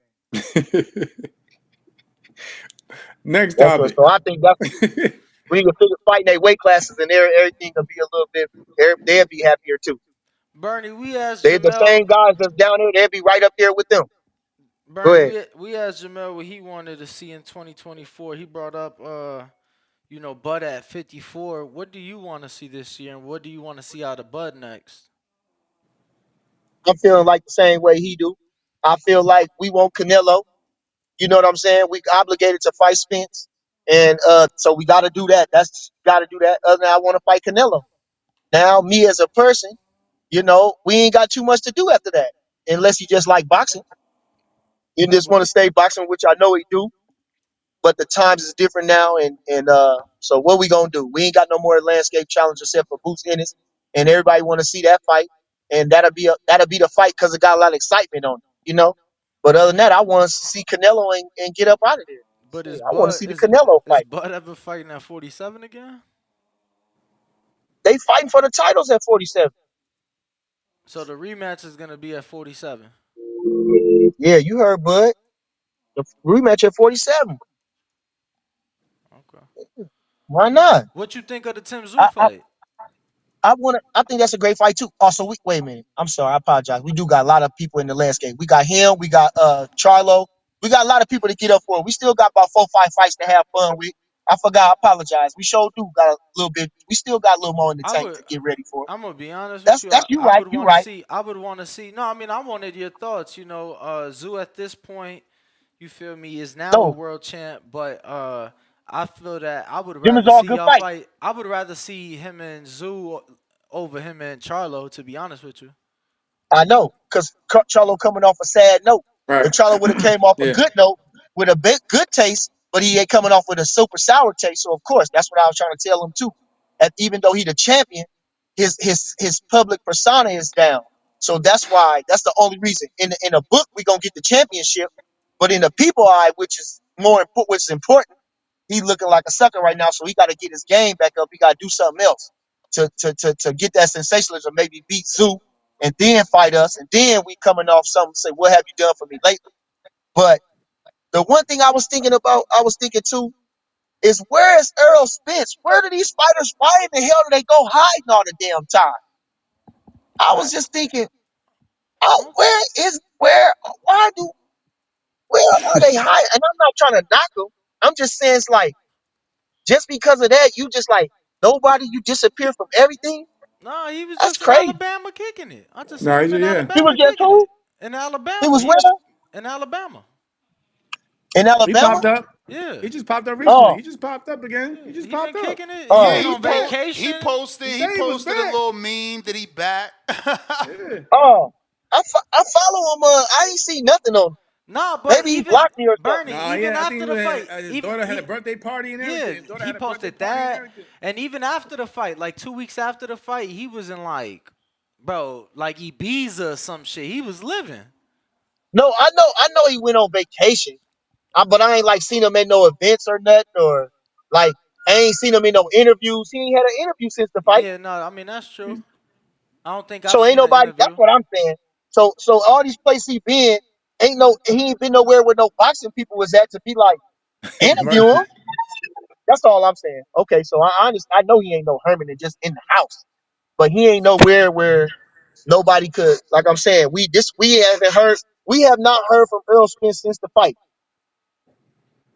I mean, Besides him saying that in the interview after the fight. That's all. oh, I'm not knocking him. I'm we just so we haven't heard him in the interview. You saying okay? yeah, that's what I'm Yeah, saying, and okay, that's what okay. I'm talking about. Personal in the public persona, because people gonna see him and bother him, but he hasn't been on the scene like where they could be like, damn, okay, this is you out since the fight. But Word. I mean, it's all good. I was just to be fair, I feel like he was a guy that didn't do too many interviews like that anyway. You feel me? Word. Like even with Bud, I uh, feel like Bud turned up the interviews when things were when the ball was rolling for the fight, and obviously now since the fight he's been doing interviews and doing his media run, but I feel like that was more so in the last year and some change. but listen, this when there's something off of that, somebody should have got the exclusive. Just like when Mike Tyson got beat by Buster Douglas, and just like when Buster Douglas, everybody they got the Yeah, exclusive. Bernie, but that's on They the got the motherfuckers. exclusive. That's on the motherfuckers that's in our shoes to be in that position. You feel me? Like Earl got his guy that he go to, and you feel me? If his guy ain't been around, that's on them. Like I feel like Yeah, most of right. the big names they got a media guy that they go to when they want to get shit off their chest. So it's like you got to be around. Yeah. Like if you ain't around or if you ain't, you feel me? If you only riding the He wave wasn't when the at no wave is fight, hot. so you all right? Listen, if he'd have been at that damn fight, Brian Custer would have got in his face. If he'd have been at one of them fights, somebody would have been early setback would have been on his ass. He'd have been at one of them fights, somebody would have chased that motherfucker down. What's going on, Earl? What the fuck you been doing since the fucking fight? How you Word. feeling? No Nah, All right. lies. look, No I hear lies you. told. No I lies hear told. you. You know, Nah. I hear you. Obviously, if he would have been to a fight, I'm just saying. I've done That's plenty what of. I'm talking about, I've Ness. done That's plenty what of I'm talking about, interviews. Danny. Yeah, That's champ. all I'm But talking about, Danny. I'm You go to saying, if I Bernie, can't not Bernie, go to Bernie. school because He I got ain't. beat He up at ain't. school, I'm not gonna switch schools. I'm I mean, you coming could back to get school. homeschooled. You could get homeschooled. That's not true, cause But I that's what know, he's but I'm saying. coming He back to not school. built I like gotta that. come He's back. saying he for coming sure, for back. sure, for sure. But I'm I'm just coming saying, back to school. I'm coming back. Bernie. I got out. I got beat This, up. I was out yo, for a week. Yeah. I'm yo, back I this though. know Bernie gonna motherfucker, talk, yo, Danny. You like might I let don't him. know what the fuck weed he smoke. Usually weed be having you cool, champ. But look, nah, Bernie. All I'm saying is I'm not disagreeing with you. If he'd been at the fights, somebody would have got him. I'm saying that the fights ain't the only spot. You feel me? Like I pulled up to fucking Nebraska to the Boys and Girls Club and to a parade to talk to Bud. I ain't go to the fight. You hear me? I went to Nebraska. So it's like it's on the people. To me, it got to do with the people that's in our shoes, wanting that exclusive and wanting to be in position. Word. And ain't nobody want to find out his thoughts. I better get my ass down there Of and find out course, his damn but thoughts then. Yeah, the thing is that Fuck. is he gonna give you his thoughts? Like it gotta be somebody he rock with. Ain't no Earl Spence done went up. That motherfucker stock didn't go down. His stock done went up. Hell bro, yeah, he but want to give his goddamn thoughts. I'm Shit. just Let me Bernie. tell you my Why goddamn didn't he thoughts. want to I give don't his know. thoughts I'm when just he talking. was undefeated? Like, what outlet When was what? getting when he was undefeated? Why wasn't he giving like what outlet truly was interviewing He Spence? blew up now. Earl Spence, he blew up. He was all right then. And he was still the man. But now Bro, he blew up. the guy that Nigga, was he fighting Earl at Spence. Cowboy Stadium over and over and over just now blew up? Yes. He was the yes. Nah, champ. Yes. Let him Yes. know. Y'all don't Nah, understand that? Y'all don't understand that? Bernie, did his Yes. stock rise? Yes. Perhaps. Did he get more Yes. His Instagram stock followers? rose. Perhaps. His But for you to his say stock that, rose. he just got put on or something like, come on, champ. How Listen. 40 how All right. 40,000 people coming to see you if you just getting put on? Listen, I ain't saying Earl Spence wasn't popping.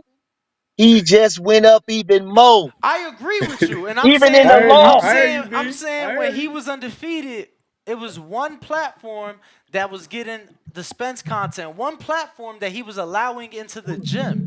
Just one. You feel me? Uh-huh. So Mm-hmm. if like for me, right? Like for us, they say we Haney and Mm-hmm. all this.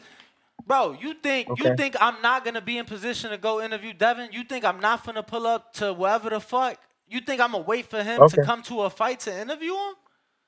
Okay. So what's the point? The point is that motherfuckers is lazy, Bernie. Or he not giving them access though. You gotta Yeah, Yeah. for I sure. Because mean, yeah. only think one about it. person, only one Think person about was it. getting access. Frank Martin only did 2 interviews. Thankfully we got one, but he did the Queens of Of the the ring. Ring Queens, yeah, the Queen, first. yeah, shout, yeah. Okay. And this what Shout I'm out to the saying. And so Queens. that's what I was saying. This what I was saying. Why not? And I don't get it. I don't Cause get it. you know Why what they not? gonna ask you. You know what they gonna ask you. What's wrong, Earl? You Ask ain't me look like all the shit. yourself. You ain't look like Ask me yourself. all the shit. Ask Internet me all. said you Yo, was high. Bernie. Internet But said you you want had him you edibles. I want mean, him this to is I'ma real tell the answer truth. shit. That Bernie, hey, hey, hey, you hey, hey, talking for hey, hey, yourself. listen, You want listen. him to answer Okay, hold questions on. he was never answering before.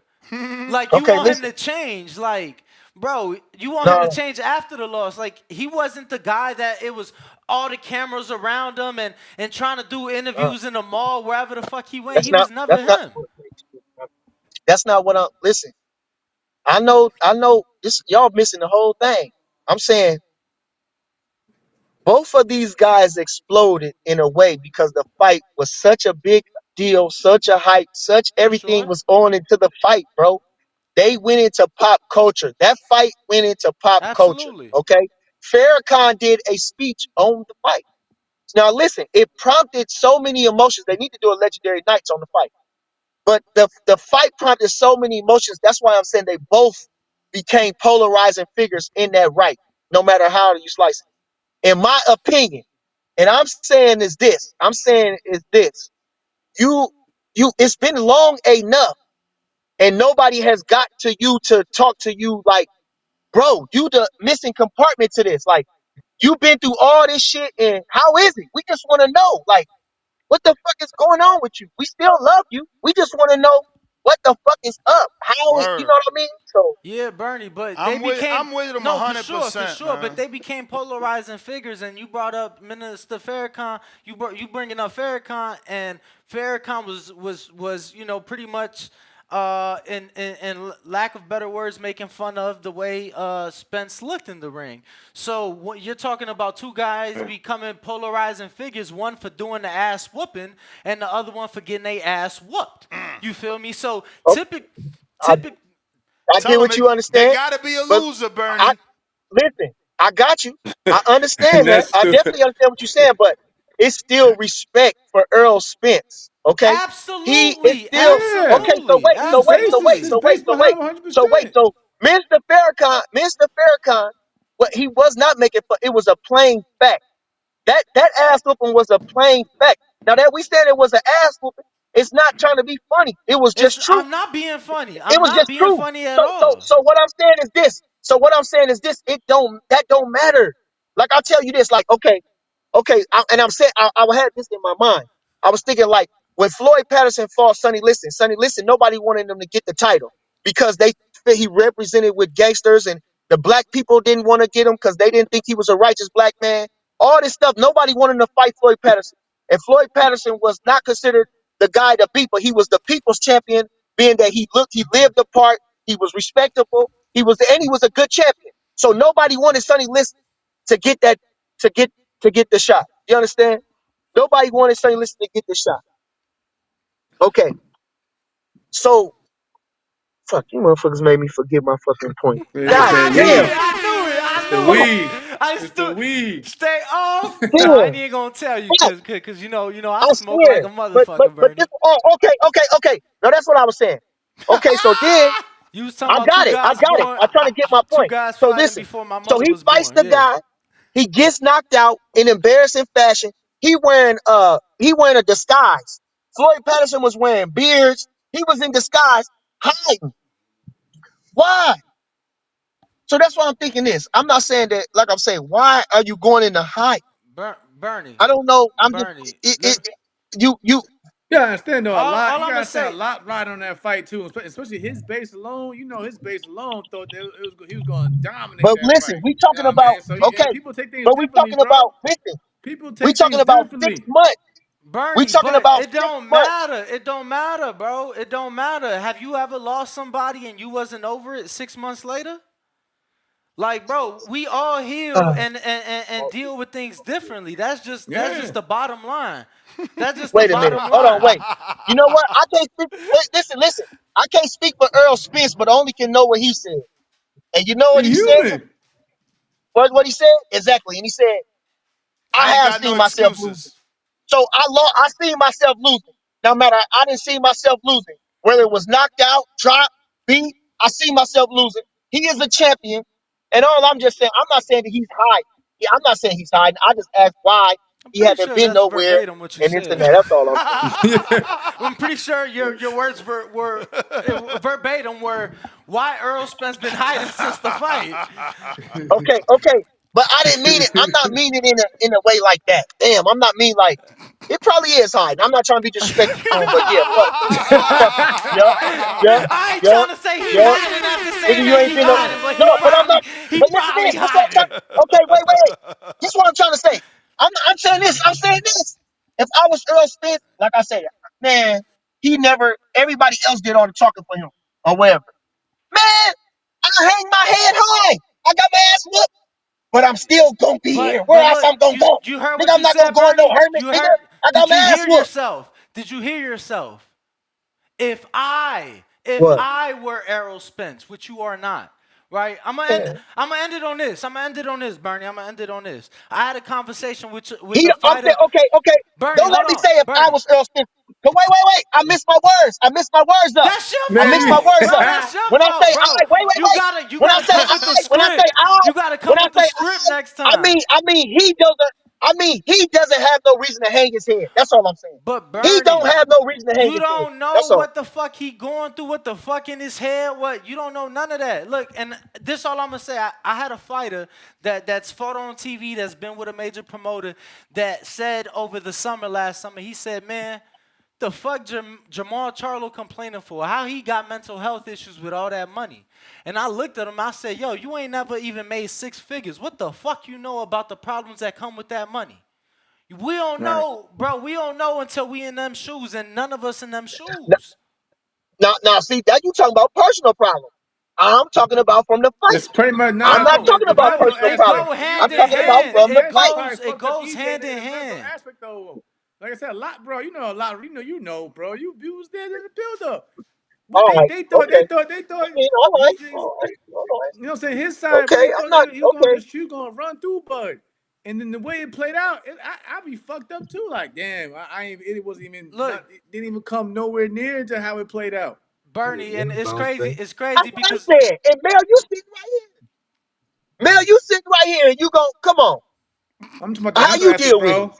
I'm talking about the mental aspect. You know what I'm saying? You never know. All Everybody right. takes things differently, bro. Like saying, like for me, man, I sit there talk about my yo, PTSD, but I move differently. You know what nah, I'm saying? Bernie, I come out, yo, and I come Jamel out and just hit speak it. on things, bro. You see me, Shakur. What that was one. You know what I'm saying? I didn't like the way I performed, but at the same time, I took it differently. Instead of me shying away, I came out and embraced it. Other Nah, people. but But everybody, other people are different though, bro. Everyone's not the same. Jamel just hit it on the head, Bernie. Look, man, I've been out the military. It'll be 2 years tomorrow.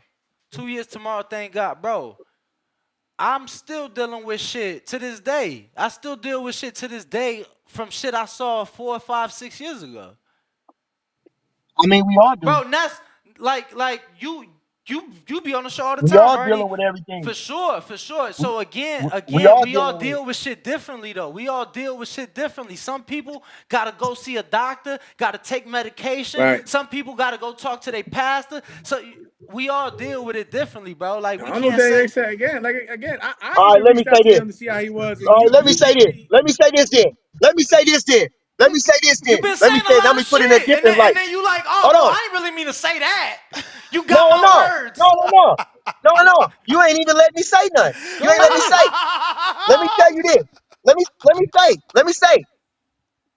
Earl Spence ain't everybody. Earl Spence belong to the people now. So now that's why. So let me say it in that way. Earl Spence belonged to the people.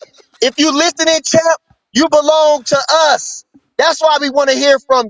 That's why That's you should right. come out and say something. That's why you don't got no reason to hang But your head all because you're a champs should be champion. like that. We Hey, want to hear you. hey, Bernie, Phil Bernie. Donahue don't want to hear you. Bernie want to hear you. Mike want to hear The you. guy, the Bud guy want to saying you hear you. hiding. The guy All us saying you want to hear hiding you. want to hear The you. fellas in the barbershop, we want to hear from you because you Word. a champ.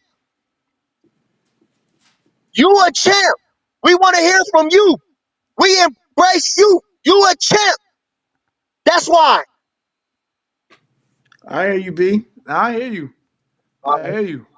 All right. But I'm just saying, like I'm with Danny, everybody's You hear taking me, it baby? differently. You Maybe he belong to needed us, time to champ. get find.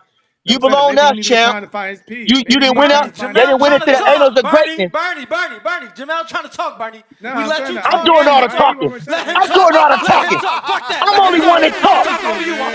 I'm only one that talk. He said, I'm doing all the talking. Go ahead, Jamel. Go ahead, No, I'm Jamel. just saying that. Like I said again, Earl is a big name in sport. I get it. Hey, I yo, get it. I love I you guys. get it. I love talking to you I guys. I get it, love but at you, the man. same I love time, we just handle things a lot you. All right. differently in life. Like I said, For maybe sure. who knows? He They may come understand. back We out all do. now and start speaking more on the topic. Like I said, he probably just need time away. I'm pretty sure Word. he's gonna speak. I'm pretty sure he's gonna Bernie, now that he's in back, the most he's gonna respect. speak on Nah, he been going everything too everybody's been long asking though. for, bro. Jamel, he been going too long. He got braids now. I mean, he been going way I get too it though, but long. at Thank the you, same Ness. time, hey, Thank you, Bernie he Ness. needs though. to find Thank Bernie. you, Ness. My Thank Bernie. you, man, In the Ness. most. Bernie. In the my most. man Thank you, I coming Ness. got back. braids now. Bernie though. Bernie, check it out though. Check it out. In the most respectful way possible. In the most respectful way possible. Because Bud been pound for Hmm? pound for years and years and years, right? In the most respectful way possible. What you saying that he belonged to the people up until 15 months ago, the people felt the same way about Bud. We wanted to see him do interviews. We wanted to hear from him. We wanted to get an inside look, and we just got that 15 months ago. Now, granted, Bud Hold is. on, wait. Hold on, wait. You know, fucked up. Oh my God. But listen, Bud did not get in no interviews because they was dogging him out in the newspapers. And what the He fuck didn't you think feel they like doing to Spence now? What do you think is going on? Like, you literally said he in hiding, he incognito, you saying all these things. What do you think is going on with Spence? If they were saying that about Bud, who been knocking out motherfucker and knocking him out and knocking him out and knocking, what you think they saying about the dude that got knocked out and got his ass whooped? Calm down, Danny. You high. You high. okay, now let me say this. Now let me say this. Those are two different dynamics. You understand? There are two different dynamics. Had Bud been getting a fair treatment where he felt like the newspaper, whoever was writing all them stories, it'd have been the same. All them people was writing them great stories on Earl Spence, and it went this way. However it goes, the fight after the fight is just like when all the big ones, man, Charlie Frazier, Tommy Hearns, him. It's Bro, after that we want to you naming know. fights that was on the radio, not even on closed circuit TV, champ. Like, come on, that's not even relatable to most of the people listening right now. You get what I'm saying? Like, this shit All I'm ain't saying is nothing this. new. Listen. After when you become with the people they want to know, I said we talking about I've called. You went to see Ali at the movie pictures. You went to see Ali Frazier at the movies. I said I tried to give you some history because I said Smelling and Lewis. Well, so what? They go look it up then, nigga. Talking about I'm telling them over the head. I'm telling you how big the fight was. I'm telling you how one man got devastated. I'm telling you how it took a hold of the people, and everybody want to know, regardless of the result, how you feel after the fact, nigga. Yeah, but you talking about Kind of shit That's late for during it. the that. newspaper era, bro. You talking about shit. You want him to be in people's face when the shit was in black and No, I white ain't and said you I had to want read him to be in words. nobody's face. I didn't say I want How him to else be you in doing nobody's interviews? face. How else are you doing interviews? You literally were Man, asking for him to be at the fights, Danny, shut Bernie. up. Bro, Danny, but Shut we up get before I it. come out Bernie, there and kick your ass. I'm man, gonna come out spar here. you. Shut up. Whenever you Because go, you've been talking too much shit. you invited to Las Vegas whenever you like, Yeah, Bernard. I'm gonna And kick then your what? ass. And then you What's know, the next? and Tell then Bo to Hey, send me on the afterwards, flight. Tell man. Bo to pick the flight up. We going Man, to look, top rank, you and talking about call another and man to tell fly you Devin to out, man. come I too, ain't doing that. so I he ain't can see me calling no kick other your man to ass. fly you out, Bernie. But look, Shout out. afterwards, I'll take you to hard thing. I'll take you to hard thing. You feel me? I ain't you talking about call Pomac, tell him that I want to get flued out. Like, no, Bernie, I ain't doing that. Shout out to B&B. Shout out to B&B, Yeah. man. Man, y'all toe up, man. Y'all burnt out. Hey, all right, I'm done. I didn't talk to y'all enough. I appreciate you guys, man. Thanks for having me on. We'll talk.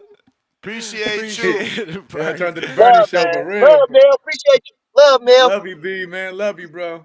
Mel, we gonna get to some calls. We appreciate you as well, champ. Thanks for coming on with us. Yeah, definitely. You was on like 2 hours, champ. Hey, make Hey, sure Bernie Ness. took a eat. That's Bernie, though, man. He gonna take Hey, over the show. Mel, make sure Ness sends you your cut for today's appearance. Your wife gonna be like, damn, you was you working? I thought it was an interview. For real. Champ, to the next one. There you have it, ladies and gents. We got the Trees, Toledo, Mayor of Ohio, all that good stuff. What up? That was great. Yep. Danny says was great.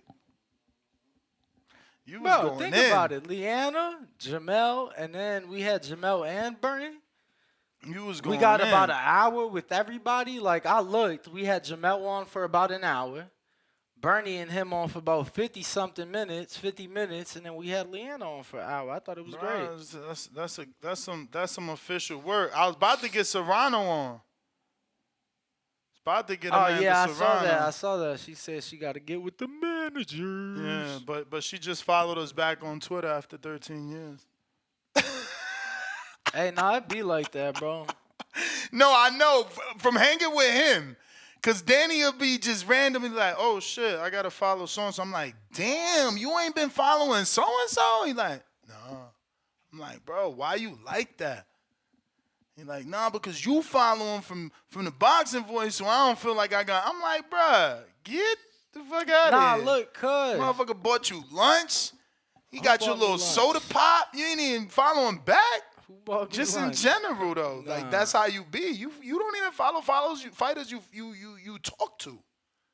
No, most of them I do. Name one. I ain't gonna name one on air. No, name one. And if I I ain't ain't gonna name following them, if I I ain't ain't gonna name following one. them, I'm gonna say the truth and Avis say Griffin. I follow Avis, and I'll show you. I follow Avis. You tripping? All right, now Hakeem Cheatham. That was your guy, You talk to him. bro. I didn't start talking to him But till you.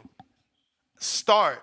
You talking to him, man. You had a conversation the other day because remember you was telling me like, oh yeah, I got to find out about that. I don't know if they just working or they really official. Bro, that was just yesterday. And when I say talking, like acknowledging you, like saying what's up to you, that's talking to you. Like I just started saying what's up to him in the last few weeks. I know who you don't follow. Who? Pad Man. I think I do follow. Yeah, Pad. right. I think I do.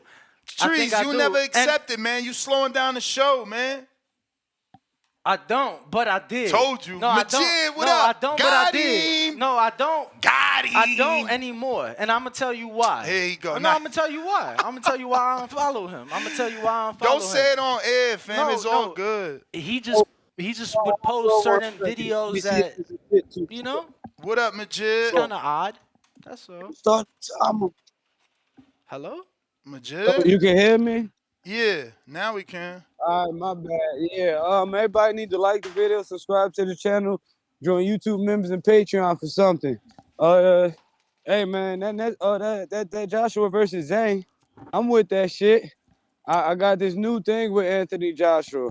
I want to see Home Slice fight everybody at the heavyweights of today, just to say that we could have somebody that did that shit. You know what I'm saying? So him versus Zane. You know, we just know that he can't get caught with none of them shorts or them straight lefts. Like, that's a big-ass, dangerous dude. But AJ beat him in the past before. Probably could do that shit again, but that's a good fight. And as far as Miller getting locked up, we all grown. You know what I'm saying? I had me a little repo thing before. It was auto pay. That shit, you know, they ain't even auto pay it. So I'm at work. The tow truck dude came, tried to grab my car. I fuck around and pushed him over. I almost went to jail for that shit. You know what I'm saying? That nigga should have just waited getting that Saudi money. You know, man, that was ego that got him in jail, man. So he need to lower that ego and use his brain, be an adult, man. He been taking all these L's.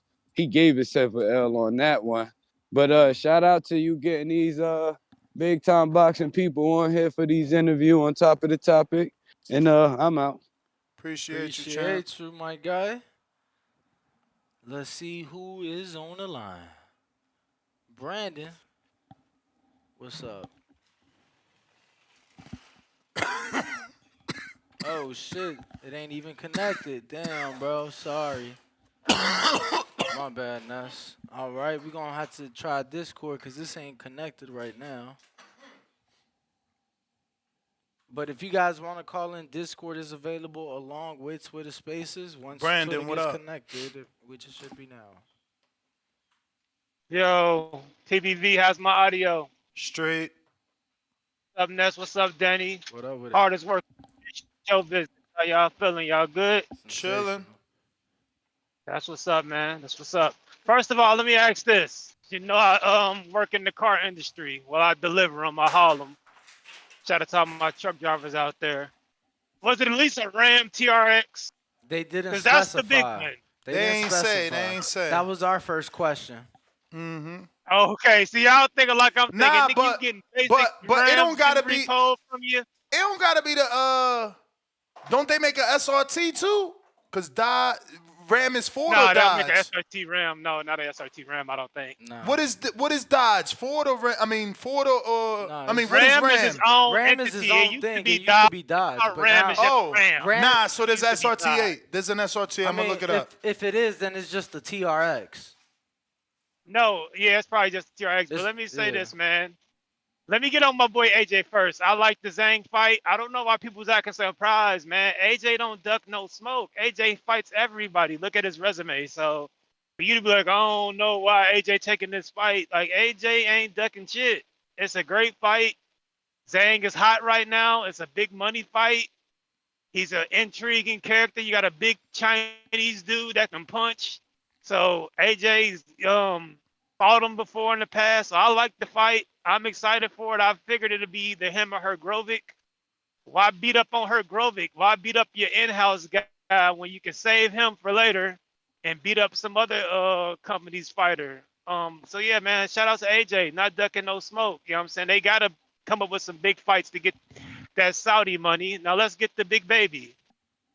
For all we know, the Saudi money cleared. This degenerate prick might have just been owing so many people that by the time he got the check, he ran out of money because he owed so many people. I mean, bottom line is, man, Big Baby's a fucking degenerate prick. Like, you had the opportunity of a lifetime with AJ to make some life-changing money. Win or lose, you were still going to get paid multi-millions of dollars.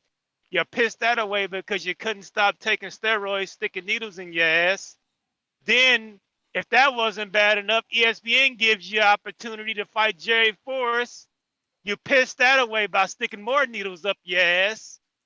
And then you get this opportunity in Saudi Arabia. You come in the ring looking like a fat blob of dog shit and get your ass kicked. So, like, this guy just can't get out of his own fucking way. I don't feel bad for him. Now you're getting Ram 1500s, the standard ones getting repoed from you and shit. Well, It is what it is with that dude, man. I'm gonna be honest with you. Like, regardless, even if it was a TRX, like I get it, but I don't. Like, I don't justify. You know what I'm saying? Like, No, Nah, like I said, man, like we I pushing in the told you. Saudi money. I told you. Look at Majid's story. I literally gave a hypothetical story out my head, and it was the same. yeah, bro, but it's different. It's way different though. He talking about he caught the guy, bro. His shit was already gone and in their possession. He literally used the woman to distract the guy. To you know what I'm saying? Like, Yeah, hey, Daddy, I had a cousin like that. Like the motherfucker would move his car around from place to place to avoid the repo man. It's just he's just a lost cause, Jarrell. But like I said, I remember Zab Judah for the Floyd fight. He got his whole check like repossessed because he owed so many people money, IRS. So it's possible that he got his Saudi money, but the degenerate bastard probably owed so much in taxes and owed this person, that person. by the time it cleared, they had took his whole joint. So we don't know if the Word. Saudi money's good or not. So good riddance to Jarrell Fat Baby Miller, man. He never took it serious anyway. How many chances does one guy get, you know? Let's talk about the real steppers, man. AJ and Zhang. I like that fight.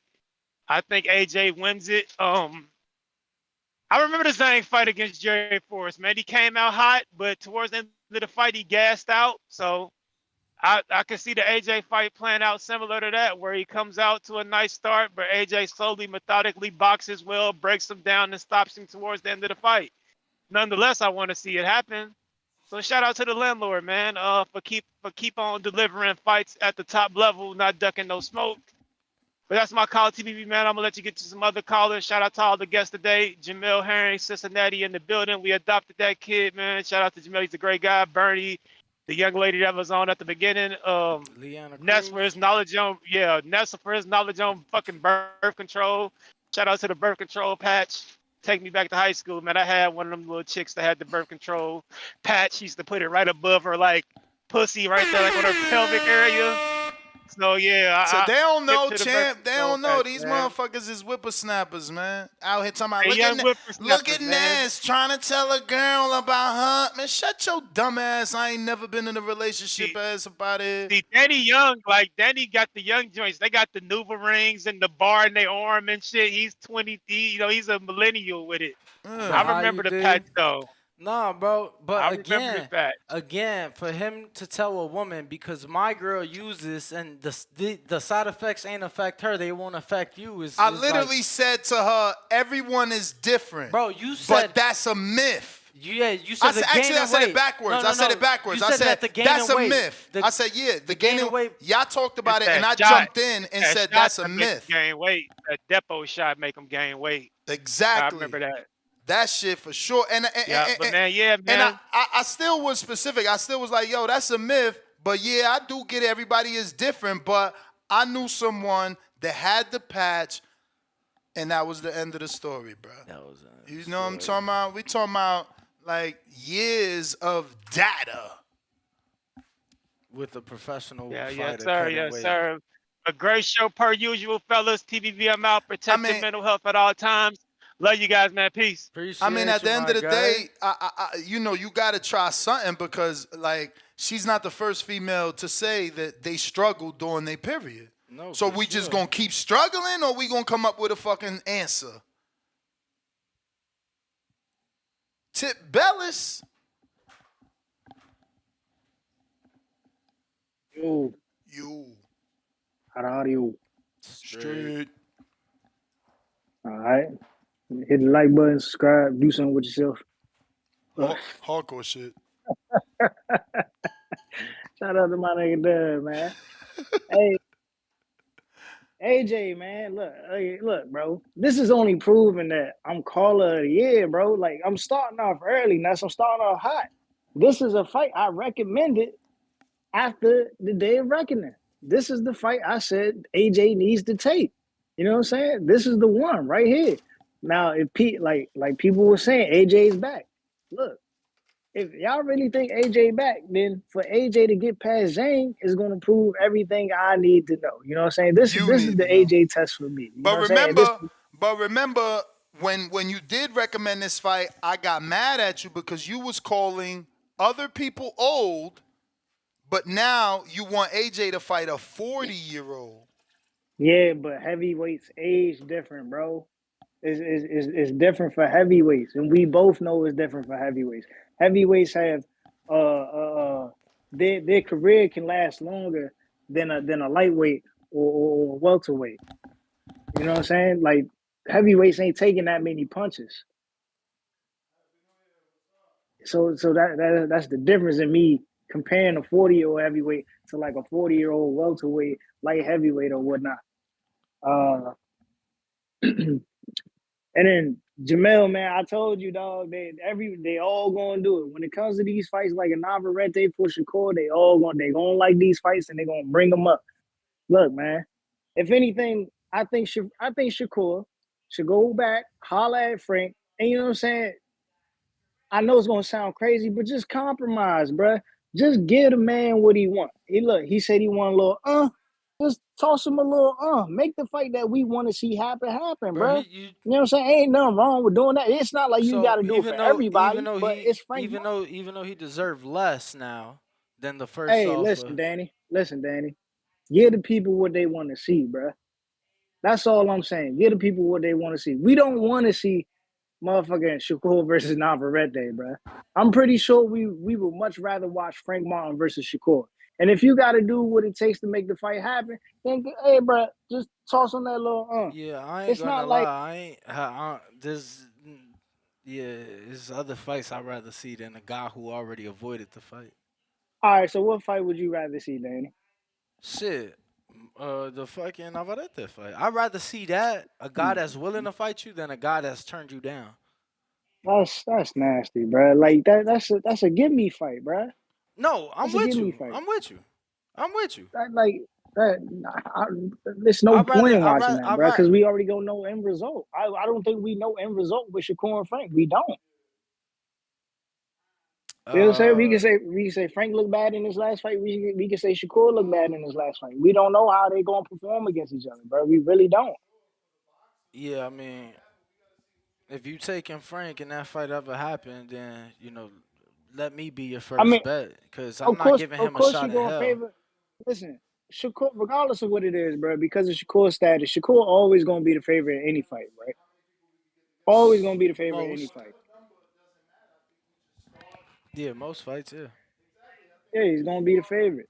But I mean, it's like you know, it's any given Saturday, bro. It's any given Saturday. It's honestly any given Saturday when it comes to them two.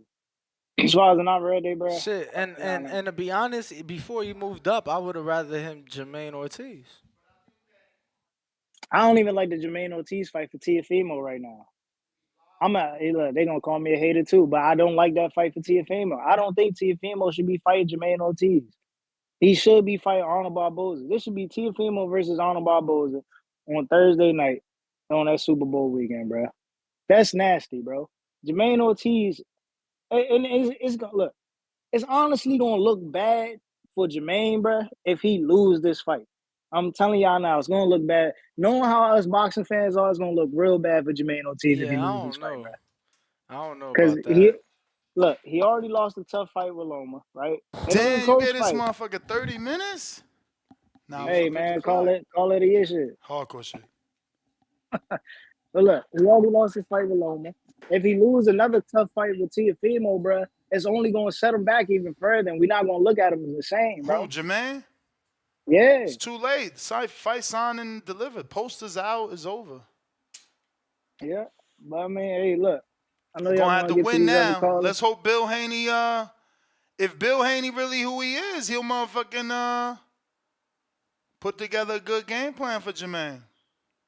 Hopefully so. If Hopefully they so. even working. But look, man, I'm gonna move on. Let y'all get to these other callers. Hardcore shit.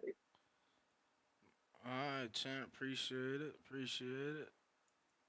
I think we got CYP with a counterpunch.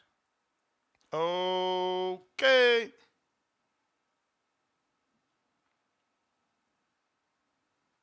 In the Yo, meantime, yo, yep. Yeah. yo, man. Man, cut it out with this heavyweight. You know they age differently. Shit. I gave y'all the record of the known heavyweights since You breaking Klitschko. up, CYP. Check your Bluetooth. Yeah, service bad. It's not. It's not. It's got to be a battery. Yeah, yeah. Let me know. Let me know. Let me know. Straight. Yeah, I'm on the Kenichis. You know what I'm saying? I don't know, I'm on this Discord. I don't know how Discord be working. Nah, you But clear now. okay, cool, cool. So I gave y'all the record: 17 wins, 24 losses for all the heavyweights above 38 who didn't fought since Vladimir Klitschko, the notable ones that we know of.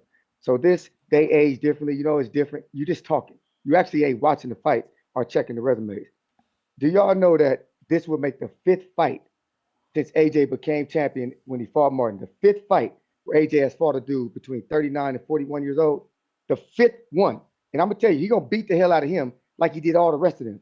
Every single one of them dudes, he knocked out. Every single one. Zhang about to be number 5. I know some of y'all talking about, but look how good he looked versus Joyce. Yeah, a 38-year-old and a 40-year-old boxing. That's like two midgets running 100 meters with no clock. This shit looked fast, but if you put the clock on them, it was slow as hell. Y'all just y'all don't know how to elevate your mind. We don't Elevate say your the M mind, word listeners. anymore. Huh? They don't say the M word anymore. Oh my bad. What did they say? Little people? I think so. But Yeah, I two. There was you go. just fucking around. Two little people. You know, I look fast when they come out them blocks, right? They moving real quick. You swear they rolling. They're not. They're not. It just looks that way. He So said you when swear Zane they get up in rolling. there, when he get up in there with AJ and get his ass whooped and stopped, remember I told you he was going to get his ass whooped and stopped because 40-year-old fighters get their asses beat by AJ. So all y'all thinking, oh man, he ain't scared of no smoke. He fights everybody. Boy, this is the fifth fighter between 39 and 41 he has fought since he became champion. Man, pay attention. Pay attention. CYP out. CYP, appreciate your call. Let's see who else we got on the line. If you are tuned in, make sure you subscribe. Make sure to hit the notification bell and make sure you've liked the video.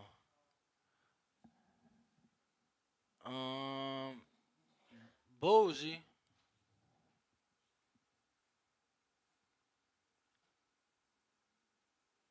Yo, y'all can hear Bougie, me? you gotta wait. How you We gonna, gon' we gon' Dan, how you say it again. can you hear me? Yeah, bro, you on the line. Yeah, but no, you said bougie. So you want to go to bougie or you want to go to JT? Nah. I had clicked on you first, but it wouldn't connect, so I clicked on Bougie next. My bad. Go ahead. You got the floor. You gotta be Dan, you in a rush, man. You gotta be patient, bro. People gotta pull their phone out and shit. But nah, man, shout out to Bernie. Well, this You what I may did feel agree like with it's your Bernie time, but it's not your about time. that same day weigh-in thing. What y'all fail to realize is it won't be no health issue if guys was fighting at their natural weight. You won't have guys coming at 165 fighting at 140 or fighting lower. They'll actually come in maybe 154. So like that to cut all that talking about we not doctors and all that, at the end of the day, if we did same day in weigh-ins, I guarantee you a lot of these guys will fight at a natural weight. All these guys, period. Matter of fact, because like you just say, it is a health issue where you dropping all that weight and then you trying to blow back up. Like, nah, I agree with that. That can be a health issue. But what will happen is you'll have guys fighting closer in a higher weight. You know, not saying that for Devin, but just general. Guys won't get that big. And that just would just then you'll have these guys not weight bullying because I said this long time ago. Everybody talk about when they put weight clauses in in contracts and shit. Just think about it. How many people weight bully to drop down to 140, and they're actually a bigger guy J when it comes down to fight time. So JT. I'm gonna go give ahead, Danny. I'm gonna give you time. I pause the clock. But quick question, and I genuinely don't know, so I'm asking you. I know you know you got knowledge and shit like that. Back then, so when they was doing same day weigh-ins, was people fighting more in a natural weight class, or again, I genuinely don't know, or were they Uh, still cutting?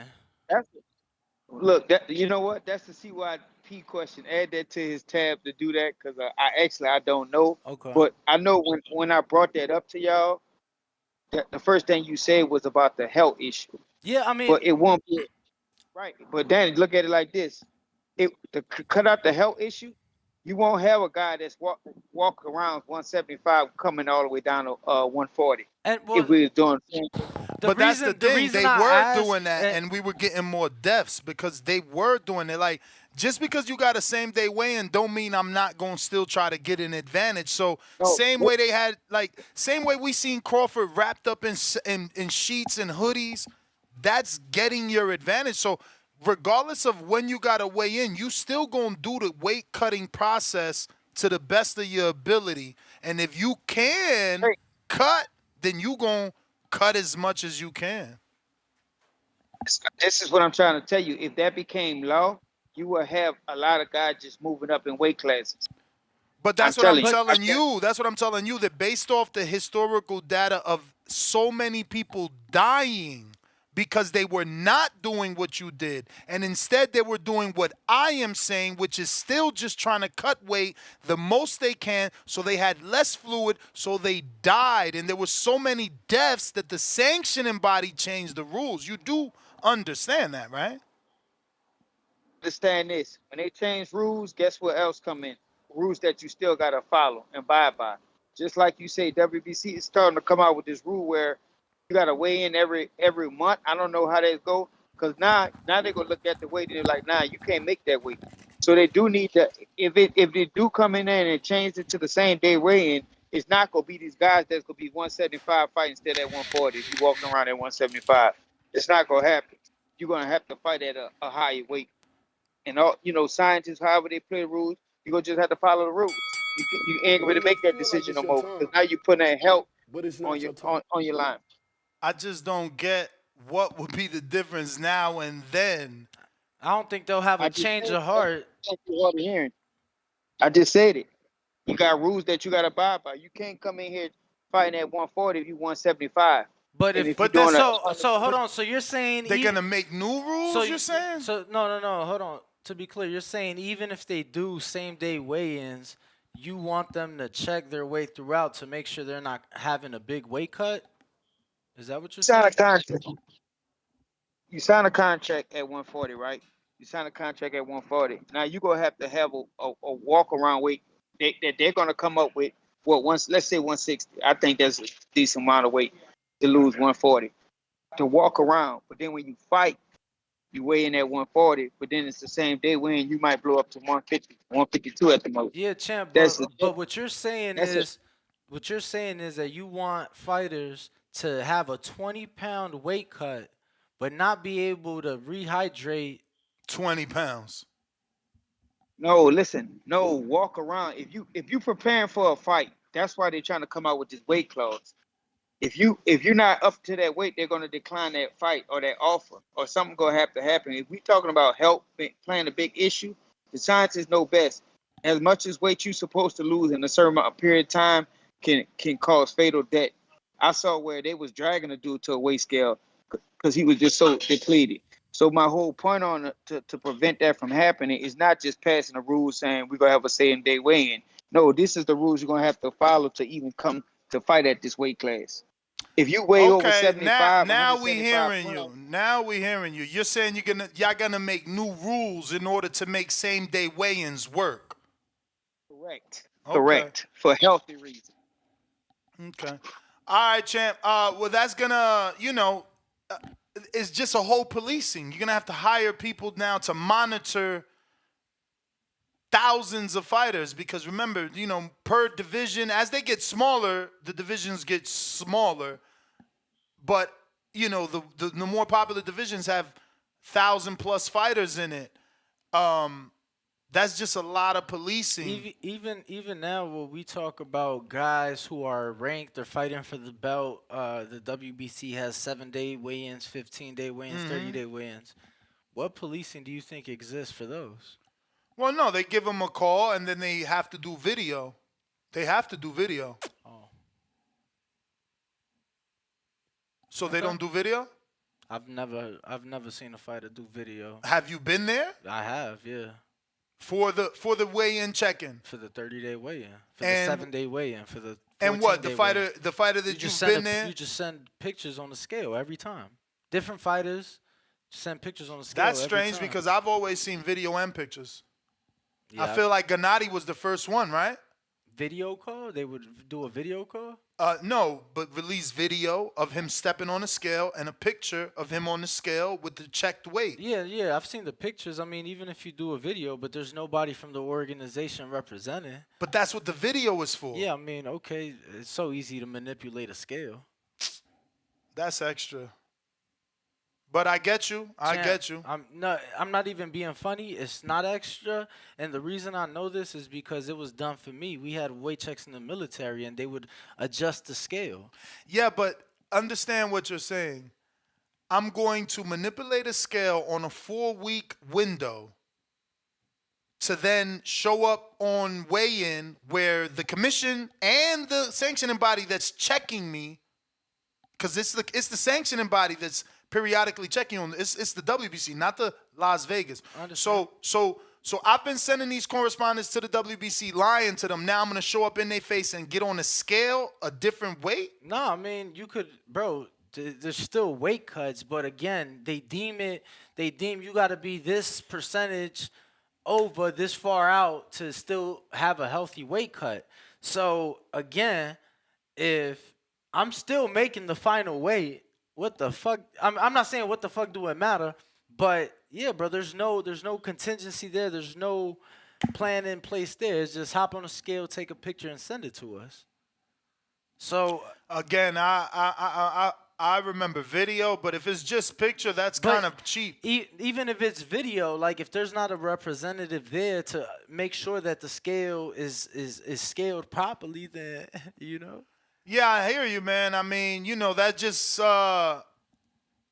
it just goes down to morals, bro. Like if you're a piece of shit, then you're a piece of shit. You know what I'm saying? Like, I don't know. That's pretty weird. Like if you're gonna fake the weigh-in, and I mean, you know, you're just a piece of shit, bro. Like, I mean, who the fuck got time to be, you know, fixing scales to give dummy weights? Like that's a lot of shit. I've been in the business a long time. I've never run across anyone fucking with a scale, ever. I don't have one story of a manipulated scale. I can't say that for a weigh-in, but I mean, again, I never even been to a gym where they manipulating their scale. I just never seen that. I mean, I heard of such a thing? Yeah, and obviously this is for, you know, his idea that he just had. I just know that you know, yeah, cool. We gonna manipulate it for the ones that don't matter, and we gonna make weight for the weigh-in that does matter. I hear you, Bougie. You didn't get your calls on you. Yo, y'all can hear me? Y'all can hear me? Perfect.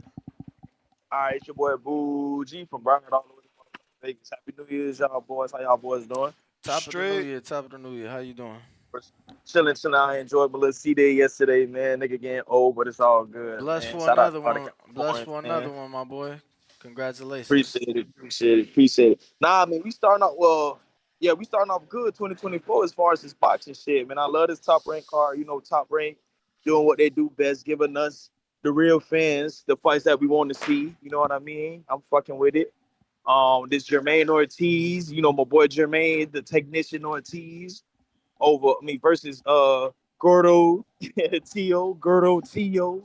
That's gonna be a real good fade, man. Real good fade.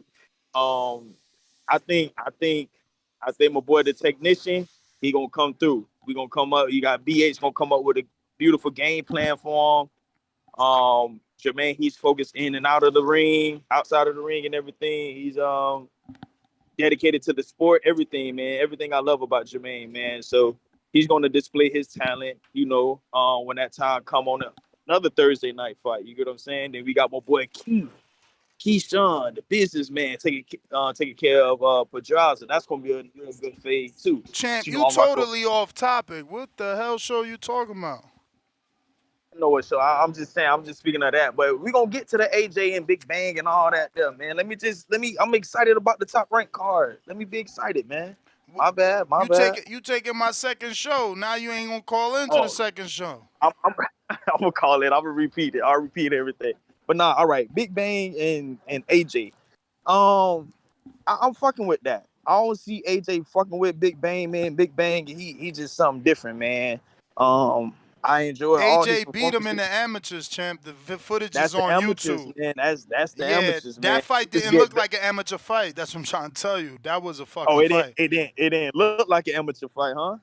Go watch it. But hey, you go. Oh, I'm gonna check it out. But you know, niggas get better throughout their career, especially in the professional level. Plus, it was only 3 rounds, though. Regardless, the amateur fight is only 3 rounds. You get what I'm saying? But that tells you something. AJ dropped him within 3 rounds. Good knockdown, too. I'm talking good, straight right hand, solid. Man, was Big Bang Zane back then? He was younger. He was younger. He was But I don't slimmer. think he had that. I don't think he had that He was in man. better shape. He look in better shape. Like there's no way you can't look at that video and see him healthy, like not looking healthier. Right, Yo, right. But I'm still. If that fight is locked in, I'm gonna push. I like that fight, Zhang and AJ. You may And feel I like it's respect your AJ time, if he take it, but I got Zhang. but it's not your time. appreciate your I call. mean, I took a bunch of his time. Give him Oh, some, okay. Go you ahead. know, Go ahead. if you missed anything. Oh, I'm still on. Yeah, you on? Okay, yeah. I like Zane, man. Zane just showed me a lot. You know, even Joseph Parker ain't really giving much of a fade last fight, but and then I like what AJ did to Odo Wallin. So it's like, hey, it's gonna be a good one. But at the end of the day, Big Bang Zane is fucking different. It's You like when mean this Joe nigga hit. Joyce? You said Parker. Yeah, my bad, Joe Joyce. But Big Bang, man, that man is different, man. He is different. He boxed a little bit, which I like too. But that's my call. If I need to call, check back in, I'll do that. You Appreciate the it. man, champ. Elohim James. We got boxing fan $2 says, why does Danny look like the grimace from McDonald's? Why you hating, champ? Ed Sobaranis, welcome to the contender level. Errol Spence, $3 says Jamel is a great fighter with a ton of heart. Respect. Shout out Earl, finally George tuning Thompson, back in. welcome to the champ level. Marketing Guru, $2 says we locked in right after the show. TBV is up. Supermax, $5 says Brandon, going at Big Baby as if Bud wasn't out here beating up body shop workers. Is he a degenerate too? We gotta let the facts come out. Shots fired. At Brandon. AJ a truck. Self Productions, $10. What is celebrating their third ever super chat on a live stream, saying, "What a show today!" Ness and Danny, boxing glove emoji, fire emoji, says, "If you are not a member, then become one." Cheer. And then M Diesel, $5 super chat and a great one, says Daniel Cormier cheated the scale by holding onto a towel at the weigh-in. To Danny's point, it's easier than you think. Holding on to a towel. Yeah. So. Yeah, but he's at the official weigh-in. Yeah. So again, he's saying that even with officials present, you can cheat the scale, let alone with no officials present. Again, if you a piece of shit, you a piece of shit. You know what I'm saying? I was always told it ain't cheating if you don't get caught. So I mean, if you gotta cheat, you know, you probably couldn't win. But shout out to Las Vegas and shout out to Hardin, ranking the 4th cheapest, least expensive city to buy cannabis in. Okay.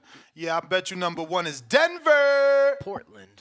Yo. Denver's Oregon. number 2 though. Yo. Oregon. Yeah. Portland. Denver's 2. Oh, what up, Elohim? You finally came We through? here. My man was finishing up the work meeting.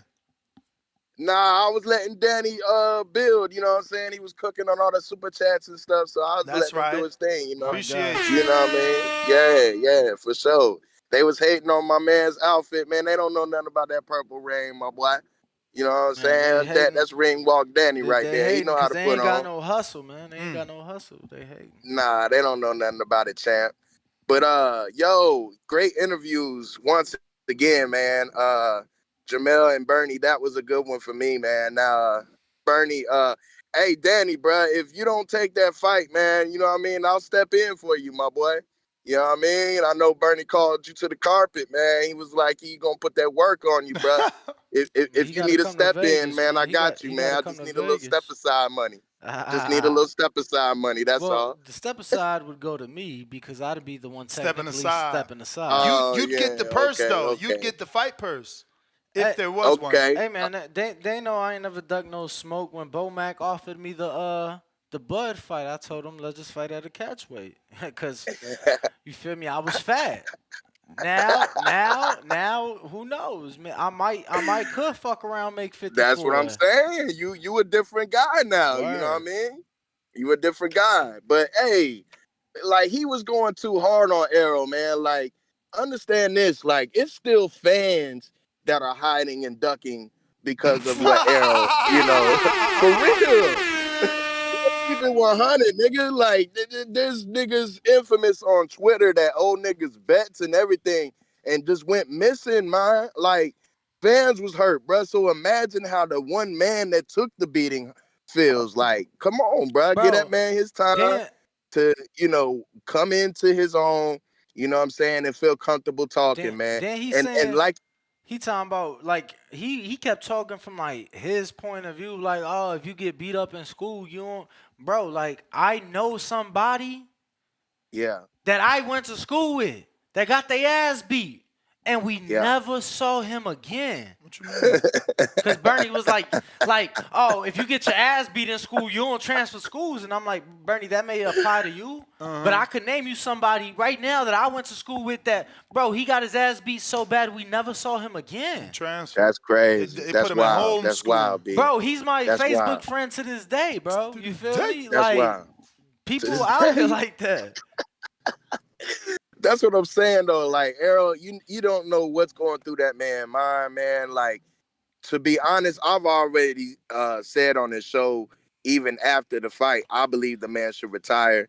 He's got a family to raise. He's been in a hellacious war. He's been in all kind of shit outside of the ring that we know about. I just think my man needs to go ahead and ride off into the sunset, and that's what it looked like he doing to me. But if the man wants, if he wants to fight, he'll fight. But I believe this too, with the popularity that Errol does have, like Bernie was saying, from that being a a age worthy fight, I think a big top magazine should go and try to get an interview with him and do a spread on him in the magazine, like a GQ or something. You know what I'm saying? Sit down with him, get a good talk, man. Put that shit in the magazine. He come back, marketing himself. You know what I mean? And do it right. You know what I mean? But he got time to do that. Because I don't see Bud really pressing him to fight right now. So he kept that under the wraps. He talking about 47 and that's where they gonna fight. Yeah, I ain't heard Bud really pressing down on nobody for real right about now. But that's another topic. But yeah, man, let that man lick his wounds, man, and come back solid. You know what I mean? Like we want him to. Uh, Other than that, Jamel Herring. Y'all know that kid that was supposed to fight AB? But he something happened during that fight. I think it was Michael Carter Williams. Y'all know what I'm talking about? Yeah. Michael Williams Jr. Yeah. That's Michael a fight Carter Jamel Will, should take, bro. bro. Michael Carter Williams is a fucking basketball player. Well, you know who Um, I was talking about, man. but Jamel, I mean, that's too far backwards for Jamel. You think so? Yeah, too far. I mean, I I mean, guess that's not. that's I some guess good work not. that he could look good on, I and guess not. You're it's a right. it, You're right. Compared to the last, he fought some like, you know what I Undefeated mean, guy. Boston. Yeah, Yeah, and this yeah. kid only got yeah, one loss to Bowser, exactly. That's what I'm saying, and and that's ESPN was Hitchens. fucking with him at one point. You And know what I'm Hitchens saying? So and Hitchens was just on the show yesterday talking about, yo, what I did to Bowser, It's kind of that's an ass whooping. that's still like a weight class or two apart. I think that we could find better Yo, Hitchens was opponents. talking, yo, if y'all ain't catch that Hitchens hit, that was talking crazy. bro, He he was was talking talking crazy. I that seen that. That was cash a great shit. interview Yeah, I'm too. just saying they still two weight classes apart. I think that it make Who? Who? the Williams dude and Jamel Herring. Oh, he at How? 47 now? Where he at? Where He he had at? 40. He at He had 40 40. He was and gonna fight ain't AB at Jamel at 40. 30? Jamel 30. You right. He right. Jamel is 30, bro. Jamel is 30. Damn. Jamel gonna fight at 30, bro? I Bro, mean, that's the way he that's always fought. That's where he was a champ. That's where Cordina at. That's well, where Tevin at. well, that's where he fought like later in his career. He fought at 35 5 year under early. PBC. Yeah, he fought at 35 Yeah, Yeah, before. but that's bro, where he his was his losing. last fight at 35. No, I mean, Yeah, it was and tougher. It was tougher fights up yeah, there. he took two losses at 35, and his only loss at 30 was to Shakur, and Yeah. he ain't fought at 35 since 2017. That was Damn. 6 years And ago. and G. on paper, like when it's all Yeah. said and done on paper, you know his loss at 30 is Shakur, and his biggest win at 30 is Frampton. So he go down good. Yeah. Damn, that's crucial for how old he is still doing that, man. Kudos to you, Jamel, for real. That's hard work and dedication, my boy. Um, but yeah, man, I thought that might have been a good fight for him, just in case that Tevin thing don't come through, man. But if he wants to get back in there, there's some fights I think Jamel could get, and get some wins. So I hope he all the best for him, man. All the best for him, man. Other than that, man, you know how we rocking, man. It's TBV for life. Hit the thumbs up, subscribe, like, retweet, heart, comment, like all the above. You heard? Or we coming for your neck. Word. We out. Let's do it. Appreciate the call, champ. Danny, Appreciate what the fight call. is gonna be the next fight party, bro? People been asking. I'm gonna be honest with you. I think that the Tio and Jermaine should at least be considered. It's Super Bowl weekend, a bunch of people gonna be in town for the festivities and things like that. I think that's one we should look at, bro. Like no funny I'm shit. sorry, I completely didn't hear nothing except that's Tio when Jermaine. I think that's one we should look at. Super Bowl weekend, a lot of people gonna be in town for the festivities. I've literally had 2 friends outside of the boxing world. You ain't trying to do Tio and Listen, and I've already Jermaine. had 2 friends inquire about that are coming in town for the Super Bowl festivities. They ain't ask you if we doing something. Bro, he literally like, what y'all doing? This was just at 11:08, bro. 1 minute ago. What y'all doing for the Theodore fight next month? And then he put Teofimo in the next message. And then I said, shit, no plans as of yet. Just announced today. He said, bet I'm in town for the fight. For the game. Bet? I mean, look, I'm always down for a party. No, I misspoke. He said, bet I'm in town for the game. So they in town for the Super Bowl. So he ain't even really trying to go. So why would he ask me what the fuck we doing for the fight? Oh, all right. Bro, you've had an off show today. Yo, that's because I'm doing hella shit in the background. Right now, I'm literally setting up a Patreon and a YouTube members post for the Dominican 140-pound fighter, Elvis Rodriguez. Plus, I've been in the background communicating with Amanda Serrano. Plus, I've been in the background communicating with Andy Lee. Plus, I've been in the background communicating with... Shout out to Jaime Nieto with the $100 motherfucking cash app.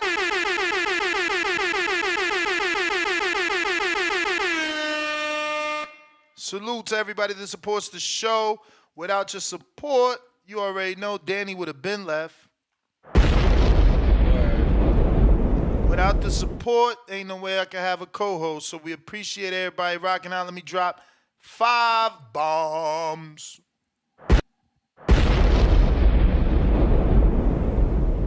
In between the next bomb, don't forget we got Angelo Leo today at 4:30 p.m. Pacific Standard Time. Former world champion, former TMT fighter, now WBA Intercontinental, right? That's what you said yesterday. But he on the show. If you a member or a Patreon member, you can head on over, drop your question, and then I'm going to be like, yeah, Danny from Chicago said whatever it is that you said. You feel me? Word. While you're there, don't forget to drop a question for everyone else.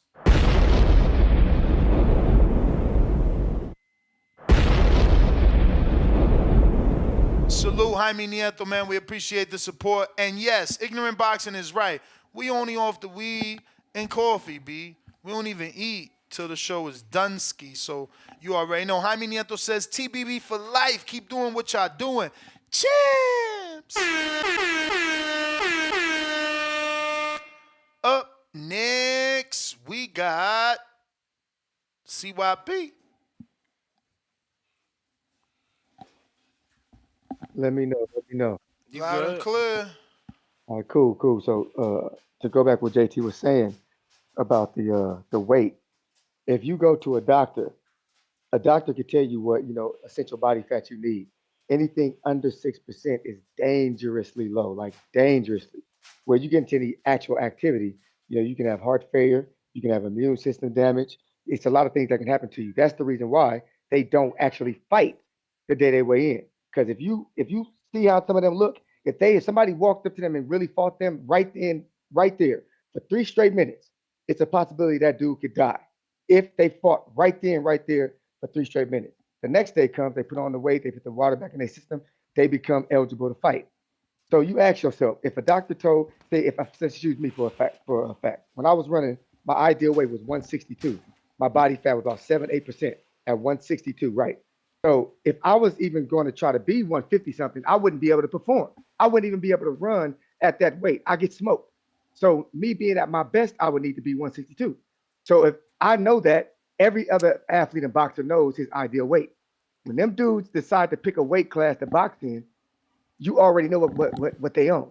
Dude, if you know your ideal weight is 160, but you're trying to box at 147, we know what kind of time you on. Now the problem comes when, what about the dude you fighting? Does he let you do that, or does he do the same thing as you? So now the dude who's supposed to be at 147, he fighting at 135. The dude who's supposed to be at 135, he fighting at 122. It keeps going down and down and down and down because nobody's taking the stance and being like, yo, we're gonna go our body fat percentages to be healthy, not off this, not what you can weigh before the fight. If we did that based on our body fat and they all went to the same doctor, everybody got approved, you could fight this low and higher, but you cannot go lower than this. Then we would know for sure we can end this weight bullying shit all the way through. But I don't think they're gonna do that because it seemed to be working. I think it's unsafe and I think it's unfair and it's gonna cause a lot of fights now not to be made. I told people, and I say it again, Devin never should have posted that 165. That is going to stop shit, and it may change how they do weigh-ins in the future. That 165 from 140, that remember that day. Remember I said that. That day may be the spark of a whole new weigh-in system. See, we up here. The spark. Appreciate the call. Who next? Jay Billy.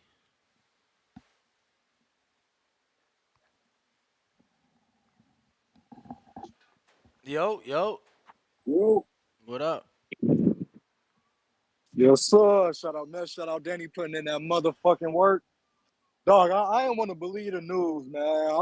I seen a report last night that said Big Baby Miller was pulling capers with his girl. Dog, I didn't want to believe it. I ain't even dropped it in the 24/7 chat.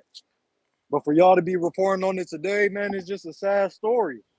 It's a sad story. You know, we had plans for him. You know, the hardcores, they had plans for him. You know, serve him up to Wilder, Magmadov, something, dog. But it's not looking too good right now. So so he got arrested and then he had a court hearing this morning already. Yeah. He had that shit yesterday. It was So out what? yesterday. So it happened the night before yesterday or some shit like that, because that's kind of quick to already be in front of the judge. I could Google it, but we saw the video. No, you don't need to do all that. But yeah, dog, that's just, it's tragic. It's just seeing that as a boxing fan. That's just one less heavyweight in already a watered down heavyweight division in this time. So he So was arrested on man, I just Tuesday, champ, and then he saw the judge yesterday, Wednesday. damn. Yeah, dog. Like I said, this is just another heavyweight down in a watered down heavyweight division at this time. So it's not really that does us a disservice, and I just hope he can get his shit together. But Zhang and Joshua, hopefully the fight happens. Hopefully the fight happens. That'll just tell us more about AJ. This dude is a gladiator, if he does take that fight, because that ain't the same AJ that you seen in that amateur fight, and that's not the same Zhang. You feel me? That's not the same combination punching AJ without regard. Like it's getting to the point to where we seen it against Usyk, and we seen it in the first Ruiz fight. When he's getting hit or susceptible to get hit, he doesn't let his hands go. So hopefully it's not a stigma, but we really gonna see it against Zhang. Hopefully we can see AJ back to form, but the AJ before the Ruiz fight. I know some of us hardcores, we still holding out hope for that. So I think he had a good performance in that Bali. You cutting out, I champ. think he had a good. You got me? You got me? Yeah. Had a justice line, but yeah. But I think he got a little bit of confidence back in that fight. Bro, you breaking Yeah, you up bad. breaking You up, going bro. underwater, man. You going underwater with it, Jay man. Billy. Yes, man, it's the Yeah, we fighter, can't it's hear the you, fighter bro. plane. We can't. What? What? Get you some Shut your fat ass Kanichis, No, up. we man. genuinely can't hear you, bro. You Yeah, keep fuck breaking you, man. up. My bad. My bad. Yeah, it was just a fighter just line over. Y'all got me now. Yeah. Yeah, dog. At the end of the day, I just think AJ he got a little bit of his confidence back in that Botley fight. We saw a different AJ at the end of that fight, so hopefully he can just keep on building off that and going into the Zhang fight because it's a fight that we need, and we need these heavyweights to scrap it out. So, what else was on the topic? We had Miller, we had AJ and Zhang. That was it. What else? Hey man, great interviews too. Before I leave, man, great interviews, man. Y'all putting in that motherfucking work. Danny, shout out to you for your Jay translation, Billy. dog. When you not, yo, Hey, Drew, remember? Bro, everybody remember, that give me man. credit for So Hell yeah, why I'm translating remember, that's why got so something why I to don't never say. read one of your questions, bruh? dog. Because you just don't make it down to it. Let What? me stop, dog. Let me stop. I asked on one post before, but I'll just be missing. I'll be missing a post because I know you put it out way before you do the interview. Like you'll do it like a week in advance, For and it was just with my mom type shit. But I was about to ask true. Jamel a question. I went on the community page trying to find the Yeah, no, that hearing. was that was Yeah, spontaneous. that He ain't was tell us You he was right? coming on. random Right. shit. I Right. had been hitting him up trying to set it up because I'd rather have him and Tevin on. But you feel me? That ain't happened. I feel So that, but that spontaneous Bernie and Jamel, it was cool. It was yeah, most nah, that definitely was cool, man. hot. Always, man. Shout out to y'all. Keep on putting in that work. Keep on getting these interviews. The next community post that you post, you gonna see my question. So yeah, man, y'all keep on putting in that work. I'm gonna tap in later. Let's do it. Appreciate you, Let's champ. do it. Oh shit, Danny is fucking over. That was the last caller. We got all the super chats. We did. Let me refresh on over here. We are done. That's GTO. Ringwalk Danny, we are the Boxing Voice, and we'll be back 4 p.m. Pacific, 7 p.m. Wait, Eastern. the truth. Counterpunch JT back in to talk more. JT Counterpunch, courtesy of the truth.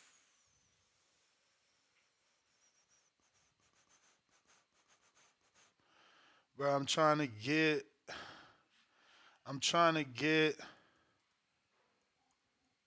uh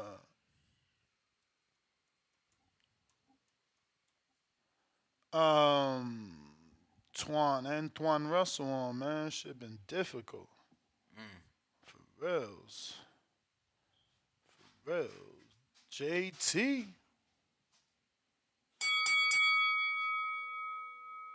So, so Yo. somebody give me a counterpunch Si senor. from who? The truth. Okay, shout out to True. Think that dude be in the back call. Shout out to him. But yeah, like I was just saying, I say what I said about the weight issue. I don't understand what CY he was trying to say. I understood what he said at the end, but I didn't understand if what he was trying to go off the topic that I brought up about the weight. Like I know, like that's. I mean, Danny said people go cheat. People go cheat regardless. That's just human nature. Cheaters gonna cheat, and that's gonna be the risk that they gonna take. So like when you fight and you battle issues like that, uh, and you got rules in place, you gonna have the people go do the right thing, and you gonna have the people that's gonna try to break the rules. But it might come back and bite them in the ass. They might not be healthy in the fight, and then tables might turn on them. So like I said, I guarantee you, we do uh day and weigh-ins earlier that day. They fight later that night, right? You'll see more guys move up in weight class off of health.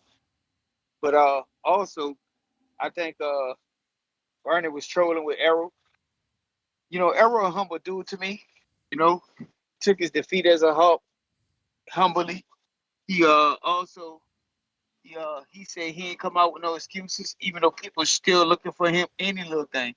See, and that's the issue with it. You know, Errol stayed out of sight, out of mind, but he still got trolled, and he got his ass whooped. Still got trolled for that. But now Bernie want him to come around and talk more shit about it. Cause soon as they ever say something, they're gonna be like anything like, look, Deontay Wilder did after excuse what we did. We talked about it. Everybody start bashing. So as soon as everyone get on the show and they gonna say he sit there and say he crying, they looking for anything for Errol to come out and say. So Errol did the right thing, man. and all that, getting beat up at school and shit, Errol doing what he's supposed to be doing. He took the rematch. Now, we'll look at it different if he didn't. And Errol came back and tweeted a while back when people was running and say, oh, man, he should stay away from Bud. He shouldn't take that fight. Once again, people put fears on their beliefs on Errol. Errol was the one taking them damn punches, getting knocked around the ring, and he the one that want to go back in there and redeem himself. So Brian just came on here trying to troll, man. He was trolling, running his mouth. But like I said, I agree with one of the topics with the weigh-in. Bullshit Brian was talking about. He was just trying to troll Errol. He don't really care. He don't really care for Errol like that. You know what I'm saying? So, as far as You may feel like it's your time, but you it's got not your Zang time. versus you got Zang. Champ, that's the bell. Looks like we got to everybody and every team. 4 o'clock Pacific Standard Time, 7 o'clock Eastern. Arrivederci to the next one. Peace.